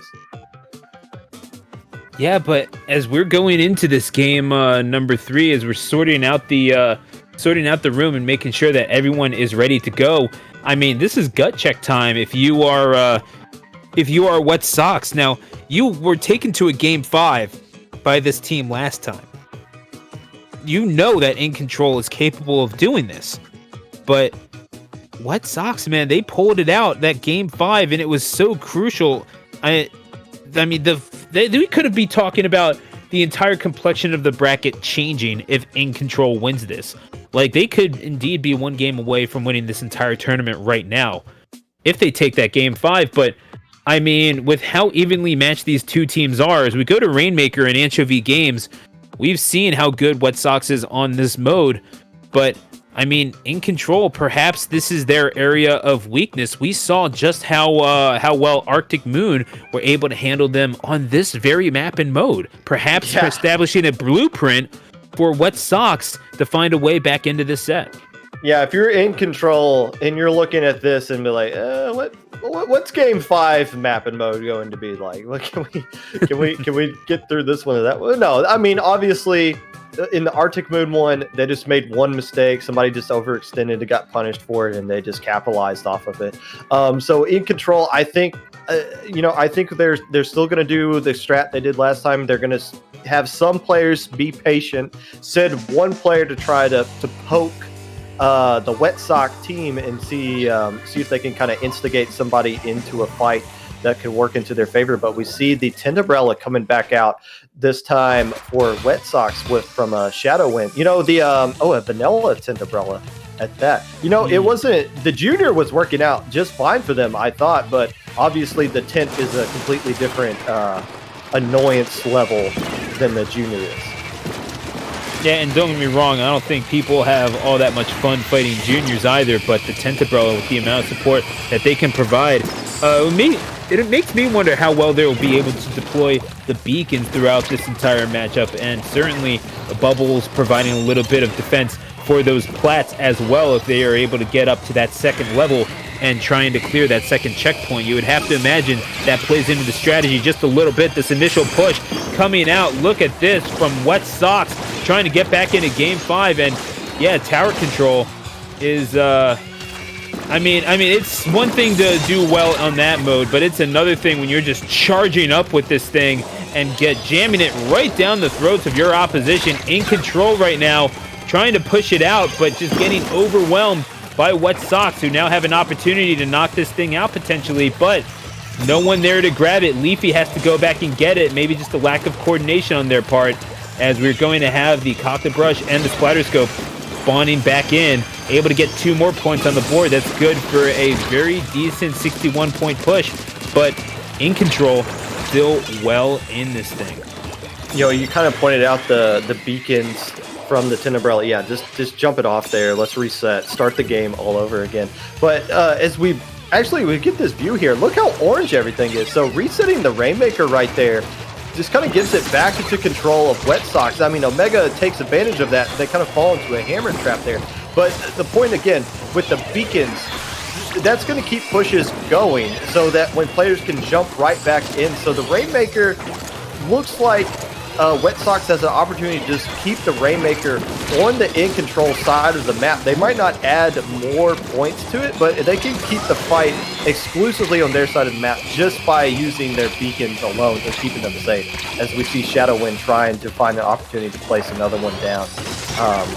Taking down Omega on the offense. Yeah, and they are able to go forward so easily. Madness, who had to settle for a trade last interaction with their fellow Nautilus, opposite of them, is trying to get a measure of revenge, establishing themselves up on top and trying to play a little bit of defense. Gets Leafy, and there you go. That's the revenge we were talking about, baby. Get you some Madness, as they're trying to get themselves into midfield and establish a purple line there as not the bracket's going to reset. InControl are looking for that. Don't get us wrong, but before they do that, they need to take this game number 4, and well, this is them looking for the victory here. A win here would indeed do that. Omega pushing forward, gets Shadow Wind, but standing a little too far forward. 3-2 on the map, and it's going to be tough going forward here, especially with that Stingray.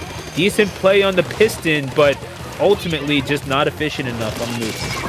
I like the idea there. Madness was going first ahead of on the Piston, and they popped Inkjet at the same time. Omega popped Hammer, so they created this kind of special pincer. But oddly enough, they took the Rainmaker to the Piston instead of going through mid. It looked like they had the right play kind of set up there. It plays in the right position.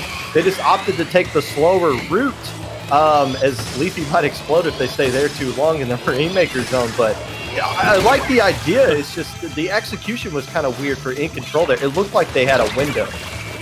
More directly, you often explode if you stand near splat bombs. That seems to be a commonality throughout all game modes. I'll let you know what my further research in solo queue indicates, but nevertheless, Shadow Wind is going to try to get control of this fan. Maybe not as efficient a usage of the Tentabriller as you would have liked, but is able to contest Madness and make their life just a little bit more garish at the end, but Madness wins that. Shadow Wind not able to get that kill, and Madness making themselves just a little too tough to hit as they're going to continue on with this. 71 points on the board for Wet Sox, looking for this Game 5 victory, but InControl trying to get this push along the Pistons. They seem keen on going every single route except through the middle, almost getting the lead there, but Shinex is going to be stopped short. They're going to try to pop this barrier as soon as they possibly can, but so much going on, and the orange pop is going to lay waste to so many on the side of InControl. And there you go. It is going to be a reset of the Rainmaker. It's sitting there, and they are looking to finish this thing off and keep the barrier looking a little bit orange. They're not going to pop it in time, and to Game 5 we go. Wet Sox, boy oh boy, did InControl try it, but just not able to take it through mid, or seemingly refusing to. And though it was a lot closer than that game that we saw against Arctic Moon, still the same result as InControl winds up being defeated despite Madness leading the field with 15 splats. Bruh, how did they not get lead there? It looked like they forced the wipe on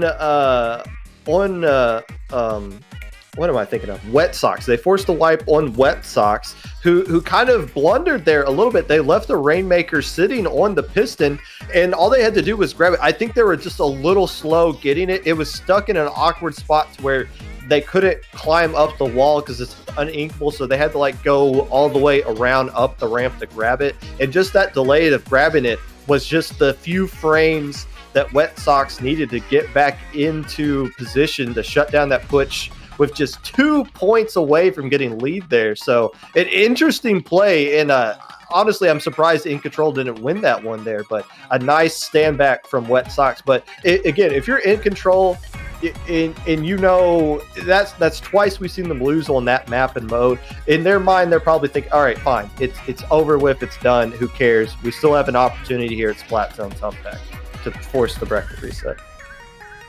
Makes you wonder just how close this Splat Zone's map is going to be on Humpback Pump Track as we look to get set, and this tournament could be decided right here and now, but InControl looking to prevent such a fate from happening to them.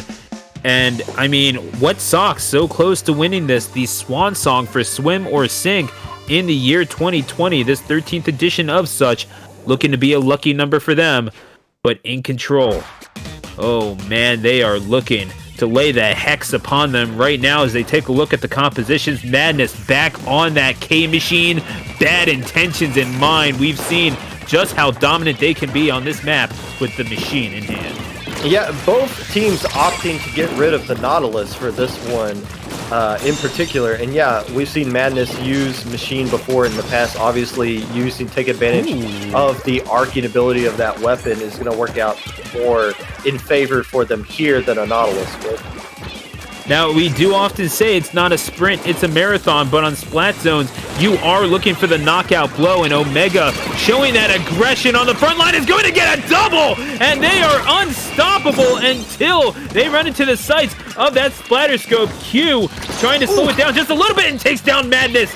This absolute knockdown, drag-out war here on Humpback Pump Track as they're going to take back the zone, take care of the penalty, so I thought, but eventually able to take them down. Q realizes the threat coming in from the left, and it's going to be a battle of the backliners here as methodically paced as you would expect, trying to provide themselves a little bit more coverage with the splat wall, but the geography of Humpback Pump Track simply not allowing it as they are looking to recap our Wet Sox, or InControl, pardon me. I am just all over the place It is as fast-paced as you would expect, Popgun, and InControl are not looking to slow down by even a millisecond. I just like watching Shinex Junior go brrr, painting the zone like that. But I mean, it's obviously effective. It gives control to InControl in mid. Hammer coming out here, which will switch control right back. You know, we've seen Q was on the team that won SOS last time you and I commentated together, and I remember Q in these Splat Zone games was doing just enough to keep their team in it until everybody else could start to pop off. We see the K-Shot hasn't really done a whole heck of a lot yet, which is fine because Q is kind of holding down the fort, and though he knows that the rest of those kills are going to start coming later on in this set, even though InControl has now flipped the zone back into their favor after losing it very quickly, but not a lot of penalty points standing in their way of taking the lead immediately right back. Shinex right now trying to retake this zone and playing so well on that front line. Q trying to put a stop to them as soon as they jump. Man, you commit yourself to a jump arc against the Charger, you are simply asking for trouble. Leafy trying to reestablish themselves in the zone. A good, not tenuous lead, but still, nevertheless, 54 points is 54 points, and that's more than enough to take down 42 as it stands at the moment. For InControl, as they're going to try to cut into this penalty. Ben on that back line, more than content to just kind of chill up there on that bunker, but they're able to go down into the trenches if they need to, and that is such a luxury for InControl to have as they count down this timer, looking for the knockout blow and the bracket reset to go along with it. Shadowwind with this last-ditch effort on the Hammer. They're going to have to get, well, at least one kill on this thing, but they're going to run straight into the Charger. And 4-2 on the map. InControl looking to recap this here, and they might just do it, but just as I say that, yeah, wet socks. They're not quite done yet, Popgun. Yes, Windstar going down there was pretty huge for Wet Sox as they're able now to kind of establish control of mid, build up some specials that they're going to need to use to hold on to this. If Madness can find a way to land the splashdown in zone, that alone will be enough to stall it. And is currently stalled. Can they land it? No! The splashdown gets canceled, and that is actually huge. That could be the game, but what a bomb! Two players go down, but it's not enough to stall the zone. The suction bomb rush from Squid, who gets immediately taken down by Q. Wow, these two teams are putting on quite a performance here in the last 40 seconds. This might be the most hectic 30 seconds of the year. Hang on to your hats, folks. Q establishing themselves as a threat in and out of the zone. They are going to take aim and take the glory for themselves. They're cutting into their penalty as it expires. Shadowwind with the Tentabrella making a nuisance of themselves as they are pushing their opposition into the zone. Is this a trap that they're trying to lure themselves into? However, they're able to get back the zone. Are InControl looking for the reset, counting it down. Are they able to recap? They are not. It's a whole new ball game as InControl resets the bracket. A sea of blue surrounding the zone does nothing about the green inside of it. What an effort by both sides, but 3-2 is the score. InControl getting a measure of revenge. They lost 3-2 to this very team earlier on in winner's side, and now they get to play for so much more. Man, you see how much blue was on that map? The only area that wasn't blue was the zone. Wet Sox had complete control of that map, and they just couldn't hold on to it. The key difference right there, we saw Madness go in twice to try to land a splashdown, which is very effective on that map at stalling the zone, and get canceled twice in two critical moments. But getting canceled basically allowed Madness to rebuild splashdown yet again, and they finally landed it right there, and landing just 3 splashdowns in that whole 5-minute game, but that last one right there was enough. It was the key difference in allowing them to establish control of the zone. So third time's the charm. We don't see a lot of splashdowns get landed at this level of competitive Splatoon, but when they do, they're so damaging. I mean, it's so effective, but it's only effective when you don't see it coming. And Wet Sox, they're a great team. InControl, not too bad themselves. If this past set was any indication, they know when it's coming. And you have to think, when you have someone with a splashdown trying to stall out a zone, all you got to do is aim high and wait for them to kind of show up in your sights. That wound up being what happened. And as we go to this set number 2, starting off with Clam Blitz on Snapper Canal, I mean, that you have to think there's many ways in. Shadow Wind, they have to step their game up if they are going to man this Tentabrella and carry their team onto victory. They are going to, the support that they provide is going to be so crucial, cannot be understated. No shock that they're going to the Tentabrella. Omega has made the Kensa Octobrush work before, as we're taking a look at the compositions. And yeah, you can see this is going to take more than just like a heap of firepower to get this done. You have to be methodical, you have to be efficient, most importantly, Pop Gun, you have to be effective.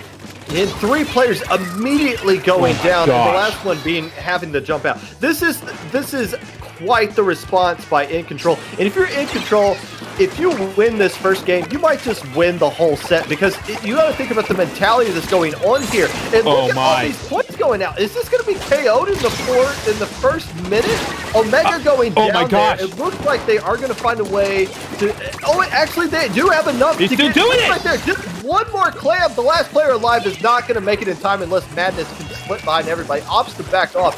But what an opening minute! It looks like the loss that they took in that last game has translated over into this first minute. It might be too much for them to overcome, even though they got 4 minutes left.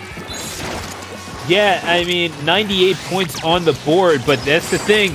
It still ain't 0. We have seen teams go from 0 to 98 to 98 to 99, and then immediately after that, KO. It is not as far-fetched. It's not as far-fetched as you might think, as Leafy trying to establish themselves on this Nautilus, get some points on the board. It's going to be that slow, methodical push, but Shadow Wind overextending past the barrier yet again. This has been a rough night for Shadow Wind, if I'm being completely honest. But Omega is, when you're talking about the level of competition that InControl are willing to provide, they will have nothing less than perfection from you. And InControl landing the first blow, and it's a heavy one, square on the jaw of Wet Sox. They're going to go up 1-0, and with a knockout on Snapper Canal Clam Blitz. We're seeing a carryover of the Game 5 in the previous set. Wet Sox was so close to ending this entire tournament. Instead, they got to play 5 more games. They came out flat in the first 10 seconds and immediately got punished by InControl, who capitalized off of that. In winning this first game, it meant more for InControl. It meant more for Wet Sox to win that first game than InControl. InControl could have lost that first game, but in their mind they'd be like, okay, we know we can still take the set off these guys. For Wet Sox not winning this first game, and you're like, oh, now we got even bigger of a hole. This is their first time in the set actually being down, so it's going to take a lot of mental fortitude, I believe is the correct word, to come back here. But if they can just slow their row a little bit and just take a deep breath and find a way to win this tower control game, I think they'll be just fine. But they're clearly momentum 100% in the side of InControl right now. I mean, mental fortitude, perhaps intestinal fortitude, whatever makes it easier for you to digest. But we're waiting on Swen for their pick on Tower Control Inkblot Art Academy. That will be intriguing, and seems like the players are ready to go. The box is locked, the lights are on. It's Squid Game fighting time. For game number 2, Swim or Sink. Again, this is going to be our last Swim or Sink set of 2020. Time to savor every moment, and you better believe for these two teams, especially right now, if you're Wet Sox down 1-0, you have to seize every opportunity presented to you, as we're going to take a look at the compositions. Grape right back onto that K shot. Swim speed up, and interestingly enough, stealth jump. You never know when that's going to come in handy. And Omega right back onto what we know them for, that carbon roller, and making their presence known, taking down the Nautilus early, getting themselves a double before again, it's Q teaching them a lesson about manners. About, you don't go to where you're not invited. It's literally a mirror comp with the only difference being K-Shot and Carbon Deco. But yeah, once again, 2 players going down by Madness. This is an opportunity for InControl to get a push going here. That is a decent trade, but a wipe nonetheless. It's Shadow Wind once again coming off of the tent, and Junior's been working out really well for them. But I feel like that might just be a response that InControl feels like they're handling the tent better than a lot of other teams would be at this point, and that's kind of forcing Wet Sox into this uncomfortable situation. Even though 2 players make that 3 go down, so push stalls literally just frames away from passing that second checkpoint. That's huge, and that might be the defensive push or stop that Wet Sox need, because they desperately need some momentum to go their way. Yeah, 54 points on the board already for InControl, and yeah, that how many maps are we going to say the second checkpoint is so crucial? But that's kind of the truth, isn't it, Popgun? That seems to be the common denominator for a lot of these ones. Yes, and I mean, just holding on again with just frames away, that means they have to go through all of that checkpoint once again when they get there. But passing this first checkpoint is huge for Wet Sox. If you're Wet Sox, you want to win this game, but the best way for them to mentally win this game isn't to come out and just curb stomp, but to just slowly work over the course of a 5-minute game and pull out a win. Basically, to show that they could win a game throughout the entire 5 minutes, and they don't just need a good 1 minute to win. I mean, with after the support that was trying to be provided with Q, they're not going to be able to push forward. Indeed, Tower is going to reset back to mid. Shinex right now trying to build up as much as they can for an armor, and indeed maintain this push as they are going to be called into action on the front line, trying to maintain mid as Madness looks to establish dominance in the air. Not able to get a kill, but is able to force one off of the map. 3-2, excuse me, a 2-2 is...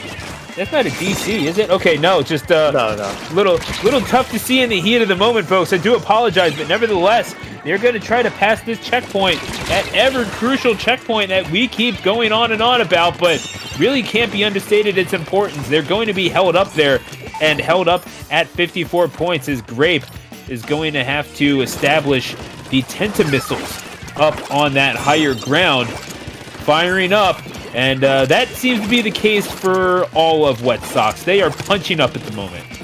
You saw them popping Tentamissiles there, and they saw all the players on the right side, but they didn't push over to the left. That's because InControl moves so quickly. But here we go. Here's the opportunity, and this Inkjet is going to die when it lands, but it takes the junior player down with them, and that stalls. Okay, so that Inkjet dying, that is a delayed wipe, but it stalled the push. They couldn't get anything going, and now you see that they're just now opting to hop onto the tower. So a very nice Inkjet play there that just made Wet Sox feel uncomfortable enough to get anything going, and Leafy needing to pop off an Inkjet of their own. But now that they're riding Inkjet, they're not riding Tower. So once again, InControl doing enough to slow down this push, even though they're not really getting many kills up to this point. Grape just being attacked by chickens mid-match. That is awful. I mean, just flashbacks the Link of the past. It's never a good time. Do not attack the chickens. Omega is going to go down. Grape going to fire off yet another set of Tentamissiles, providing support, and of course the shot calling capabilities that provides for you. It's going to be so crucial how you divvy up the responsibilities to your team, especially in these last 30 seconds where there's just a sea of blue and areas of opportunity to go forward. If you are InControl, you get to bury this tower deep into your opponent's territory, but Shinex is going to have to be careful about how they get towards this tower. They can seal it off right now, but they know there's just sharking around it, and there's a lot of yellow attention onto the objective, and 3-1, that's a delayed wipe. and all of a sudden they're going to have to prioritize this Nautilus as they ride this tower forward. And if they can clear this second checkpoint, all of a sudden Wet Sox is right back into this thing. They're going to have to clear the tower just a little bit, but they are well on their way, and they clear the second checkpoint. Wet Sox showing life here in game number 2. We have ourselves a set, and what a barn burner to take us out of the year 2020, Popgun.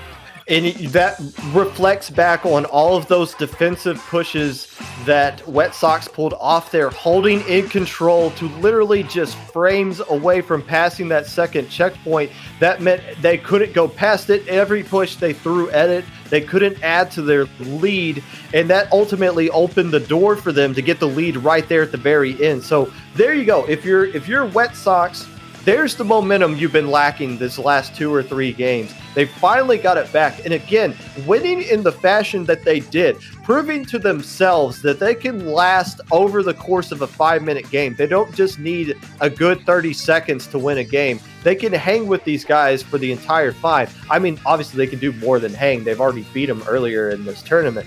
But momentum is so key in these grand finals. And winning the way that they did is going to be a huge sigh of relief for them, or maybe just more of a stressful win for them. I mean, look, this does not come without its mental taxation, believe me. But as we go to Rainmaker on Blackbelly Skate Park, you gotta believe that is exactly what they needed. I mean, how crucial, again, was holding on to that second checkpoint. You better believe that Wet Sox learned how to drive stick because they just came up clutch. And now, as we go to this game number 3, I mean, all the momentum on the side of Wet Sox, but it's about establishing that going forward. And if you can knock this out, all of a sudden the world is your oyster. As we take a look at the compositions, Q, not surprisingly, going to that Siege at Swen, matching them as well as to go along with Tenacity. So, yeah, there's going to be Stingrays abound. I believe the last time we saw this mode, there were, 14 of these things deployed? Yes, on Clan Blitz Piranha Pit, as we see Omega's coming out here with Omega popping the hammer. But yeah, Stingrays, obviously for Rainmaker, works out really well as a defensive special, especially on a map like this. But we do see Shadow Wind going back to the vanilla Tenebrella. That worked out really well for them last time they did it on Anchovy Games. But here we go, already a opening push coming out from InControl, who hasn't been playing really well in these Rainmaker games as of late. So this is a good situation for Wet Sox, at least seeing Rainmaker show up just now in decisive game 3 as they do cancel the push and get control of mid. And I say that before Madness says Merry Christmas from the right side of the map, getting a triple and pushing the CJ back. Oh, that is a white. There you go. By Madness. Madness living up to their name, Absolute Insanity and Leafy, as they are just struggling to get back on defense, a measure of revenge, but they're still going to continue to push. Gets the revenge on their fellow Nautilus player, Omega, trying to combat in the middle of the map, but that is going to be it for that push. It looks like it's Shinex trying to get cute with it and keep the Rainmaker on their side, but instead, it's just going to be reset. Q trying to take down as many as they possibly can with the Rainmaker. Whether or not they'll be successful, well, that's another story, as they're able to push it up. The Tentabrella is not going to help you against the Stingray. It seldom does, but can't be lulled into that false sense of security. And again, that's going to help that sea of purple ink get ground itself around the objective Shinex. More than content. Just camp out around it. Madness taking to the skies yet again. This is scary, and they're going to be looking for that Stingray. What a check on that Stingray. Such a luxury to have, especially when you are so good on that Inkjet. What a crucial play going forward. And it seems like they're not done. Q is able to get a kill on Swen and Madness as well. But, oh man, InControl are just... they had to pick up the gauntlet, and pick it up they did, Popgun. man, Madness is way too comfortable right now. Talk about a player that is currently in the zone, getting so many key picks. Obviously, the quad they got opened up the door for them to get the huge lead they have here. Getting this, getting another kill on the rival Nautilus Leafy, and now flanking around, creating a pincer situation. Wait, there's a DC on the side of InControl, but it's past the score. I think this one's going to count. I think you're right. It's 2 past the score, and I don't know what the time, but I don't think the time really matters just because they were already past 50 on the clock, and they're still fighting it out here.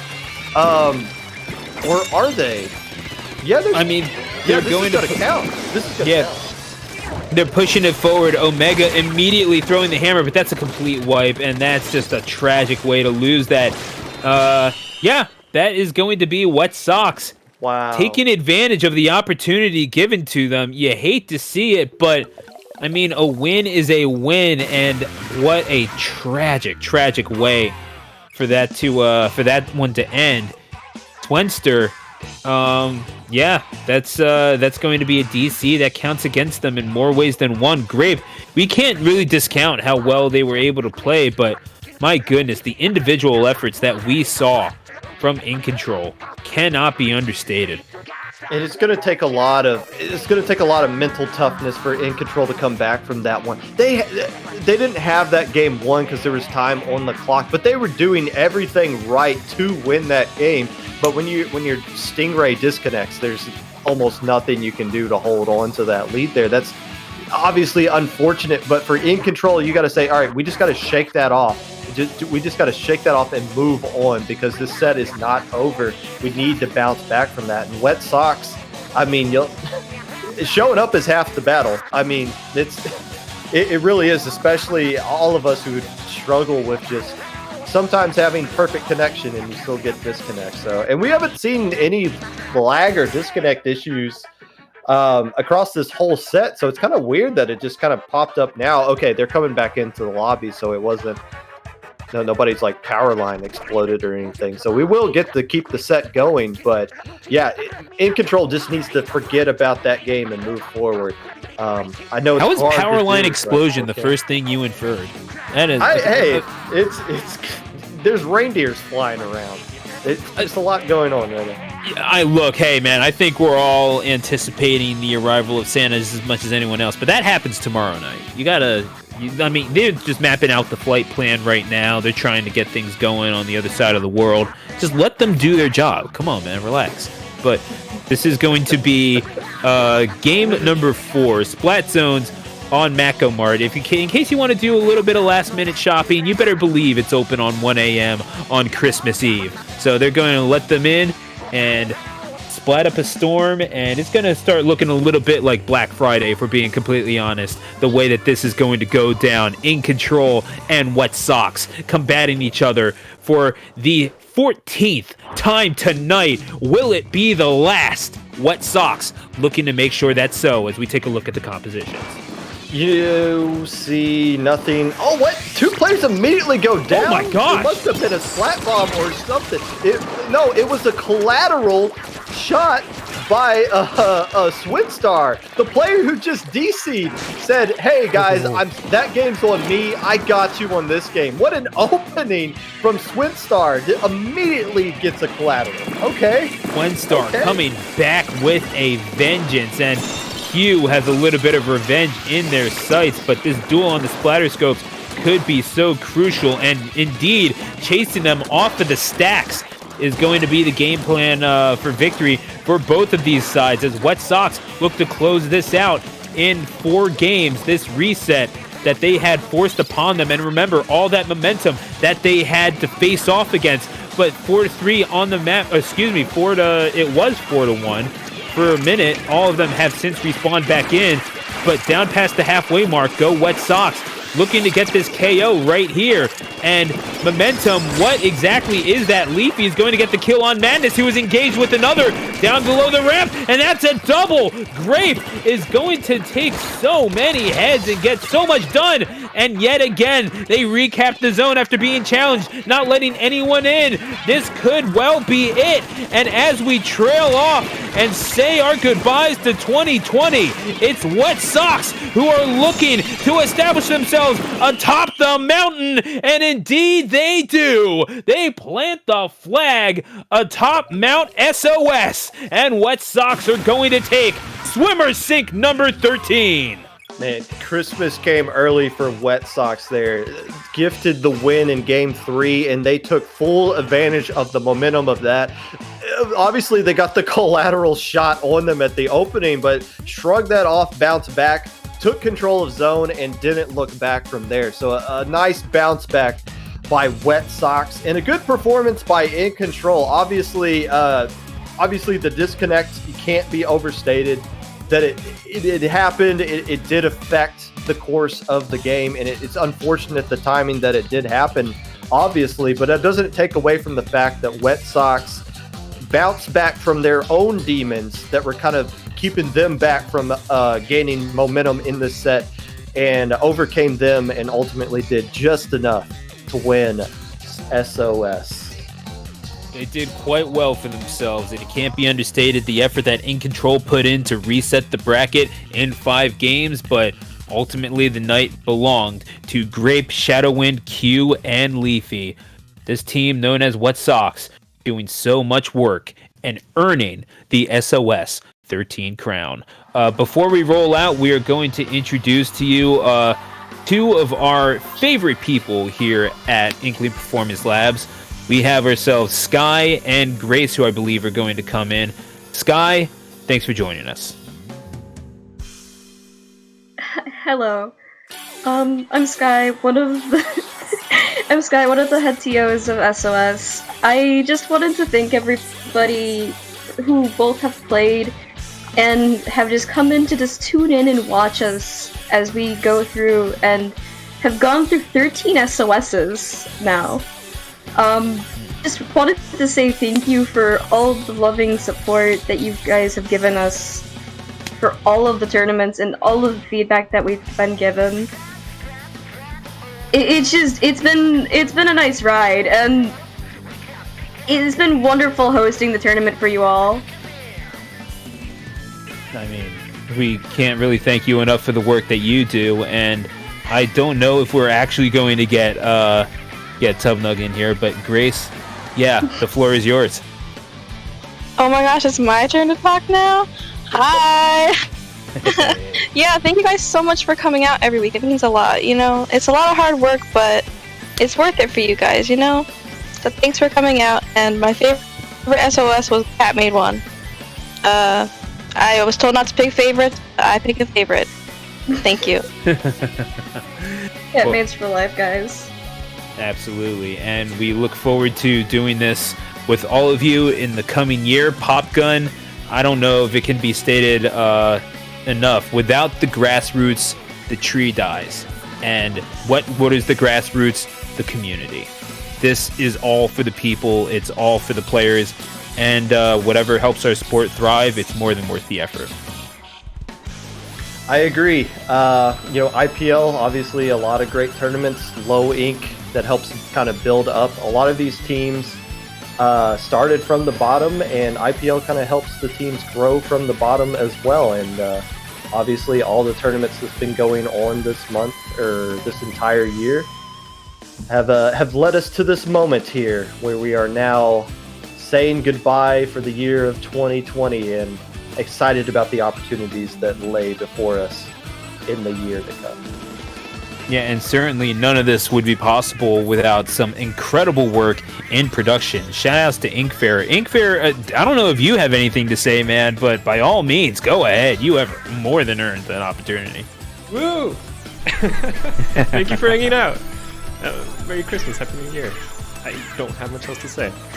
How about just CD player? Oh my god. Hey, are we starting with this? Hey, Stu, where can people find you on Twitter?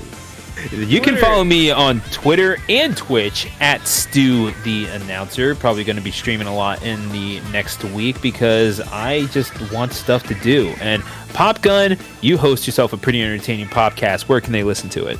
Hey, we're doing a State of the Lower Level Community Union thing this upcoming Monday at Popgun25 on Twitch at 12 p.m. Eastern Time. If you're a big fan of lower level community stuff, come by, check it out. We always have a good time, and I like to yell at people who come after the lower level community for things you shouldn't be coming after us for. Leave them alone, please. And but yeah, that's then we'll close out the year on the right note with that, and I believe that's all I have to say. So yeah, with all of that being said, we can't thank you enough. We hope that you join us going forward in the year 2021, where the Splatoon community and certainly the teams involved ascend to even greater heights. So many challenges for us ahead. Let's face them head on. Once again, the final score, it was 3-1 in favor of Wet Sox in the reset. What a fine effort from both teams, and what a great set to close out this year. That's going to do it for us. From all of us here at Inkling Performance Labs, I'm Major Stu, the Announcer. Happy Squidmas to all, and to all, a good fight. Happy splatting.